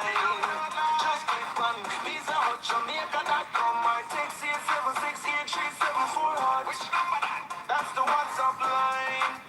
Order online. Enjoy Pizza Hut just that easy with Pizza Hut Click and Collect. Now you can order Pizza Hut online at PizzaHutJamaica.com or through WhatsApp at 876-837-4488. Pizza Hut, now that's delivery.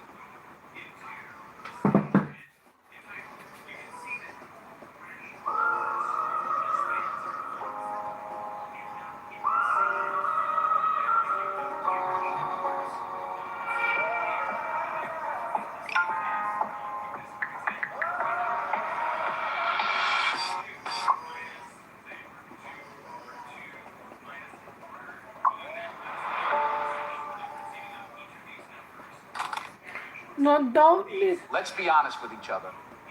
For a second, just you and me. No cameras.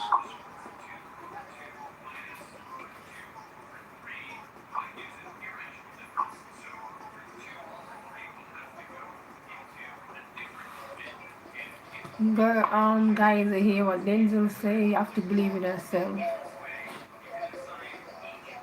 You can't just sit back and just listen. You have to believe. Whatever the mind, believe the mind can achieve. Hey, Luke Smith, how are you?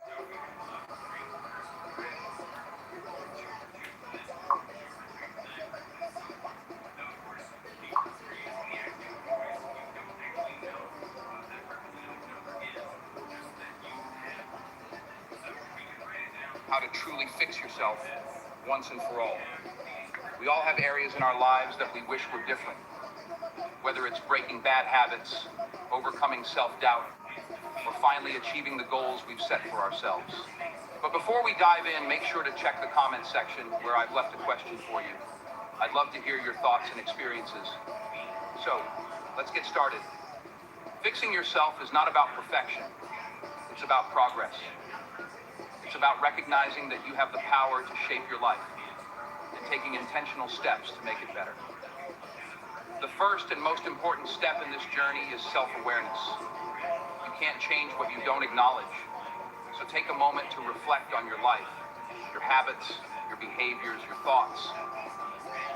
What areas do you feel need improvement? Maybe it's your physical health, your mindset, or the way you handle relationships. Whatever it is, the key is to be brutally honest with yourself. It can be difficult to face your flaws, but remember, self-awareness is the foundation of progress. Start by taking a deep inventory of your life. Ask yourself questions like, what habits are holding me back? What recurring thoughts or beliefs are limiting my potential? Are there relationships in my life that drain me rather than uplift me? Write these down and be as specific as possible.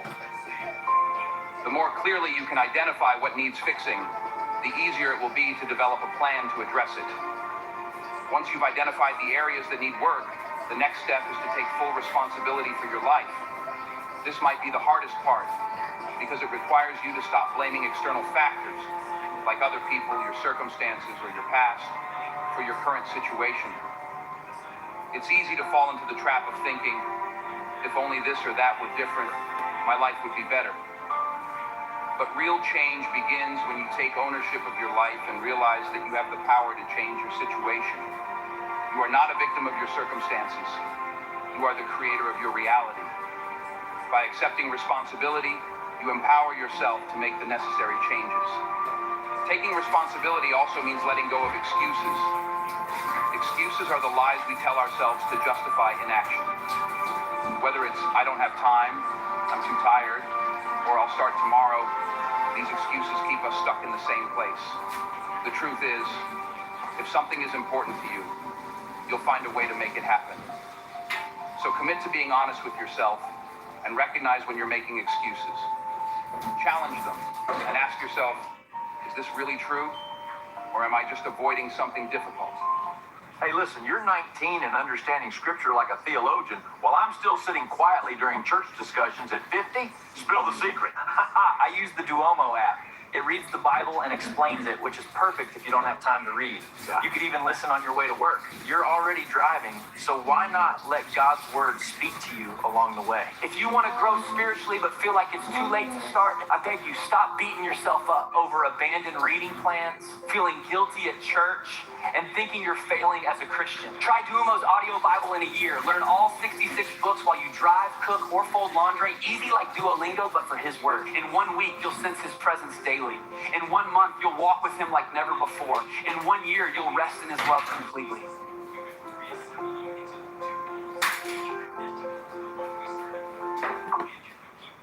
Now that you've taken responsibility, it's time to set clear, actionable goals. Knowing what you want to fix is one thing, but having a concrete plan in place is another. Start by setting specific, measurable, and achievable goals. Avoid vague goals like, I want to be healthier, or I want to be happier. Instead, break them down into smaller, actionable steps that you can tackle one at a time. For example, if your goal is to improve your physical health, you might start with a commitment to exercise 3 times a week and eat a balanced diet. If you're working on your mindset, you might set a goal to practice daily affirmations, meditate for 10 minutes each day, and read 1 self-improvement book a month. It's important to make sure your goals are realistic and attainable. Setting goals that are too ambitious can lead to frustration and burnout, which may cause you to give up altogether. Instead, focus on small, consistent actions that build momentum over time. Each small step you take brings you closer to your ultimate goal and helps build your confidence and sense of achievement. Yet, as you work on your goals, it's crucial to develop self-discipline. Self-discipline is the ability to do what needs to be done, even when you don't feel like it. It's the key to staying consistent and following through on your commitments, especially when motivation wanes. Motivation can be fleeting. It comes and goes depending on how you're feeling in the moment. But self-discipline is what will keep you on track, even when the initial excitement wears off. Start by creating a daily routine that supports your goals. Set aside dedicated time each day to work on the areas you're trying to improve. This might mean waking up earlier, cutting out distractions, or saying no to activities that don't align with your priorities. Remember, self-discipline is like a muscle. The more you use it, the stronger it becomes. You might not always feel like putting in the work, but remind yourself of why you started and how far you've come. Each time you push through the resistance, you're building your self-discipline and making it easier to stay on track in the future. Another crucial aspect of fixing yourself is building resilience.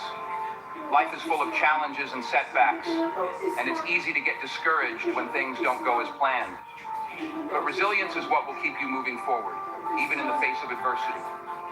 Resilience is not about avoiding difficulties, but rather about facing them head on and bouncing back stronger. When you encounter obstacles, don't give up.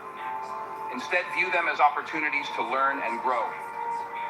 Reflect on what went wrong, adjust your approach, and keep going. The more resilient you become, the more capable you'll be of overcoming the difficulties that come your way. Developing resilience also involves changing the way you perceive failure. Instead of seeing failure as a dead end, view it as a stepping stone on the path to success. Every failure is a lesson in disguise, teaching you what doesn't work and bringing you one step closer to finding what does. The most successful people in the world didn't get there by avoiding failure. They got there by failing, learning, and trying again. So, don't be afraid to take risks and make mistakes. The more you fail, the more you learn, and the stronger you become. Cultivating a positive mindset is another essential element in fixing yourself. Your thoughts have a powerful impact on your life and your ability to make lasting changes. If you're constantly telling yourself that you're not good enough or that you'll never succeed, you're setting yourself up for failure. Instead, practice positive self-talk. Remind yourself of your strengths and accomplishments. Visualize yourself succeeding and achieving your goals. Surround yourself with positive influences, whether it's through the books you read, the people you interact with, or the content you consume. A positive mindset will help you stay focused and motivated, even when the going gets tough. In addition to mindset, self-care plays a critical role in fixing yourself. You can't pour from an empty cup, so it's important to take care of your physical, emotional, and mental well-being. Make time for activities that recharge you, whether it's exercise, hobbies, spending time with loved ones, or simply relaxing. Pay attention to your body's needs. Eat nutritious foods, get enough sleep, and manage stress. Self-care isn't selfish. It's necessary for maintaining the energy and focus you need to make lasting changes in your life. Prioritize your physical health by creating a routine that includes regular exercise, a balanced diet, and adequate sleep.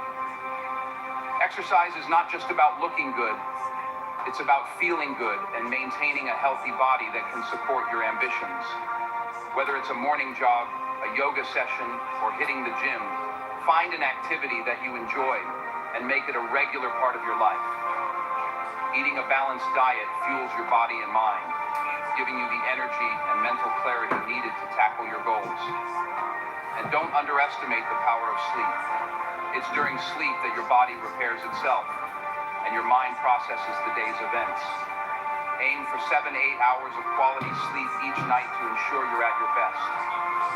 Emotional self-care is equally important. Life can be stressful, and it's easy to get caught up in the hustle and forget to take care of your emotional well-being.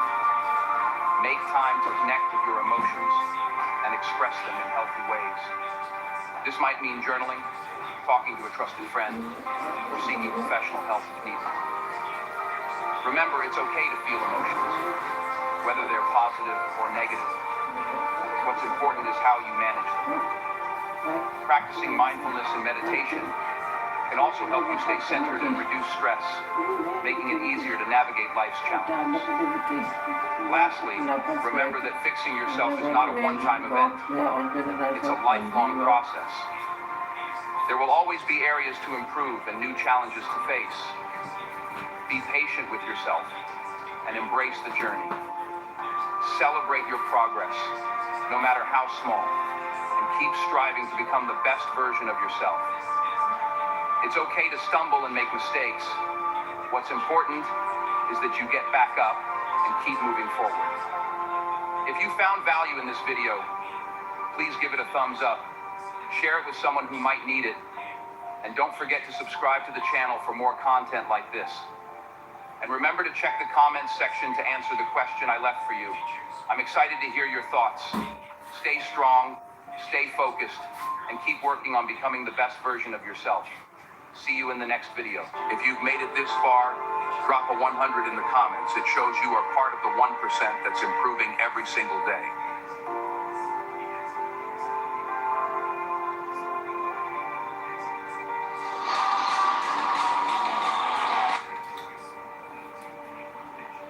Running breaks your joints.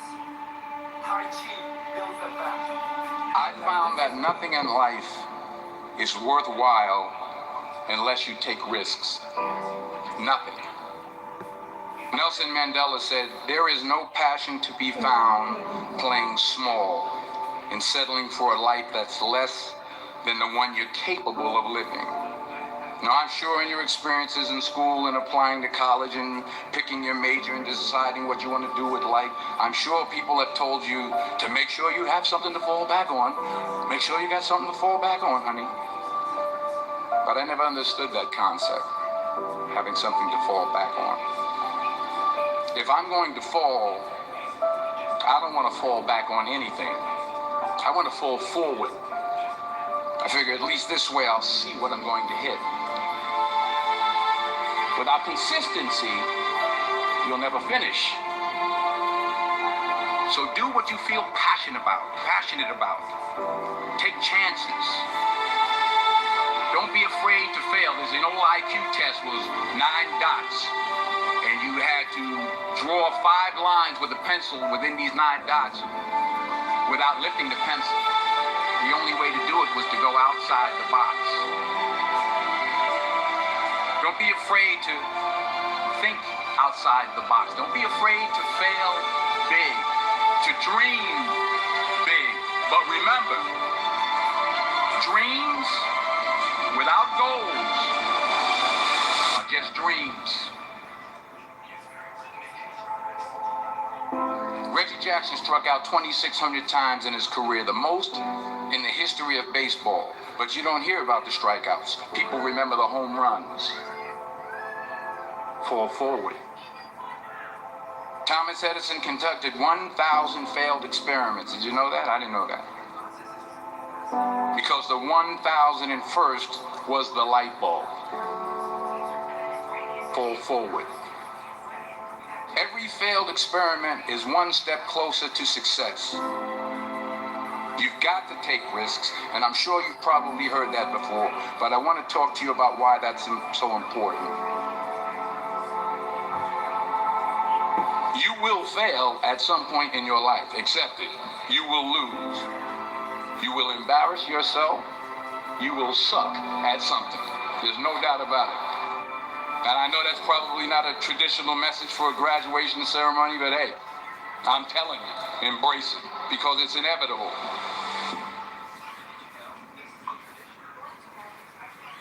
In the acting business, you fail all the time. Early on in my career, I auditioned for a part in a Broadway musical.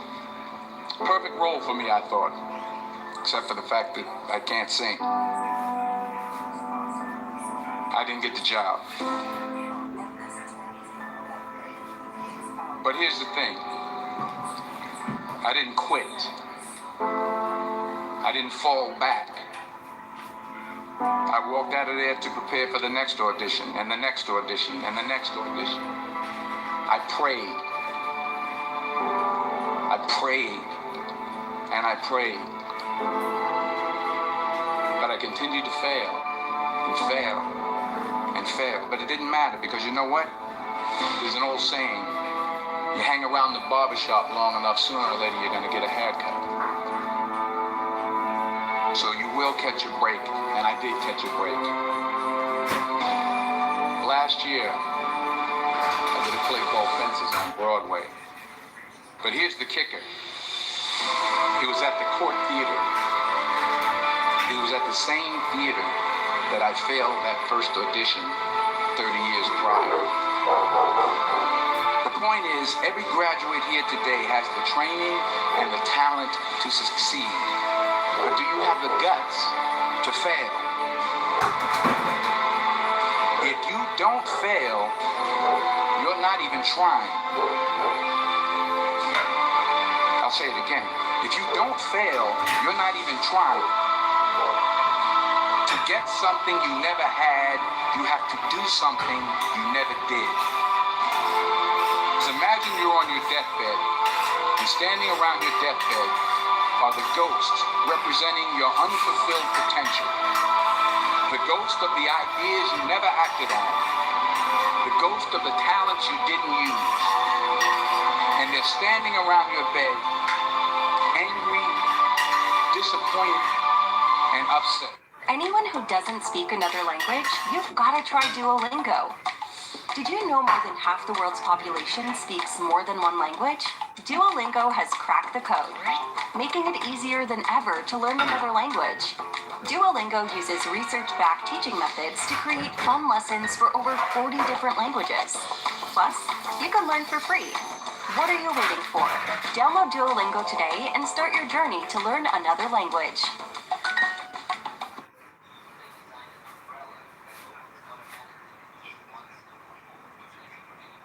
Standing around your bed, disappointed and upset. They say, we came to you because you could have brought us to life, they say. And now we have to go to the grave together. So I ask you today, how many ghosts are going to be around your bed when your time comes?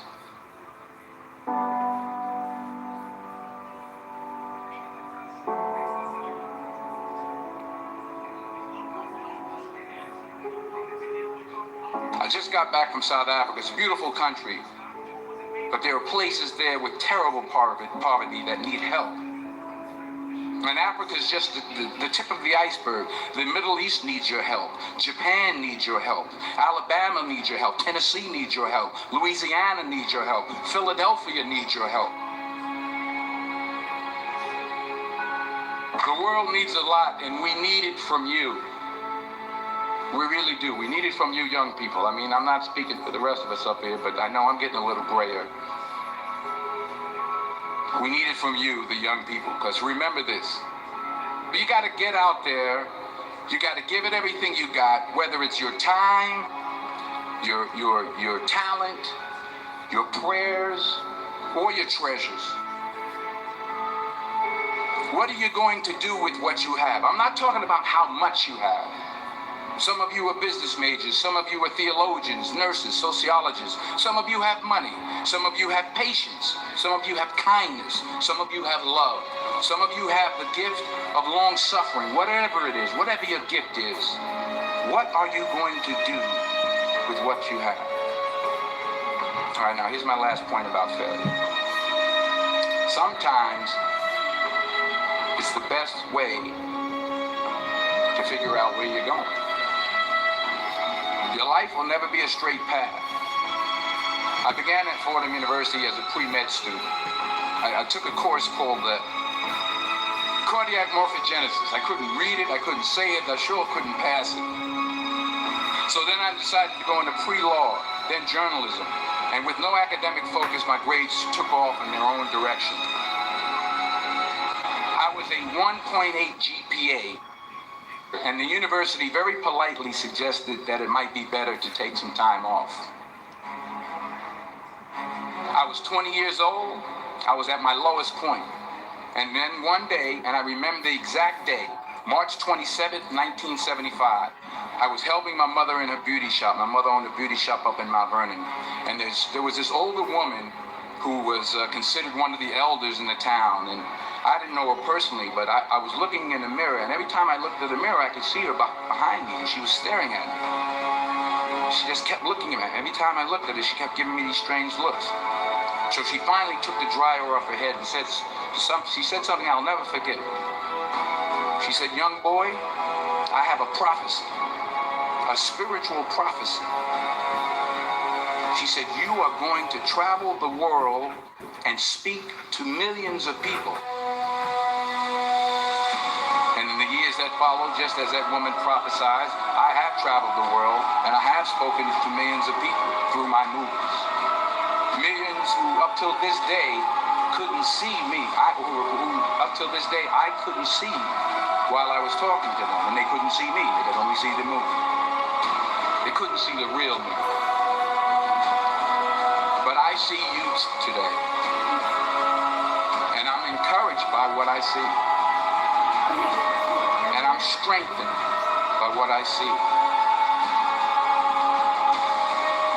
Because taking risk is not just about going for a job. It's also about knowing what you know and what you don't know. It's about being open to people and to ideas. The chances you take, the people you meet, the people you love, the faith that you have, that's what's going to define you. Never be discouraged. Never hold back. Give everything you got. And when you fall throughout life, remember this. Fall forward.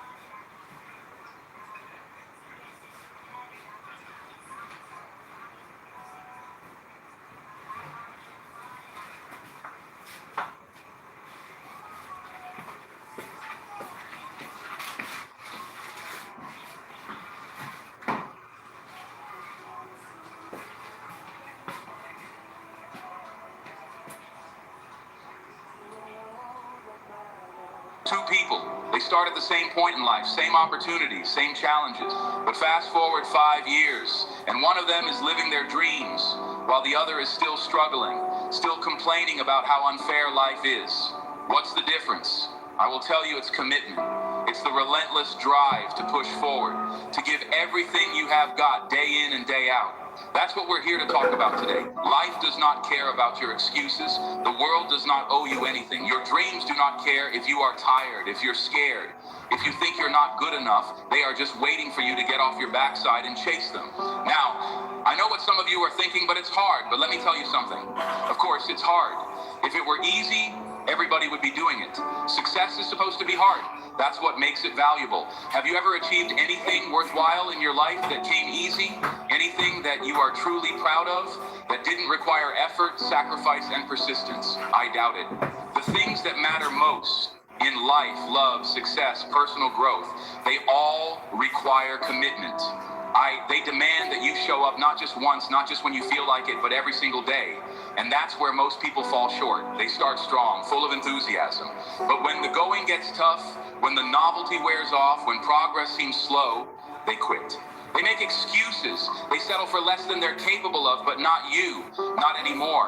Because today you are going to make a decision to be committed to go hard every single day. Break this down. What does it mean to go hard? It does not mean you have to work yourself to exhaustion every day. It does not mean you cannot have fun or enjoy life. No, going hard means giving your best effort to whatever you are doing. If you are at work, you give it your all.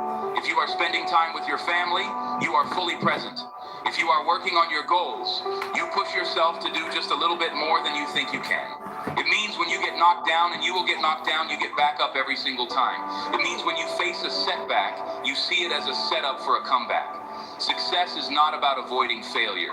It's about failing forward. It's about learning, growing, and becoming better with every challenge you face. I want you to understand something fundamental here. Your life is a direct reflection of your daily habits. What you do consistently day in and day out shapes your destiny. It's not the big dramatic actions that determine your success. It's the small, seemingly insignificant choices you make every day. Do you choose to wake up early and work on your goals? Or do you hit the snooze button? Do you choose to read and educate yourself? Or do you waste hours scrolling through social media? Do you choose to face your fears and take action? Or do you hide in your comfort zone? These choices might seem small in the moment, but they compound over time. They create your habits, and your habits create your life. I know some of you might be thinking, but I have tried before. I have failed. Maybe I'm just not cut out for success. Let me tell you something that's nonsense. Absolute nonsense. Failure is not the opposite of success. It's part of success. Every great achievement in history was preceded by countless failures. The Wright brothers crashed dozens of times before they achieved flight. Thomas Edison failed thousands of times before he invented the light bulb. The difference between those who succeed and those who do not is not talent or luck. It's persistence. It's the willingness to fail, to learn, and to keep going. And promise that you will never give up on your dreams. Promise that you will keep pushing, keep learning, keep growing, no matter what obstacles you face. The only way you can fail in life is if you quit.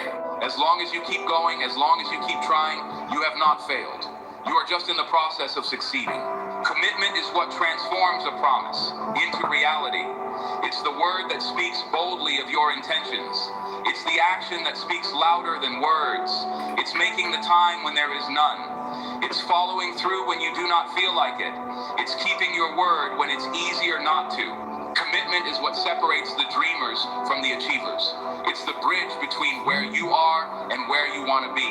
Everyone wants to be successful. Everyone wants to live their best life. But wanting is not enough. Wishing is not enough. You have to commit. You have to be willing to pay the price, and make no mistake, there's a price to pay for success. You'll have to sacrifice comfort for growth. You will have to trade instant gratification for long-term fulfillment. You will have to face your fears, confront your weaknesses, and push beyond your limit.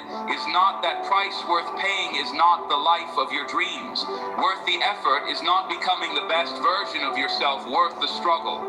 Of course it is. And deep down you know it. That's why you are here. That's why you are listening to these words, because somewhere inside you there's a voice that knows you are capable of more. There's a part of you that's tired of settling, tired of making excuses, Tired of watching life pass you by? Well, today's the day you listen to that voice. Today's the day you decide to commit to go hard every single today. Now, I can already hear some of you saying, but how do I stay committed when life gets tough? How do I keep going when I do not see results? Great question. Let me give you some practical strategies you need to get crystal clear on your why. Why do you want to succeed? Why is your goal important to you? Is it to provide a better life for your family? Is it to make a difference in the world? Is it to prove to yourself what you are capable of? Whatever it is, you need to define it clearly and remind yourself of it every single day. Write it down. Put it somewhere you will see it. Because when times get tough, and they will get tough, your why will be the fuel that keeps you going. You need to set clear, specific goals. Vague wishes lead to vague results. If you want to succeed, you need to know exactly what you are aiming for. Do not just say, I want to be successful. Say, I want to start my own business and reach $100,000 in revenue in the first year. Do not just say, I want to get in shape. Say, I want to lose 30 pounds and run a marathon by this time next year. Be specific, be clear, and write your goals down. There's power in putting pen to paper. It makes your goals real. It makes them tangible. If you need to create a plan, a goal without a plan is just a wish. Break your big goals down into smaller, manageable steps. What do you need to do this month, this week, today to move closer to your goal? Create a schedule. Allocate time for the things that matter most. Remember, we all have the same 24 hours in a day. The difference is how we choose to use them. You need to take massive action. Planning is important, but it's not enough. You need to act. You need to do something every single day that moves you closer to your goals. It does not have to be big. Small actions consistently taken lead to big results over time. Read a chapter of a book. Make one sales call. Do one extra rep in your workout. Just do something. You need to track your progress. What gets measured gets managed. Keep a journal. Write down what you did each day to move closer to your goal. Celebrate your wins. No matter how small, learn from your setback. Tracking your progress does two things. It shows you how far you have come, which is incredibly motivating, and it shows you where you need to improve, which is incredibly valuable, and this is crucial. You need to surround yourself with the right people. You become the average of the 5 people you spend the most time with, so choose wisely. Seek out people who inspire you, who challenge you, who support your dreams. Distance yourself from negative influences, from people who try to drag you down or tell you that you cannot succeed. Join a mastermind group, find a mentor, connect with like-minded individuals who are on the same path as you. Their energy, their ideas, their support will be invaluable on your journey. You need to invest in yourself. Your mind is your most valuable asset. Feed it, nurture it, educate yourself continuously. Read books, listen to podcasts, attend seminars, take courses. The more you learn, the more you earn. The more you grow, the more you can give. Never stop learning, never stop improving. You need to take care of yourself.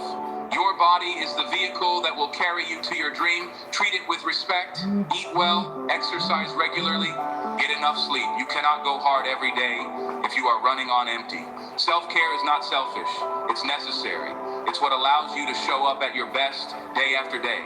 You need to develop resilience. Life will throw curveballs at you. You will face setbacks. You will encounter obstacles. That's not a possibility. It's a certainty. The question is, how will you respond? Will you let these challenges break you, or will you let them make you? Will you use them as excuses to quit, or as opportunities to grow? Develop the mindset that everything happens for you not to.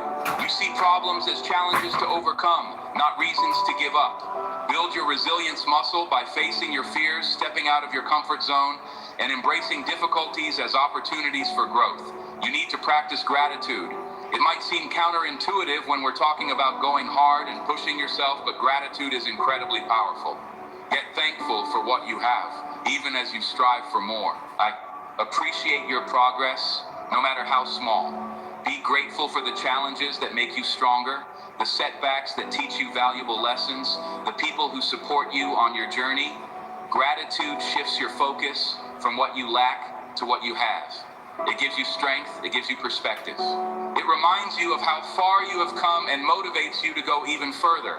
Going hard for a day, a week, even a month is not enough. You need to do it every single day. Consistency is the key to mastery. It's what turns actions into habits and habits into lasting change. It's what separates the amateurs from the professionals, the wannabes from the champions. Think about it. A small improvement compounded daily over a long period leads to extraordinary results. If you improve just one each day, you'll be 37 times better by the end of the year. That's the power of consistency.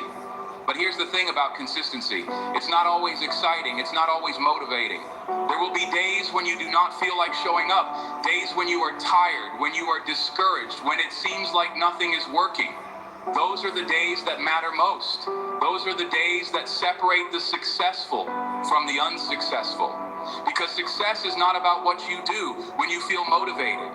It's about what you do when you do not. It's about showing up when you do not feel like it.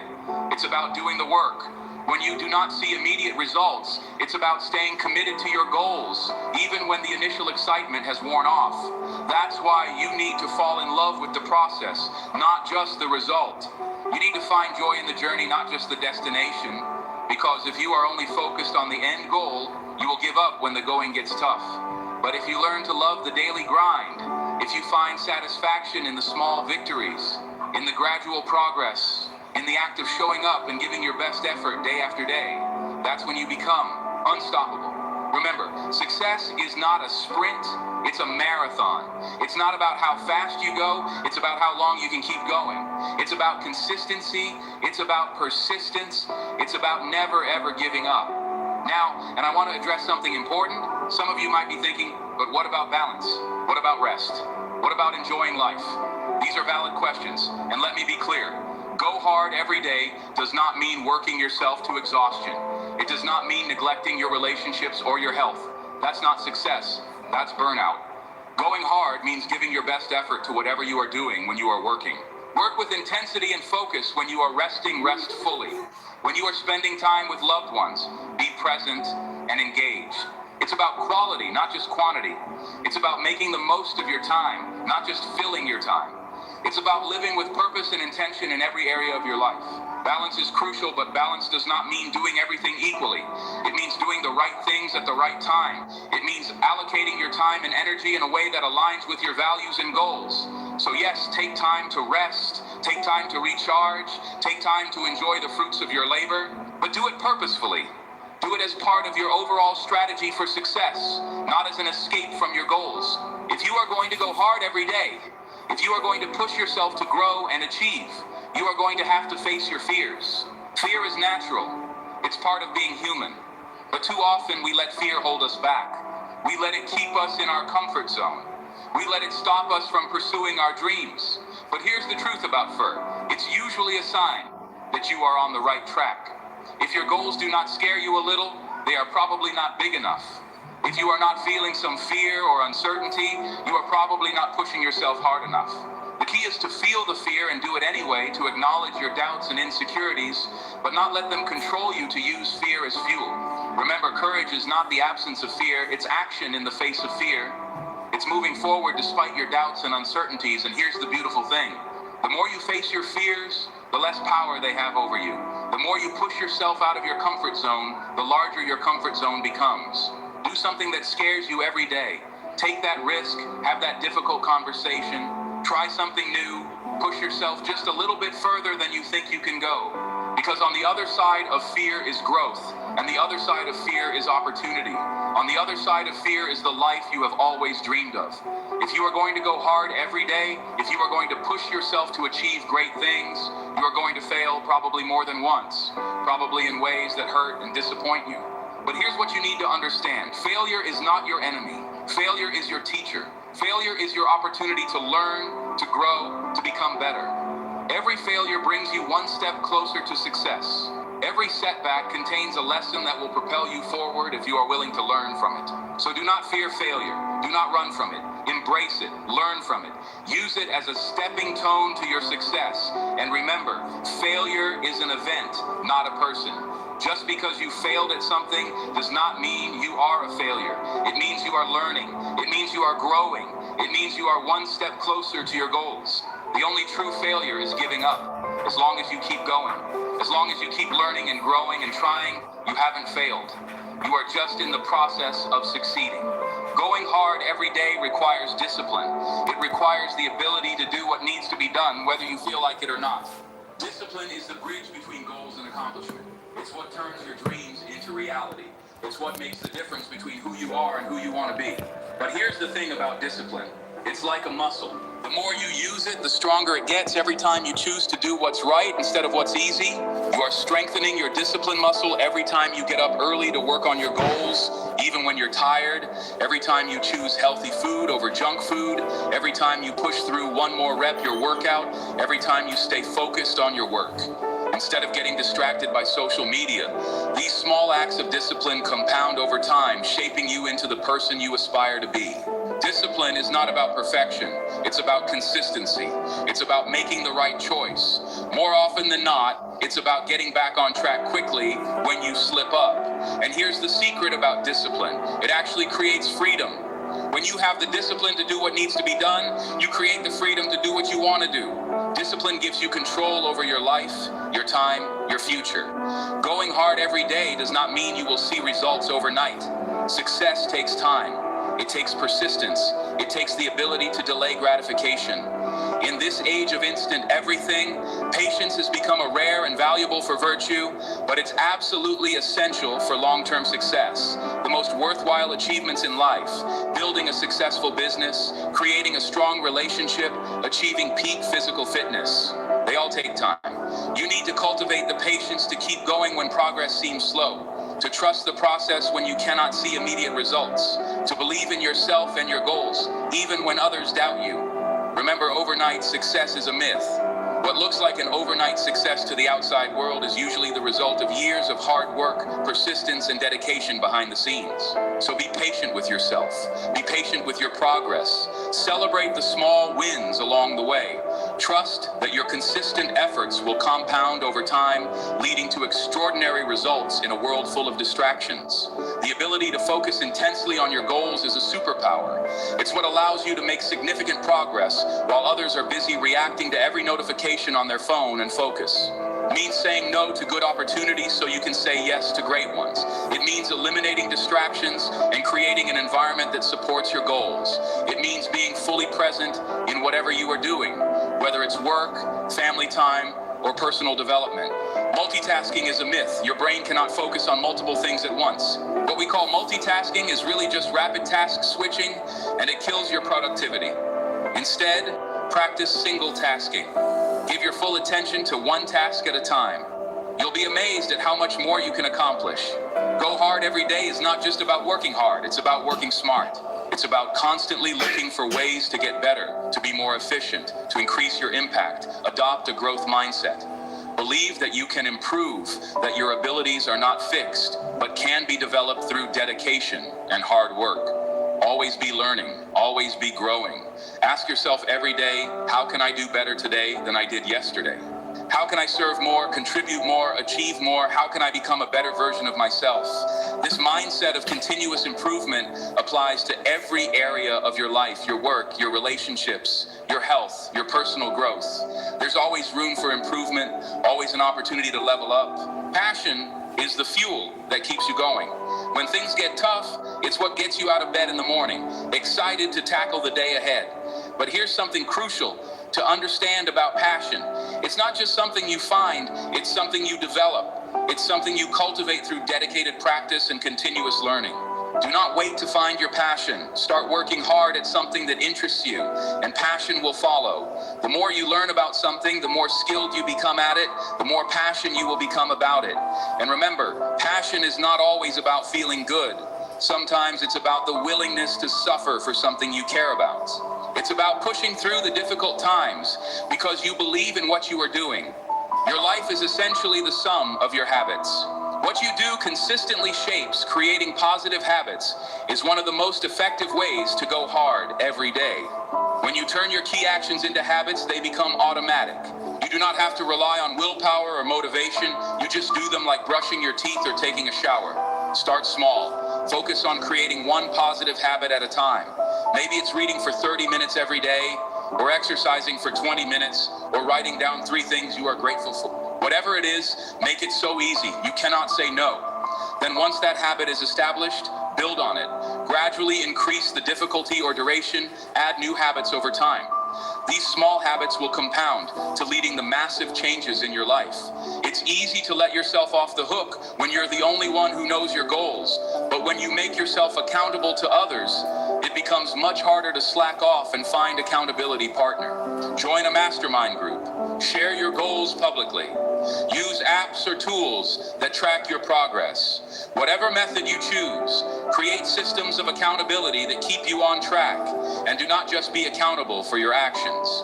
Be accountable for your attitude, your effort, your commitment. Hold yourself to a high standard in everything you do. Athletes, entrepreneurs, and high achievers in every field use visualization to improve their performance and achieve their goals. Spend time each day visualizing your success. See yourself achieving your goals. Feel the emotions you will feel when you succeed. Imagine the impact your success will have on your life and the lives of others. This is not just feel good. Nonsense visualization actually primes your brain for success. It creates neural pathways that make it easier for you to take the actions necessary to achieve your goals. The way you talk to yourself has a profound impact on your actions and your results. Negative self-talk can sabotage your efforts, while positive self-talk can propel you forward. Be mindful of your inner dialogue. Catch yourself when you're engaging in negative self-talk and consciously replace it with positive, empowering thoughts. Speak to yourself with kindness and encouragement, the way you would speak to a good friend.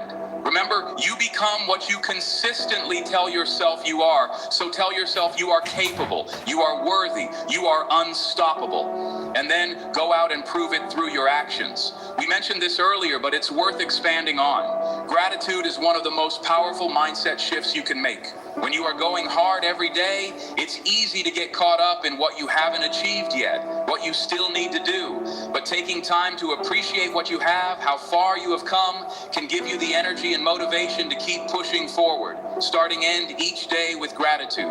Write down 3 things you are grateful for. Focus on the progress you have made, no matter how small. Appreciate the challenges that have made you stronger. Gratitude does not just make you feel good. It actually rewires your brain for positivity and resilience. It helps you maintain perspective. When things get tough, it reminds you of all the reasons you have to keep going hard every day. Going hard does not mean blindly charging ahead. It means being willing to take smart risks that have the potential for big rewards. Every great achievement requires some level of risk. The risk of failure, the risk of looking foolish, the risk of stepping out of your comfort zone. But remember, the biggest risk of all is not taking any risks. Staying where you are, never growing, never achieving your full potential. Learn to assess risks intelligently, weigh the potential rewards against the potential downsides. And when you decide to take a risk, commit to it fully. Give it everything you have got. Work hard is not always going to be easy. There will be times when you want to give up, when it seems like nothing is working. When the obstacles seem insurmountable, this is where perseverance comes in. Perseverance is the ability to keep going in the face of difficulties, obstacles, and discouragement. It's what separates those who achieve their dreams from those who give up on them. Perseverance does not mean blindly pushing forward no matter what. It means adapting when necessary, learning from setbacks, but never losing sight of your ultimate goal. It means having the courage to start over as many times as it takes.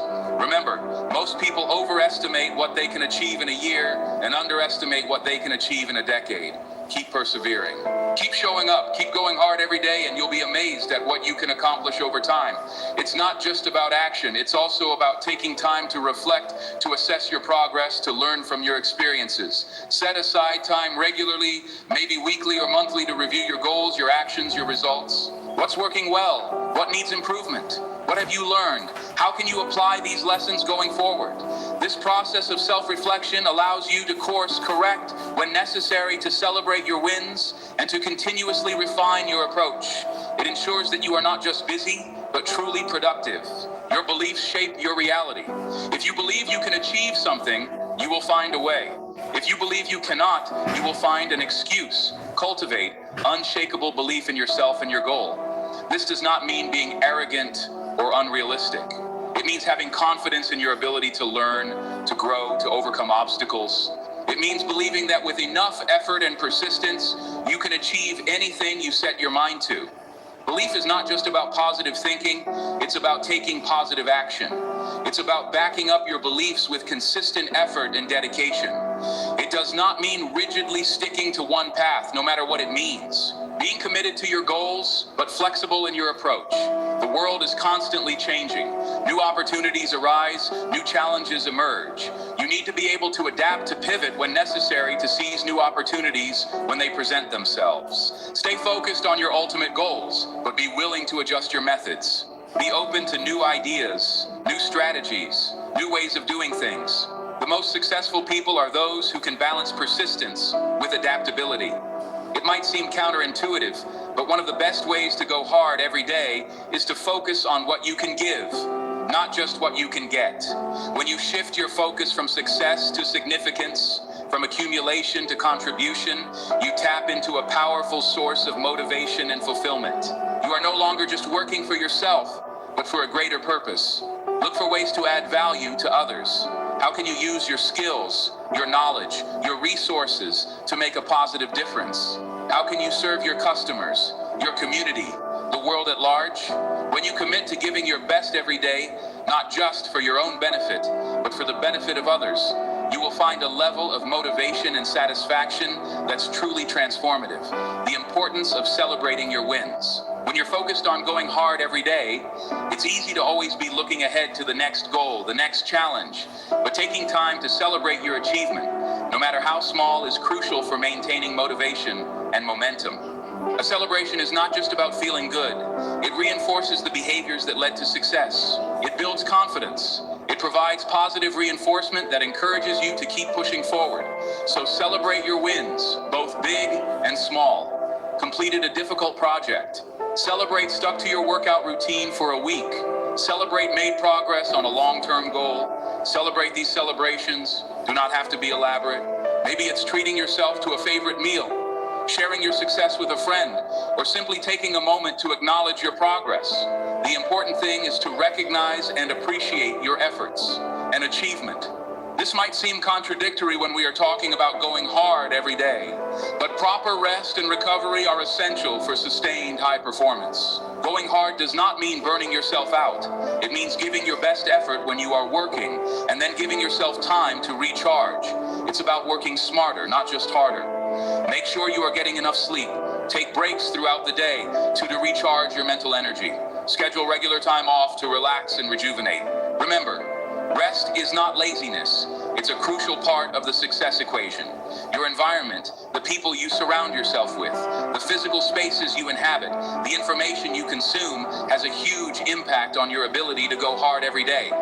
Create an environment that supports your goals. Surround yourself with positive, motivated people who inspire you to be your best. Organize your physical space in a way that minimizes distractions and maximizes productivity.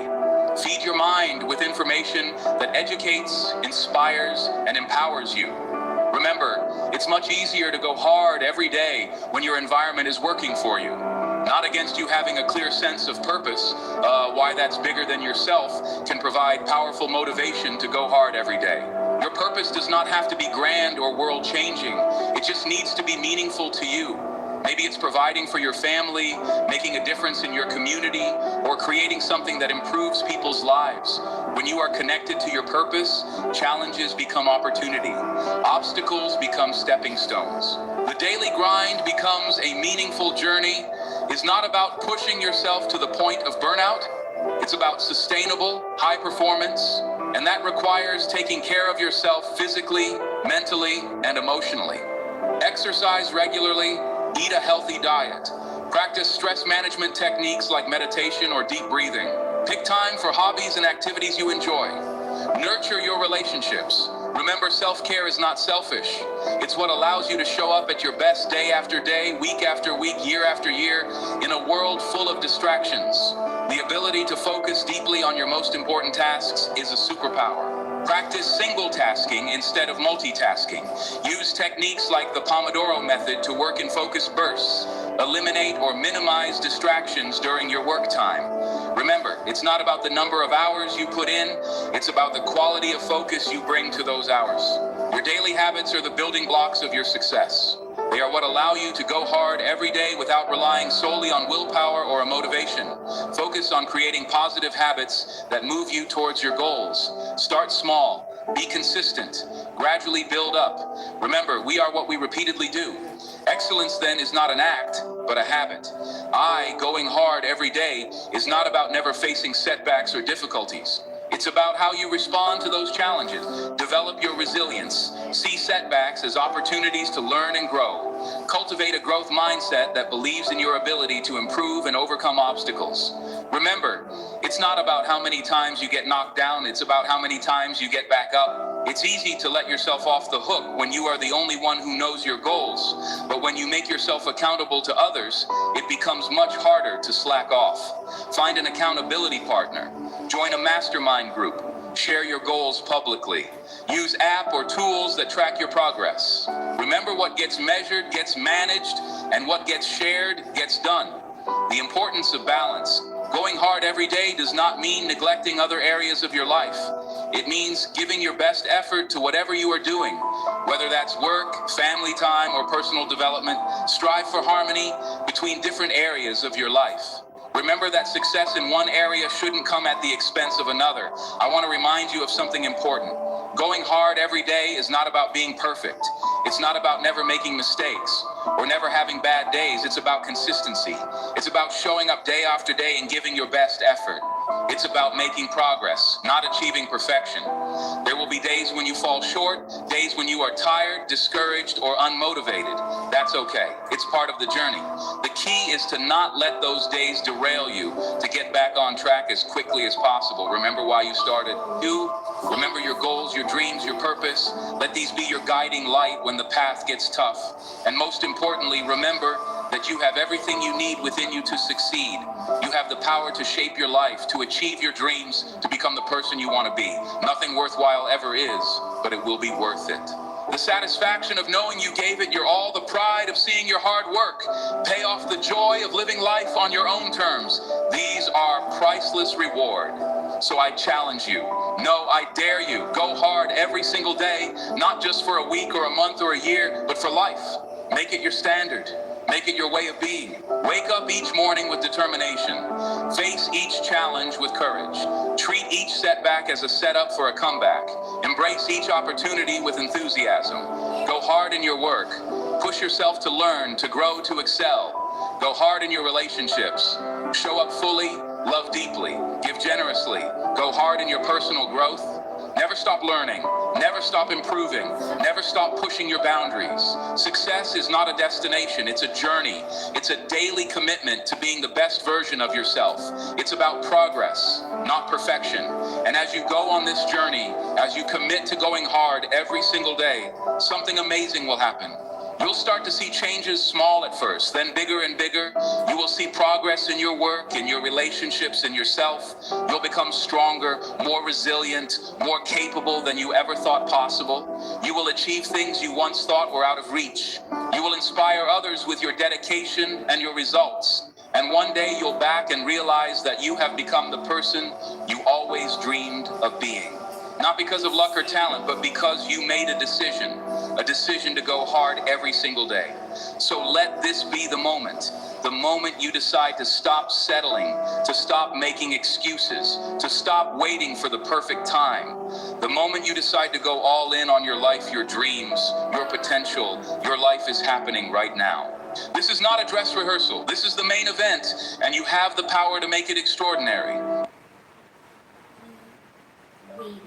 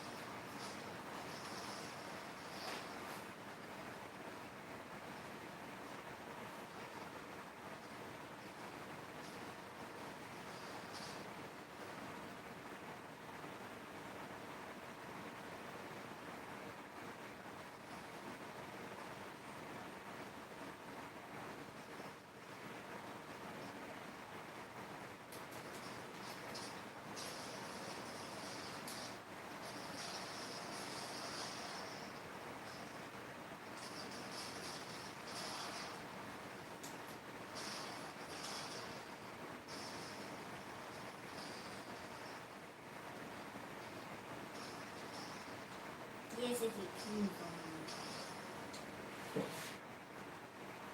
Teen Von, I thought we were friends. No.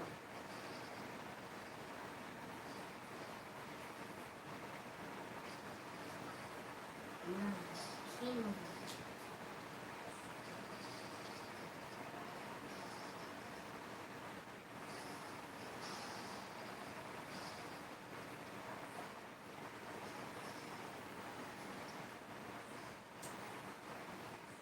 Teen Von. Yeah.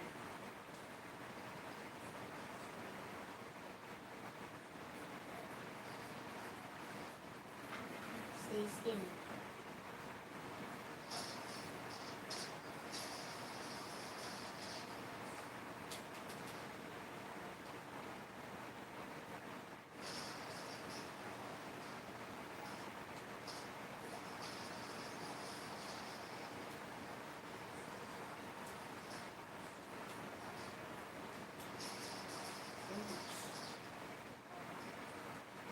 Hey, don't get one. Hang on. Here. Peace. Peace.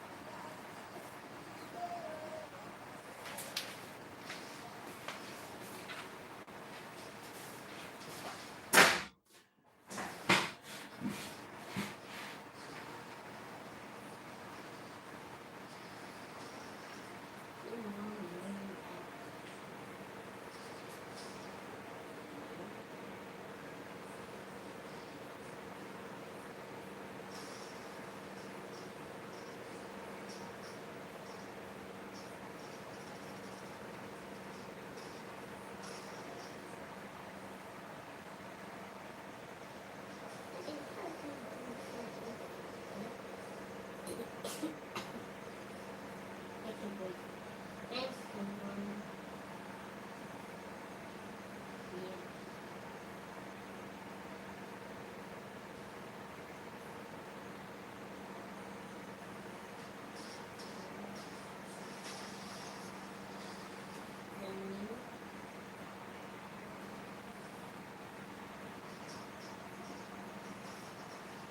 Just gonna keep going until I'm done. Gonna help me.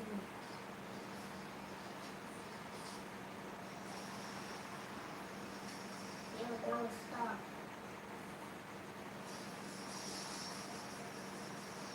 Stop. She's my friend. Girl, stop. She's my friend, girl. Bacon boy. Stop, stop, stop, stop.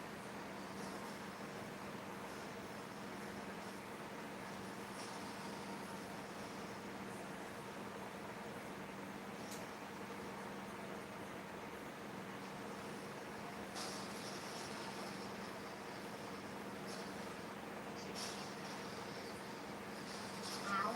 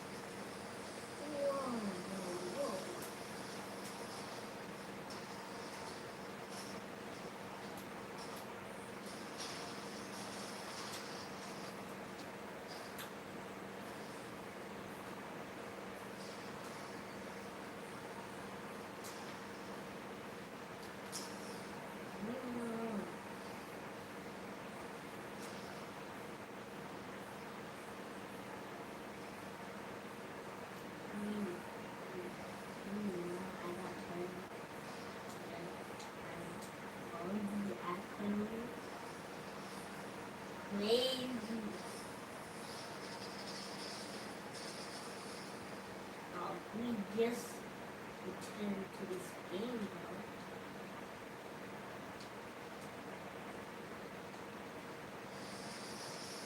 Where you at?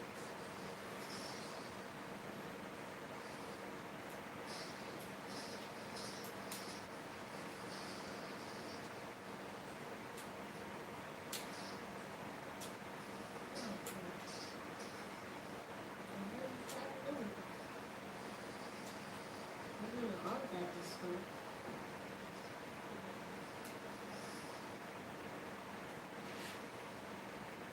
Maybe what are you doing? Say hi.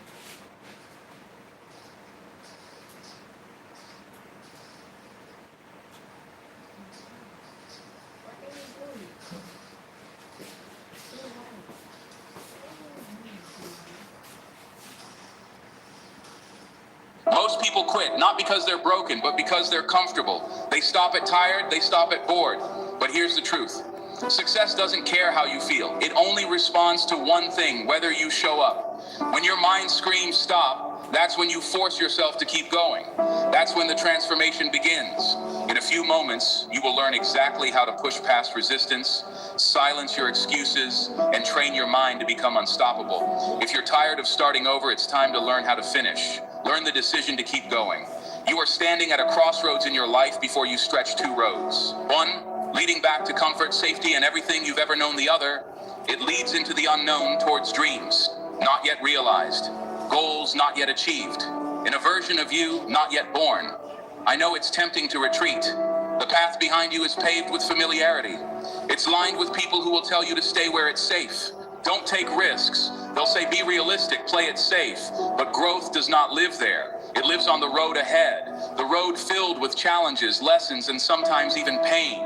But it is also the path of potential, of progress, of greatness.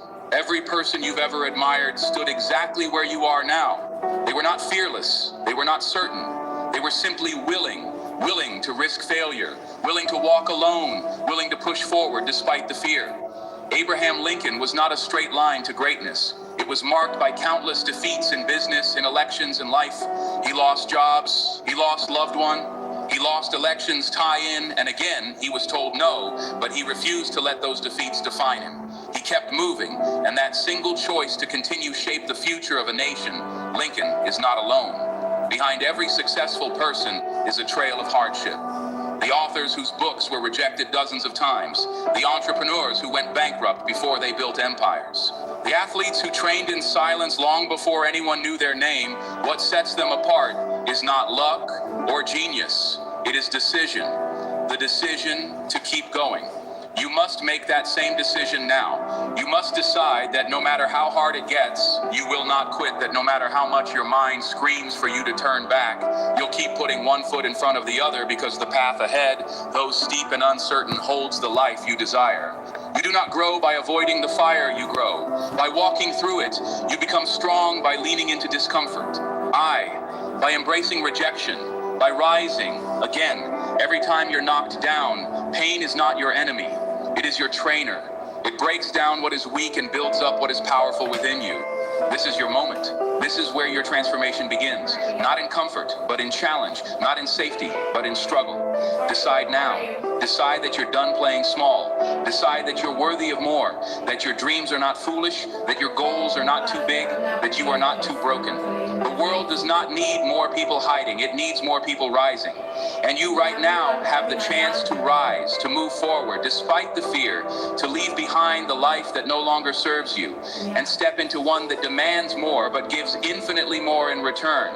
So take this step, even if your knees shake, even if your voice trembles, even if you are the only one who believes in you right now. Take the step, because this right here, right now, is where everything changes to define your purpose clearly. To keep going, you must know exactly why you're moving forward. Not vaguely, not someday, not maybe, but clearly, deeply, and without hesitation. Your purpose is the fuel that powers your journey. It's what drives you when everything else feels heavy. When the world says stop, purpose whispers, go without it. Even small challenges feel like mountains.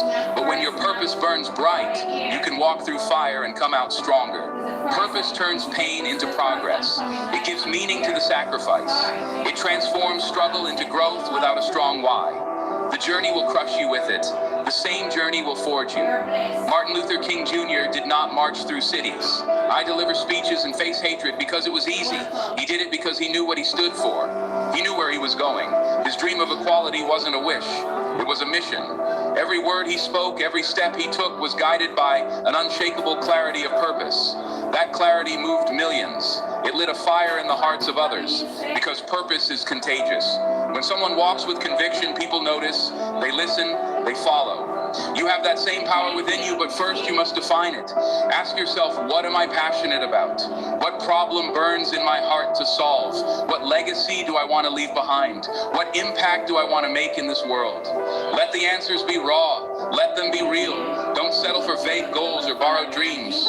Get honest, get specific, and once you found the answer, write it down. Not once, not just in your mind. Put it on paper, on your wall, in your journal, anywhere. You'll see it often. Read it when you're tired. Repeat it when you're afraid. Return to it. When doubt creeps in, purpose is not a one-time spark. It is a daily fire. You must keep lit when the road gets hard. Purpose will keep you moving. When you're tempted to give up, purpose will remind you why you started. It will become your compass when you feel lost, your anchor when storms hit your armor, when the world pushes back. This isn't about motivation. Motivation fades. Purpose endures. Motivation is loud but short-lived. Purpose is quiet but eternal. Define it, feed it, guard it. Your purpose is not just a statement, it's your North Star. It's the reason your story matters, the reason you were given this life. It's not found in comfort. It's discovered in the moments you question everything, yet choose to keep going. There is greatness inside you, but will not reveal itself until your purpose becomes clear.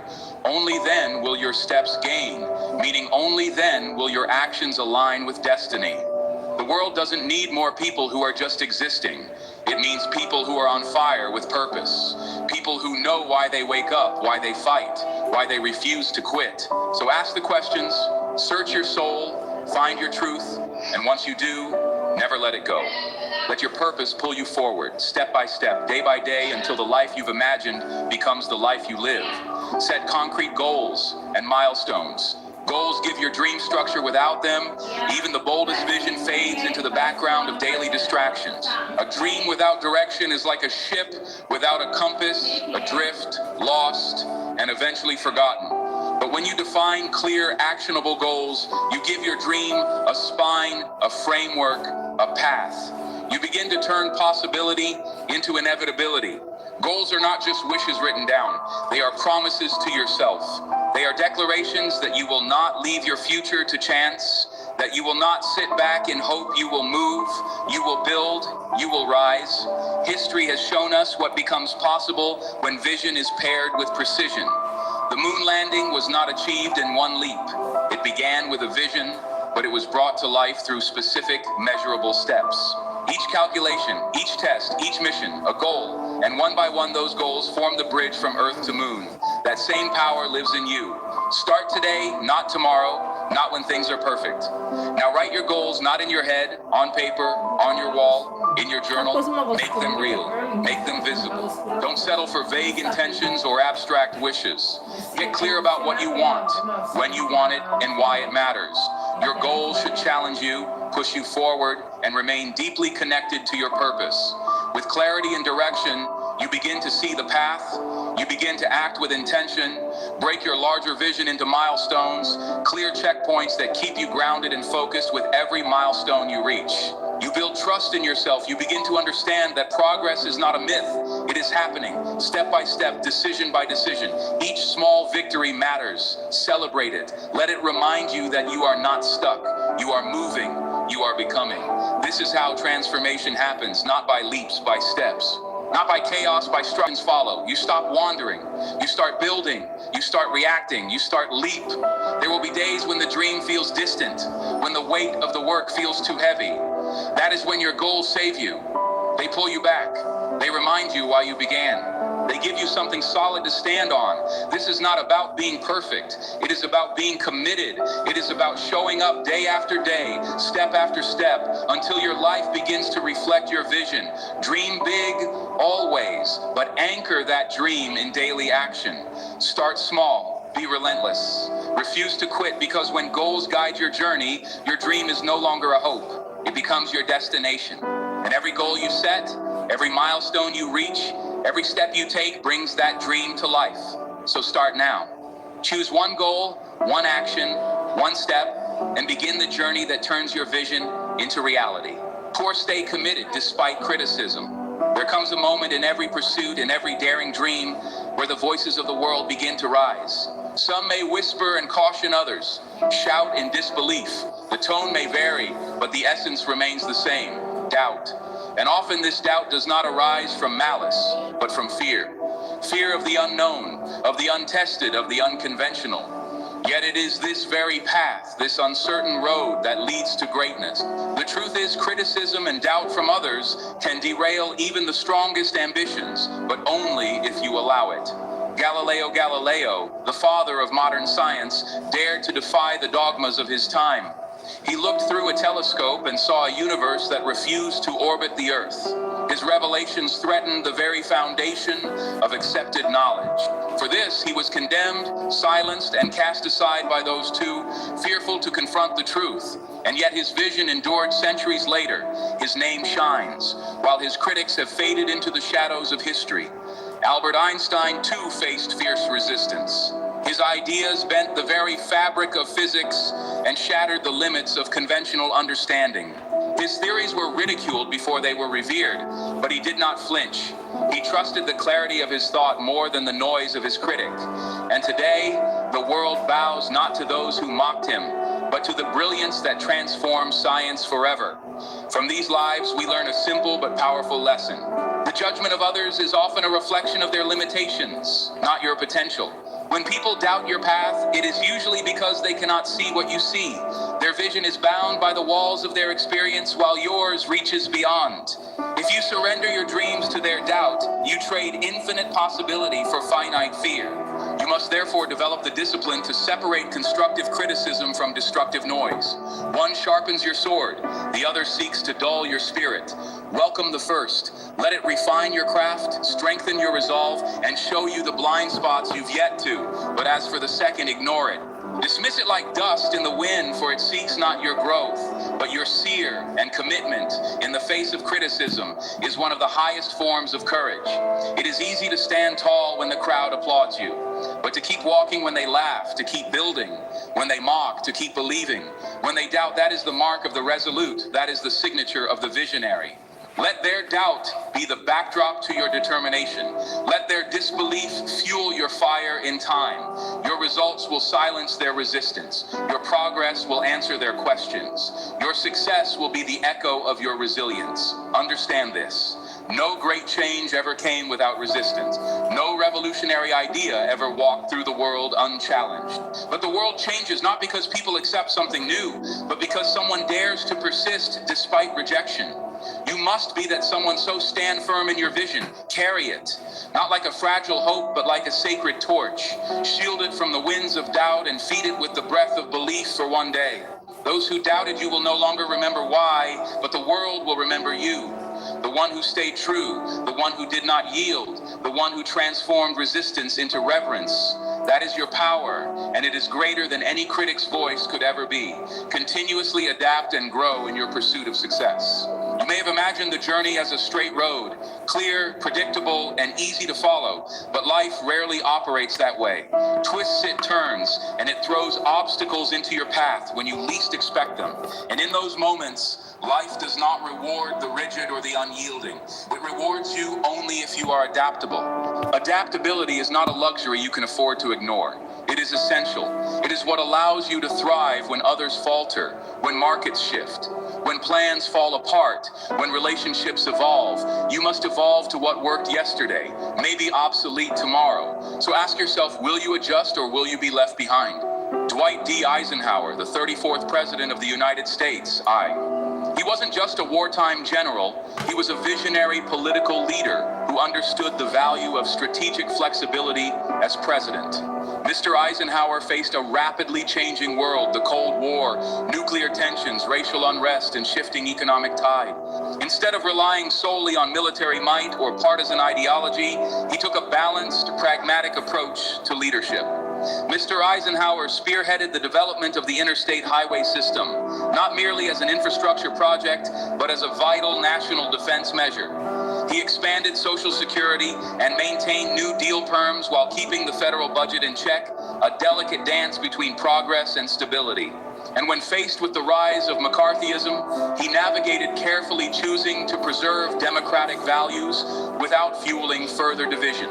Eisenhower's brilliance lay not in rigidity, but in his ability to adapt policy to the moment, to the needs of a changing America. You must learn to move like that, to bend without breaking, to stay in motion. When the world tries to pin you down, be willing to unlearn and relearn. Continuously seek knowledge. Expand your skill set. Don't cling to a method that no longer serves you. If a plan fails, don't see it as a dead end. See it as a signal to change course. Your principles are your anchor, yes, but your strategy must be flexible. There is no wisdom in charging into a wall when you could walk around it. Real strength is knowing when to pivot, when to adapt, and when to strike from a new angle. Too many people mistake stubbornness for resilience. They wear their refusal to change like a badge of honor, but you know better. You know that adaptability is not weakness. It is intelligence. It says, I will not be tied to the old way. I am committed to the outcome, not the outdated method. So stay focused, but stay flexible. The winds of life will shift. New challenges will arise. Let your sails adjust. Let your mindset evolve, because life will not pause to give you time. It will continue to move, and your only choice is whether you will move with it or be swept aside.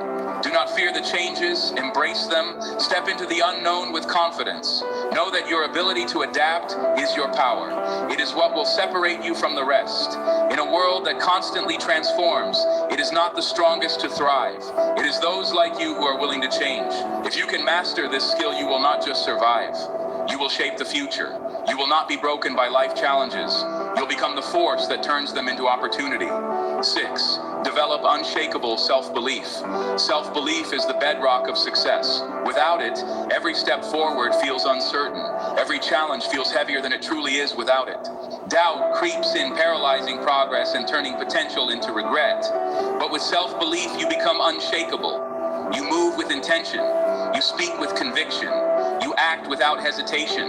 Challenges don't disappear, but they no longer break you. Instead, they build you. Muhammad Ali once declared, I am the greatest. To many, it sounded like arrogance, but to those who understood, it was clarity. It was power. It was a man who knew long before the world did that. Greatness lives first in the mind. He wasn't born the greatest. He became the greatest because he believed he was. That belief became his armor in the ring, and his anchor outside of it through every setback, every fight, every storm. His self-belief never wavered. He must build the same. Not a shallow confidence, not a temporary high, but a deep, unwavering belief in who you are and what you're capable of becoming. This belief begins with your words. Your mind listens. It absorbs everything you say about yourself. If you speak fear, it will grow.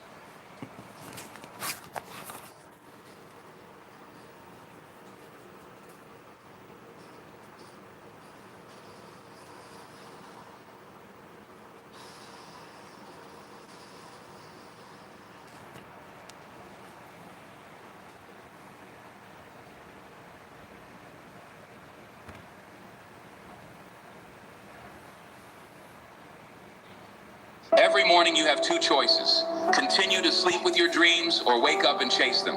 Think about that for a moment. Every single morning you make a decision that sets the tone for your entire day. Do you hit snooze, roll over and let time slip away? Or do you rise with purpose, ready to take control of your life? Most people struggle to wake up early because they don't see what's at stake. They tell themselves 5 more minutes won't hurt, but those 5 minutes turn into 10, then 20, and before they know it, they're rushing through the morning, already feeling behind. That's not just a habit, it's a mindset. A mindset that keeps them stuck Now I know waking up early isn't easy. The warmth of your bed, the pull of sleep, the comfort of staying under the covers. It's tempting, but here's the truth. The people who succeed in life don't let comfort dictate their actions. They wake up early, not because it's easy, but because it gives them an advantage. Early mornings hold a special kind of power, a time for clarity, focus, and self-mastery. A time when the world is quiet and you can get ahead while everyone else is still asleep. Today, I'm going to show you why waking up early can change your life, how to make it easier, and how to turn your mornings into a powerful tool for success. Stay with me for the next few minutes as I guide you through the mindset, habits, and strategies that will help you wake up early, start your day right, and take charge of your future. Let's dive in. Number 1, the magic of early mornings. There's something almost mystical about the early morning. The world is still asleep, the streets are quiet, and there's a calmness in the air that you can't find at any other time of the day. In those early hours before the chaos begins, you have something rare time just for yourself. No distractions, no interruptions, just pure, uninterrupted time to think, plan, and set the tone for the day ahead. Most people don't realize that mornings hold a hidden advantage. They see waking up early as a chore, something they have to do rather than something they get to do. But look at it from a different perspective. The early morning is the one time in the day where you are in complete control. No emails flooding in, no phone calls demanding your attention, no responsibility is pulling you in different directions. It's a golden opportunity to start ahead while the rest of the world is still sleeping. Think about how most people start their mornings.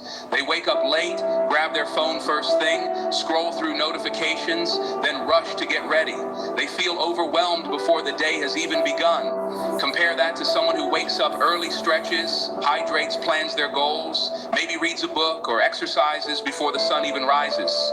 Who do you think is setting themselves up for success? The answer is obvious. Waking up early doesn't just give you extra hours in the day, it gives you control. It allows you to be proactive instead of reactive. Instead of waking up and immediately feeling behind, you wake up and move with purpose. You get to decide how your day unfolds rather than letting circumstances or distractions decide for you. That's the difference between those who make progress and those who stay stuck in the same cycle. And then there's the mental clarity that comes with the early morning. When you wake up early, your mind is fresh, undisturbed by the noise of the world. It's the perfect time for deep thinking, for coming up with ideas, for setting intentions that will shape the rest of your day. Many of the world's most successful people swear by early mornings, not just because they have more time to work, but because they know that the first few hours of the day are when the mind is at its sharpest. Whether it's writing, problem solving, or creative thinking, early morning is the best time to do it. Of course, waking up early alone isn't enough. You have to use that time wisely, but when you do, the results are undeniable. Your days feel longer, more productive, and more intentional. You're not just going through the motions, you're living with purpose. If you've never experienced the magic of early mornings, you're missing out on one of life's greatest advantages. Try it for just a week. Wake up before the world, step outside, breathe in the fresh air, and take a moment to appreciate the silence. You'll feel it, the shift, the clarity, the control, and once you do, you'll never want to go back.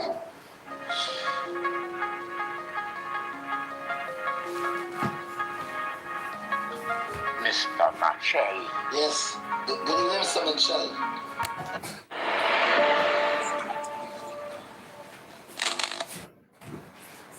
Let me ask you a question that might hurt a little. Perhaps it's a question you have been avoiding for a very long time. When you look in the mirror, truly look in the mirror. Not to fix your hair, not to check your outfit, but to stare into your own eyes. Do you respect the person staring back at you? It is a brutal question, isn't it? Because the mirror does not lie. It does not listen to your excuses about why you didn't start the business, why you didn't go to the gym, or why you snapped at your family. It only shows you what is. And for too many of us, what stares back is a ghost of our potential, a version of ourselves that settled, that compromised, that decided comfort was more important than calling. We are standing on the edge of 2026, and you have a choice to make right now. You can let the next year be exactly like the last one, filled with good intentions that never turned into action. Promises you made to yourself that you broke by noon, and that heavy, sinking feeling in your gut that you are meant for more, but you just can't seem to reach it. Or you can decide that today is the day the old you dies. You can decide to become unrecognizable, but I need to tell you the truth first. And this truth is going to offend you. It might make you want to turn this off. But if you stay, it might just save your life. Here it is. Nobody is coming to save you. Nobody is coming. No one is going to wake you up early. No one is going to slap the junk food out of your hand. No one is going to force you to read that book or write that business plan. Your boss doesn't care if you fulfill your potential. The economy doesn't care if you succeed. And the world is too busy with its own chaos to worry about your dreams. Most people spend their entire lives waiting for the right time, waiting for support, waiting for a feeling of motivation that they think will magically carry them to the finish line. But motivation is a lie. It is a fairy tale for amateurs. Motivation is unreliable. It disappears when you are tired, when it's cold outside, or when your heart is broken. If you are waiting for someone to give you permission to be great, you will be waiting until they put you in the ground. You have to save yourself. You have to be the one who looks at the mess of your life and says, enough. So how do we do it? How do we take a life that feels stuck, or maybe just okay, and turn it into a masterpiece by 2026? We do not do it by trying to change everything overnight. That is the trap. That is why you failed in January and February, and every Monday you swore would be different. You try to climb the whole mountain in one leap, you get exhausted, you crash, and you quit. The secret, the absolute secret to transforming your life is not speed. It is not intensity. It is consistency. It is the philosophy of the 1%. In that first hour, you must feed your mind. You cannot live on mental candy and expect to build a strong life. You need to nourish your brain with ideas, with wisdom, with strength. Read 10 pages of something that challenges you. Journal your thoughts to get the chaos out of your head. Sit in silence and actually think. Most people don't think, they just react. They run on autopilot. But you are going to pause. You are going to visualize who you want to be. You are going to ask yourself, what good shall I do this day? This morning routine, it isn't just a checklist. It is a ritual of self-respect. It is you looking in the mirror and saying, I value my future more than my sleep. When you win the morning, you walk into the world with armor. The traffic doesn't bother you as much. The rude coworker doesn't derail you. You are centered. You are grounded. You are in control. And that is the first 1%, but it goes deeper than just when you wake up. We have to talk about the voice in your head, the internal dialogue, because you talk to yourself more than you talk to anyone else in the world. And frankly, some of you are saying things to yourself that you would never say to your worst enemy. I'm so lazy. I always mess this up. I'll never have enough money. You have to kill that negative thinking. You have to understand that your mind is a garden. If you stand guard at the door of your mind, you can choose what enters. But if you leave the gate open, the weeds will take over. The weeds of doubt, the weeds of fear, the weeds of I can't. You don't have to try to grow weeds. They grow automatically if you don't plant flowers. Negativity is automatic. Positivity is a discipline. Every morning, you need to declare war on your old identity. You need to look at yourself and state 10 powerful things to rewrite your software. Tell yourself, I am responsible for my own life and happiness. Stop blaming the economy. Stop blaming your parents. Stop blaming the weather. Responsibility is not a burden. It is a privilege. It means you are the architect, not the victim. Tell yourself, my past does not define my future. I don't care how many times you have failed before. I don't care if you have started 100 diets and quit every one. I don't care if you're broke right now. Your biography is not your destiny unless you choose to live in the rearview mirror, unless you decide to stay chained to a version of you that doesn't exist anymore. Today is a fresh canvas. Paint something new. This requires a level of honesty that most people are terrified of. You have to stop negotiating with your weakness. You know that voice? The one that whispers, you've worked hard, you deserve a break, when you haven't actually finished the job. The voice that says, one donut won't hurt, one missed workout doesn't matter. That voice is a liar. It is trying to keep you safe, small, and comfortable. But comfort is the enemy of greatness. Every time you listen to that voice, you vote for the old you. Every time you negotiate with your weakness and say, I'll do it tomorrow, you are training yourself to be a procrastinator. You are building the habit of quitting. And habits are like cables. We weave a thread of it every day. And at last, it becomes so strong we cannot break it. Or it becomes a lifeline that pulls us up. So how do we fix this? We track our actions, not our intentions. The light always comes back, sometimes slowly.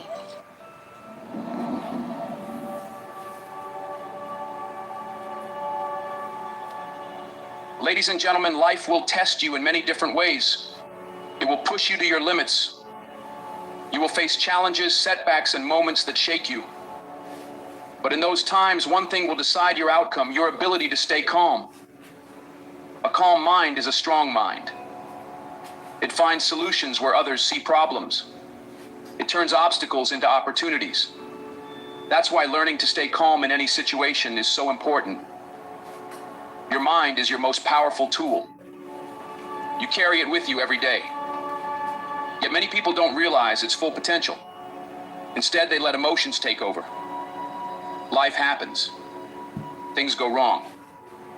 And suddenly, they're trapped in frustration, panic, and doubt. When you make decisions from that emotional state, you don't think clearly. You hurt yourself, hurt others, and miss chances that could change your life. It's easy to get caught up in emotions. We're human. We feel deeply, and sometimes our feelings are so strong they cloud our judgment. But here's the key. You must learn to control your reactions. Stop letting emotions take over your mind.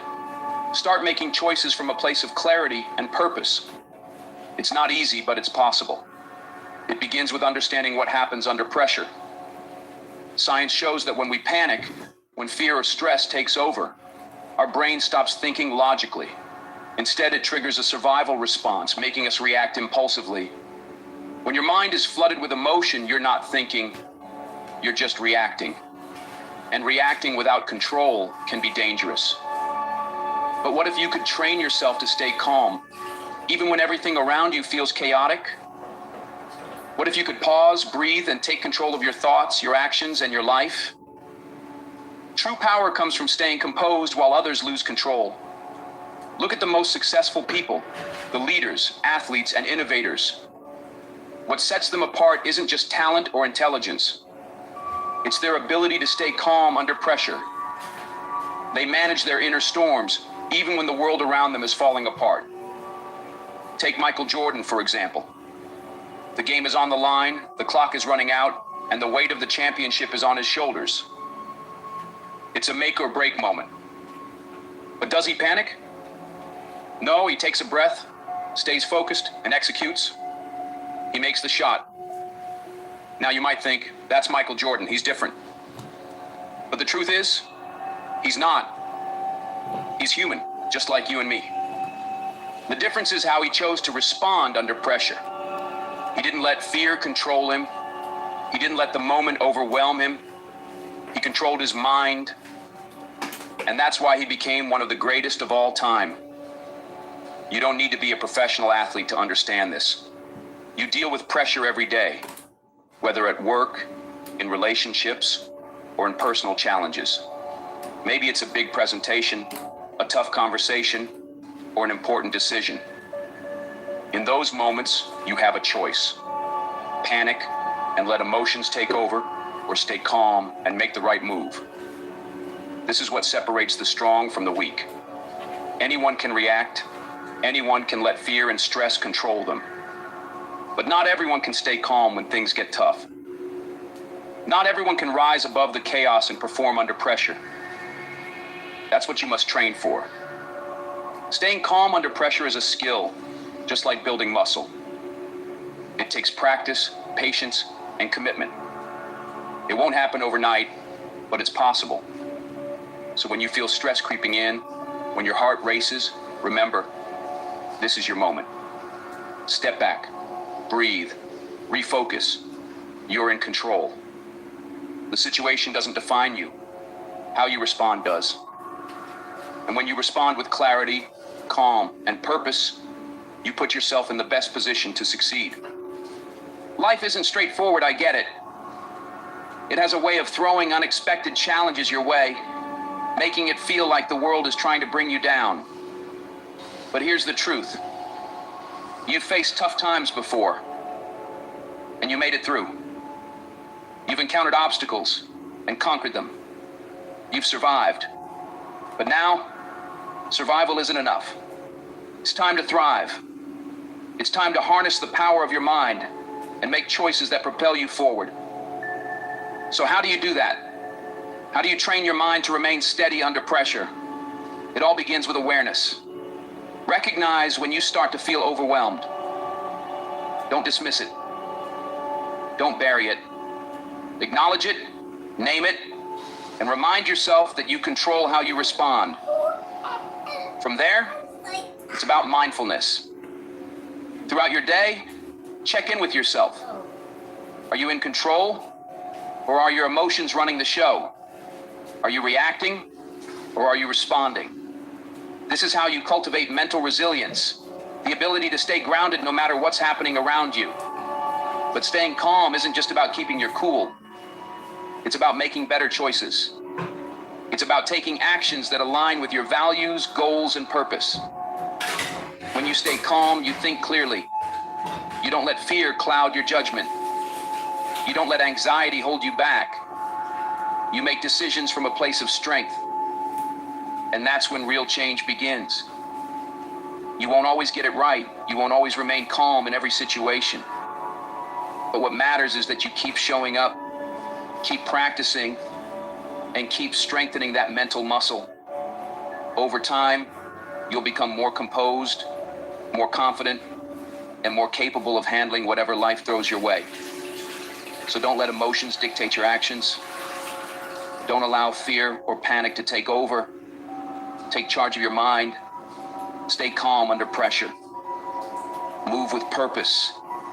Because when you do, nothing can stand in your way.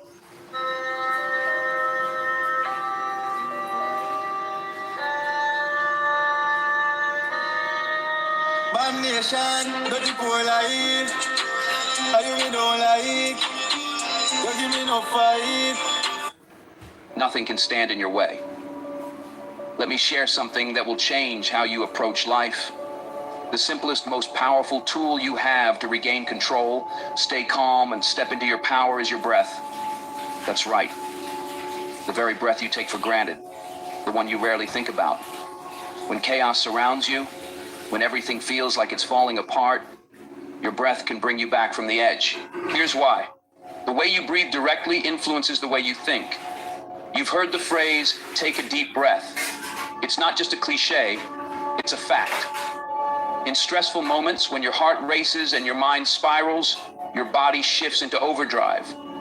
Your nervous system goes into fight or flight mode, scattering your thoughts and making you feel completely out of control. But here's the good news. You can take control. You can reset your entire system with just a few intentional breaths.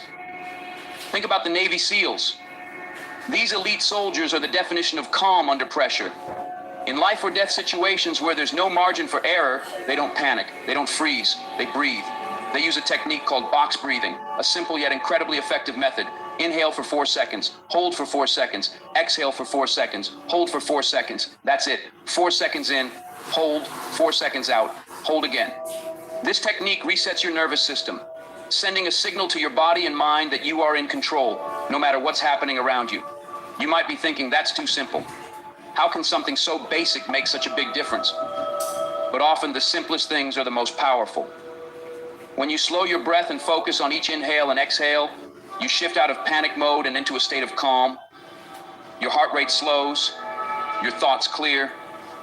You start making decisions based on clarity and purpose, not fear. Think back to the times you felt overwhelmed, whether at work, in your personal life, or when facing a major decision. The pressure built up, your heart pounded, and your mind raced. In that moment, the instinct to react took over. We've all been there. Stress mounts, and instead of responding wisely, we act on impulse. We snap. We say things we regret. We make rash decisions. And later, we deal with the consequences of actions we didn't even intend. But here's the key. The difference between reacting and responding is everything. When you react, you let the chaos control you. You allow external forces to dictate your actions. When you respond, you take back control. You make a conscious choice about how to show up, no matter what's happening around you. And that distinction, the choice between reacting and responding, is what separates success from regret. Mastering this shift, choosing to respond instead of react, isn't something that happens overnight. It's a skill that requires practice, patience, and self-awareness. But every time you pause, take a breath, and choose your response instead of letting emotions take over, you strengthen that skill. You train your mind to operate from a place of power rather than fear. Over time, this becomes second nature. You'll find yourself handling challenges with a new level of composure, making decisions with clarity, and moving through life with a sense of control that you never thought possible. And when that happens, you don't just survive, you thrive. When you take a moment to pause, step back, and breathe before making a decision, you give yourself the clarity to choose wisely. That's when real transformation happens. Let's be honest. Life will challenge you. There's no escaping it. It will test you, push you, and sometimes break you down. If you're not prepared to handle that pressure, it's easy to feel overwhelmed. That's why you must equip yourself with the right tools in advance. It's not about avoiding stress or chaos. It's about mastering it.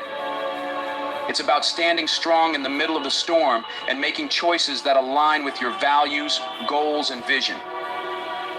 When you control your breath, you control your mind. When you control your mind, you control your actions. And when you control your actions, you shape your destiny. I know it's not always simple. When life throws unexpected challenges your way, it can feel like everything is falling apart. Slowing down and breathing is hard when emotions run high. But that's exactly why you must practice in moments of peace, when there's no pressure. That's how you build the habit. That's how you train yourself to respond with intention instead of reacting impulsively. Take a few minutes daily to practice deep breathing. Whether it's in the morning or before bed, focus on your breath.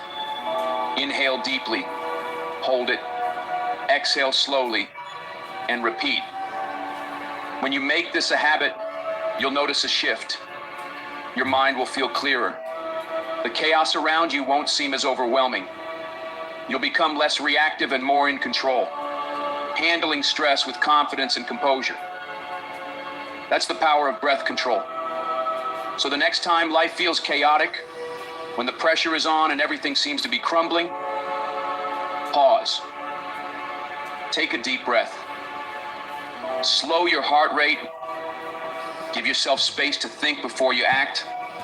Don't let the moment define you. You define the moment. You control your response.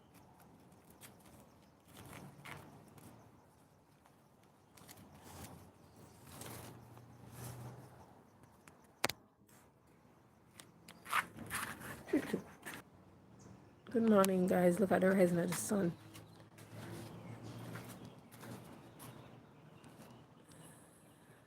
Ooh.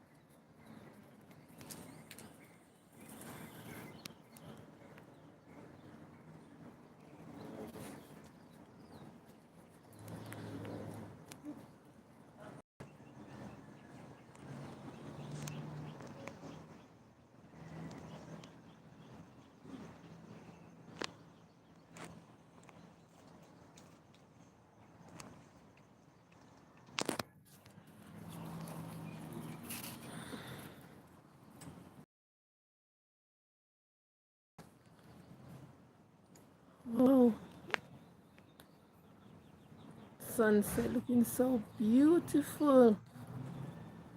Ooh.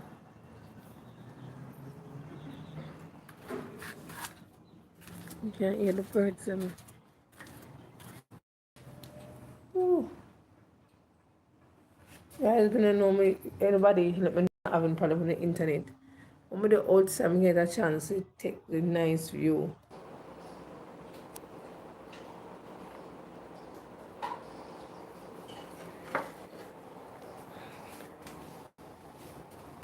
This is Chuk Chuk meal, guys, and food.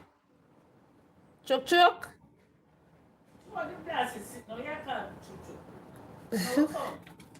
Courage. For your food. See them up already. To enjoy the meal. Enjoy Chuk Chuk. That's my doggy, guys. I love me, my doggy. Chuk Chuk, you aim attack you. See one piece of meat there. Alright, doggy. Apparently. According unto thy word, teach me your judgment and knowledge, for I have believed thy commandments. For I was afflicted, I went astray. But now Until have the grandma, you can count on me definitely for then I'm gonna chat even we are O what's Lord, the way of thy statutes, and I shall keep it unto the end. Give me understanding, and I shall keep thy law. Yea, I shall observe it with my whole heart. Make me to go in the path of thy commandments, for therein do I delight. Incline my heart unto thy testimonies, and not to covetousness. Turn away mine eyes from beholding vanity, and quicken thou me in thy way. Establish thy word unto thy servant, who is devoted to thy fear. Turn away my reproach which I fear, for thy judgments are good. Behold, I have longed after thy precepts, quicken me in thy righteousness. Thy mercies come also unto me, O Lord, even thy salvation, according to thy word. So shall I have wherewith to answer him that reproacheth me, for I trust in thy word. And take not the word of truth utterly out of my mouth, for I have hope in thy judgments. So shall I keep thy law continually forever and ever. And I will walk in liberty, for I seek thy precepts. I will speak of thy testimonies also. Yeah, uncle. And will not be ashamed. And I will delight myself in thy commandments, which I have loved. My hand also will I lift up unto thy commandments, which I have loved, and I will meditate in thy statutes.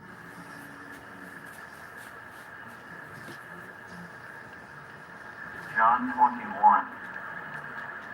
These things Jesus showed himself again to the disciples at the Sea of Tiberias, and on this wise showed he himself. There were together Simon Peter, and Thomas called Didymus, and Nathanael of Cana in Galilee, and the sons of Zebedee, and two other of his disciples.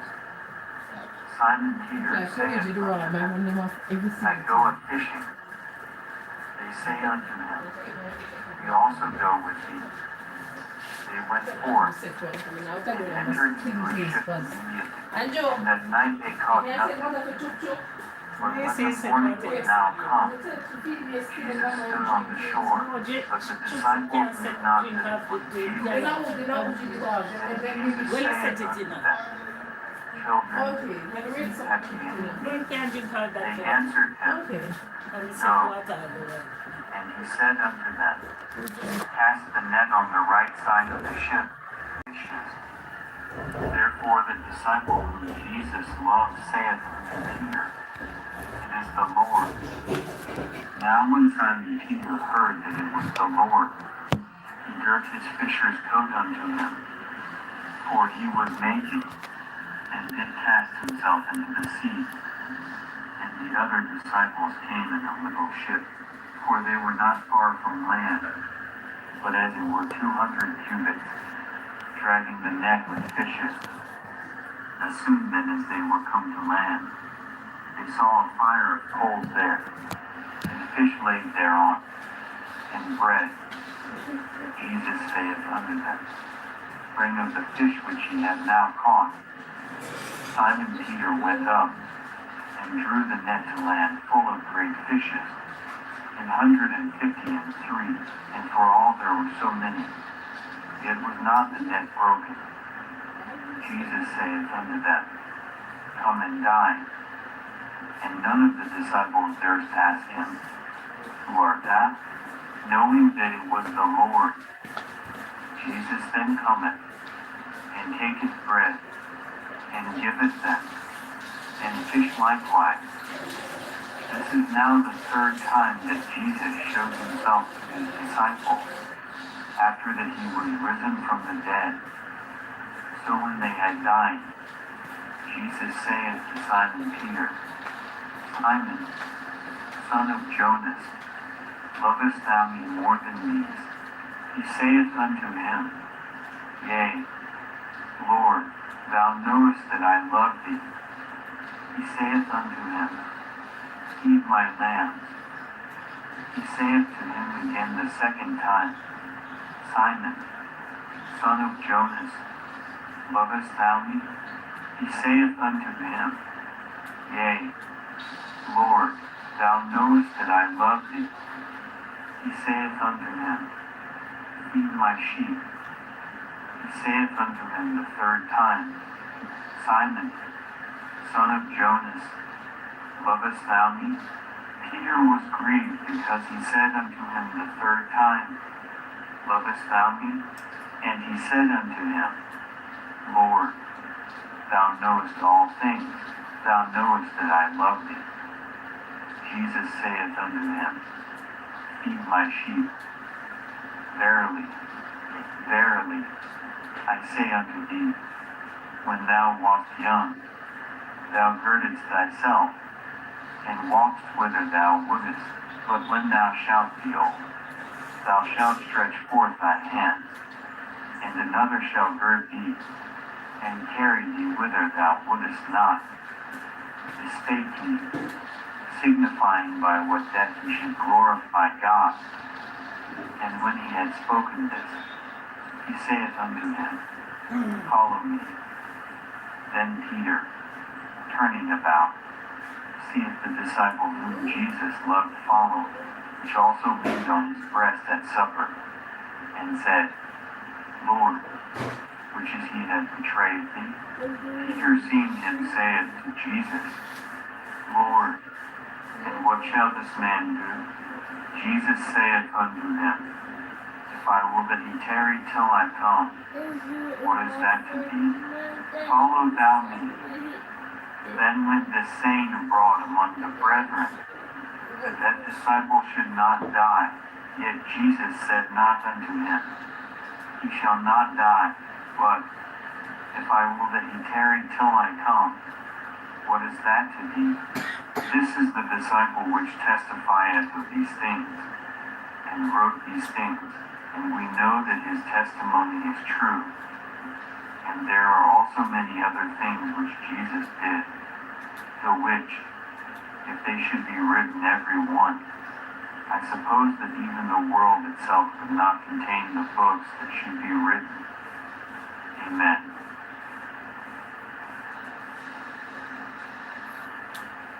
John 18. When Jesus had spoken these words, he went forth with his disciples over the brook Cedron, where was a garden, into the which he entered, and his disciples, and Judas also, which betrayed him, knew the place, for Jesus ofttimes resorted thither with his disciples.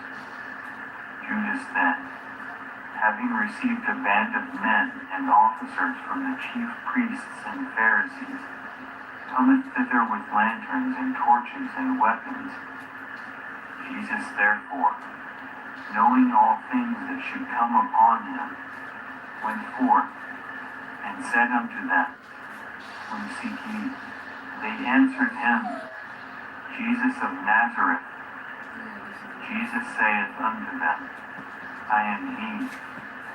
And Judas also, which betrayed him, stood with them. As soon then as he had said unto them, I am he, they went backward, and fell to the ground. Then asked he them again, Whom seek ye? They said, Jesus of Nazareth. Jesus answered, I have told you that I am he. If therefore ye seek me, let these go their way, that the same might be fulfilled. He spake, Of them which thou gavest me have I lost none. Then Simon Peter, having a sword, drew it, and smote the high priest's servant, and cut off his right ear. The servant's name was Malchus. Then said Jesus unto Peter, Put up thy sword into the sheath. The cup which my Father hath given me, shall I not drink it?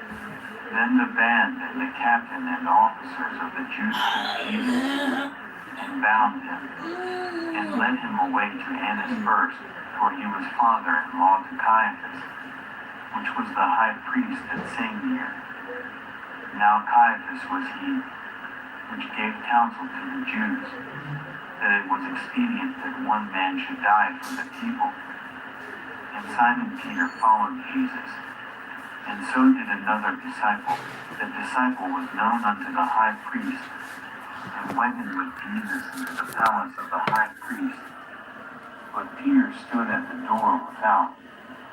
Then went out that other disciple, which was said unto them, I am the bread of life. He that cometh to me shall never hunger, and he that believeth on me shall never thirst. But I said unto you, that ye also have seen me, and believe not. All that the Father giveth me shall come to me, and him that cometh to me I will in no wise cast out. For I came down from heaven, not to do mine own will, but the will of him that sent me. And this is the Father's will which hath sent me, that of all which he hath given me I should lose nothing, but should raise it up again at the last day. And this is the will of him that sent me, that every one which seeth the Son, and believeth on him, may have everlasting life, and I will raise him up at the last day. The Jews then murmured at him, because he said, I am the bread which came down from heaven. And they said, Is not this Jesus, the son of Joseph, whose father and mother we know? How is it then that he saith, I came down from heaven? Jesus therefore answered and said unto them, Murmur not among yourselves. No man can come to me, except the Father which hath sent me draw him, and I will raise him up at the last day. It is written in the prophets, and they shall be all taught of God. Every man therefore that hath heard, and hath learned of the Father, cometh unto me. Not that any man hath seen the Father, save he which is of God. He hath seen the Father. Verily, verily, I say unto you, he that believeth on me hath everlasting life. I am that bread of life. Your fathers did eat manna in the wilderness, and are dead. This is the bread which cometh down from heaven, that a man may eat thereof, and not die. I am the living bread which came down from heaven. If any man eat of this bread, he shall live forever. And the bread that I will give is my flesh, which I will give for the life of the world.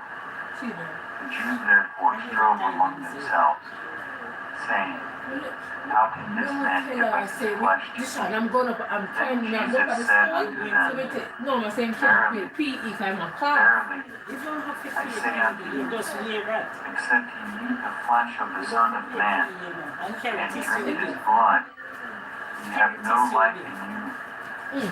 Whoso eateth my flesh, and drinketh my blood hath eternal life, and I will raise him up at the last day. For my flesh is eaten indeed, and my blood drink indeed. He is my flesh, and drinketh my blood, dwelleth in me, and I in him. As the living Father hath sent me, and I live by the Father did eat manna, and are dead, and he is of this bread shall live forever. These things said he in the synagogue, as he taught in Capernaum. Many therefore of his disciples, when they had heard this, said, This is an hard saying. So then I put them When meal Jesus like knew what? in himself and his disciples murmured at it, he said unto them, Doth this offend you? What and if ye shall see the Son of Man ascend up where he was before? It is the Spirit that quickeneth, the flesh profiteth nothing. The words that I speak unto you, they are spirit, and they are life. But there are some of you that believe not. For Jesus knew from the beginning who they were that believed not, and who should betray him. And he said, Therefore said I unto you, that no man can come unto me, except it were given unto him of my Father. From that time many of his disciples went back, and walked no more with him. And said Jesus unto the 12, Will ye also go away? Then Simon Peter answered him, Lord, to whom shall we go? Thou hast the words of eternal life. We believe and are sure that thou art that Christ, the Son of the living God. Jesus answered them, Have not I chosen you 12? And one of you is the devil? He spake of Judas Iscariot, the son of Simon, for he it was that should betray him, being one of the 12.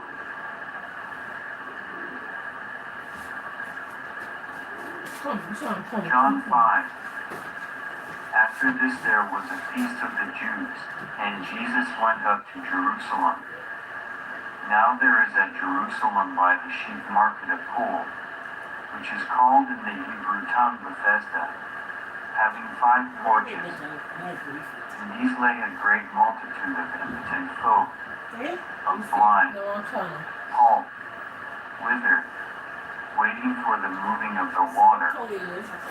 For an angel went down at a certain season into the pool, and troubled the water. Whosoever then first after the troubling of the water stepped and was made whole of whatsoever disease he had. And a certain man was there, which had an infirmity 38 years.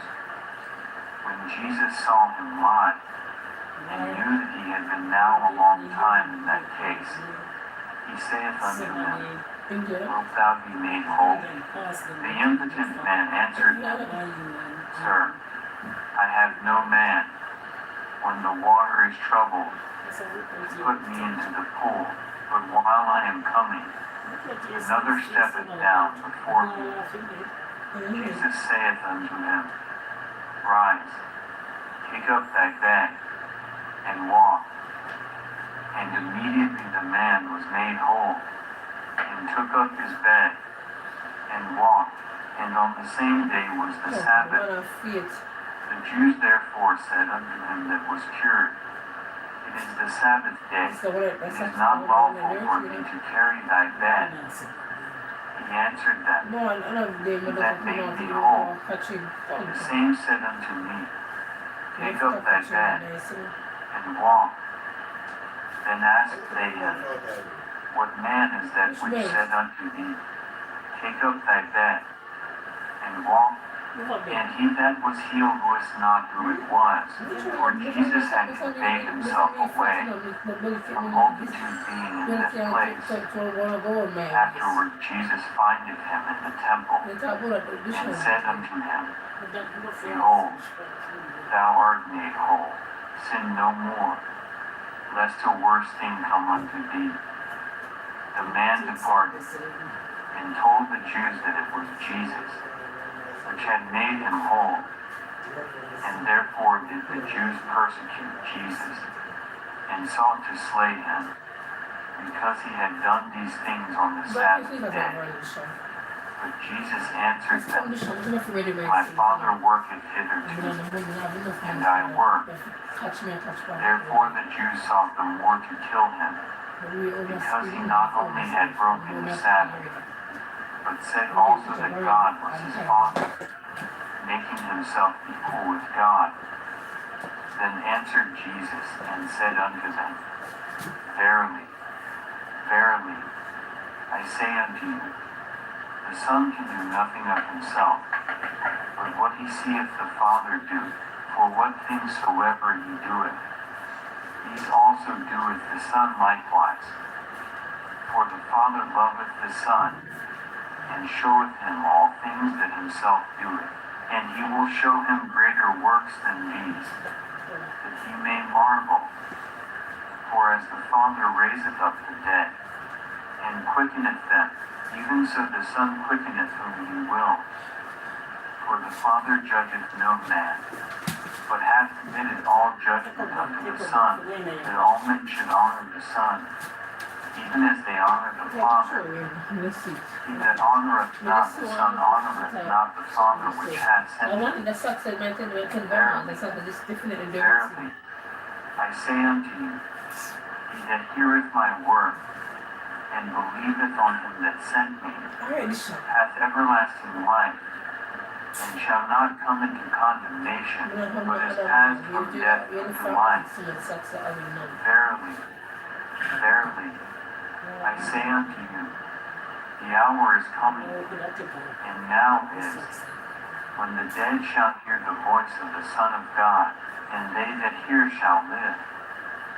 For as the Father hath life in himself, so hath he given to the Son to have life in himself, and hath given him authority to execute judgment also, because he is the Son of Man.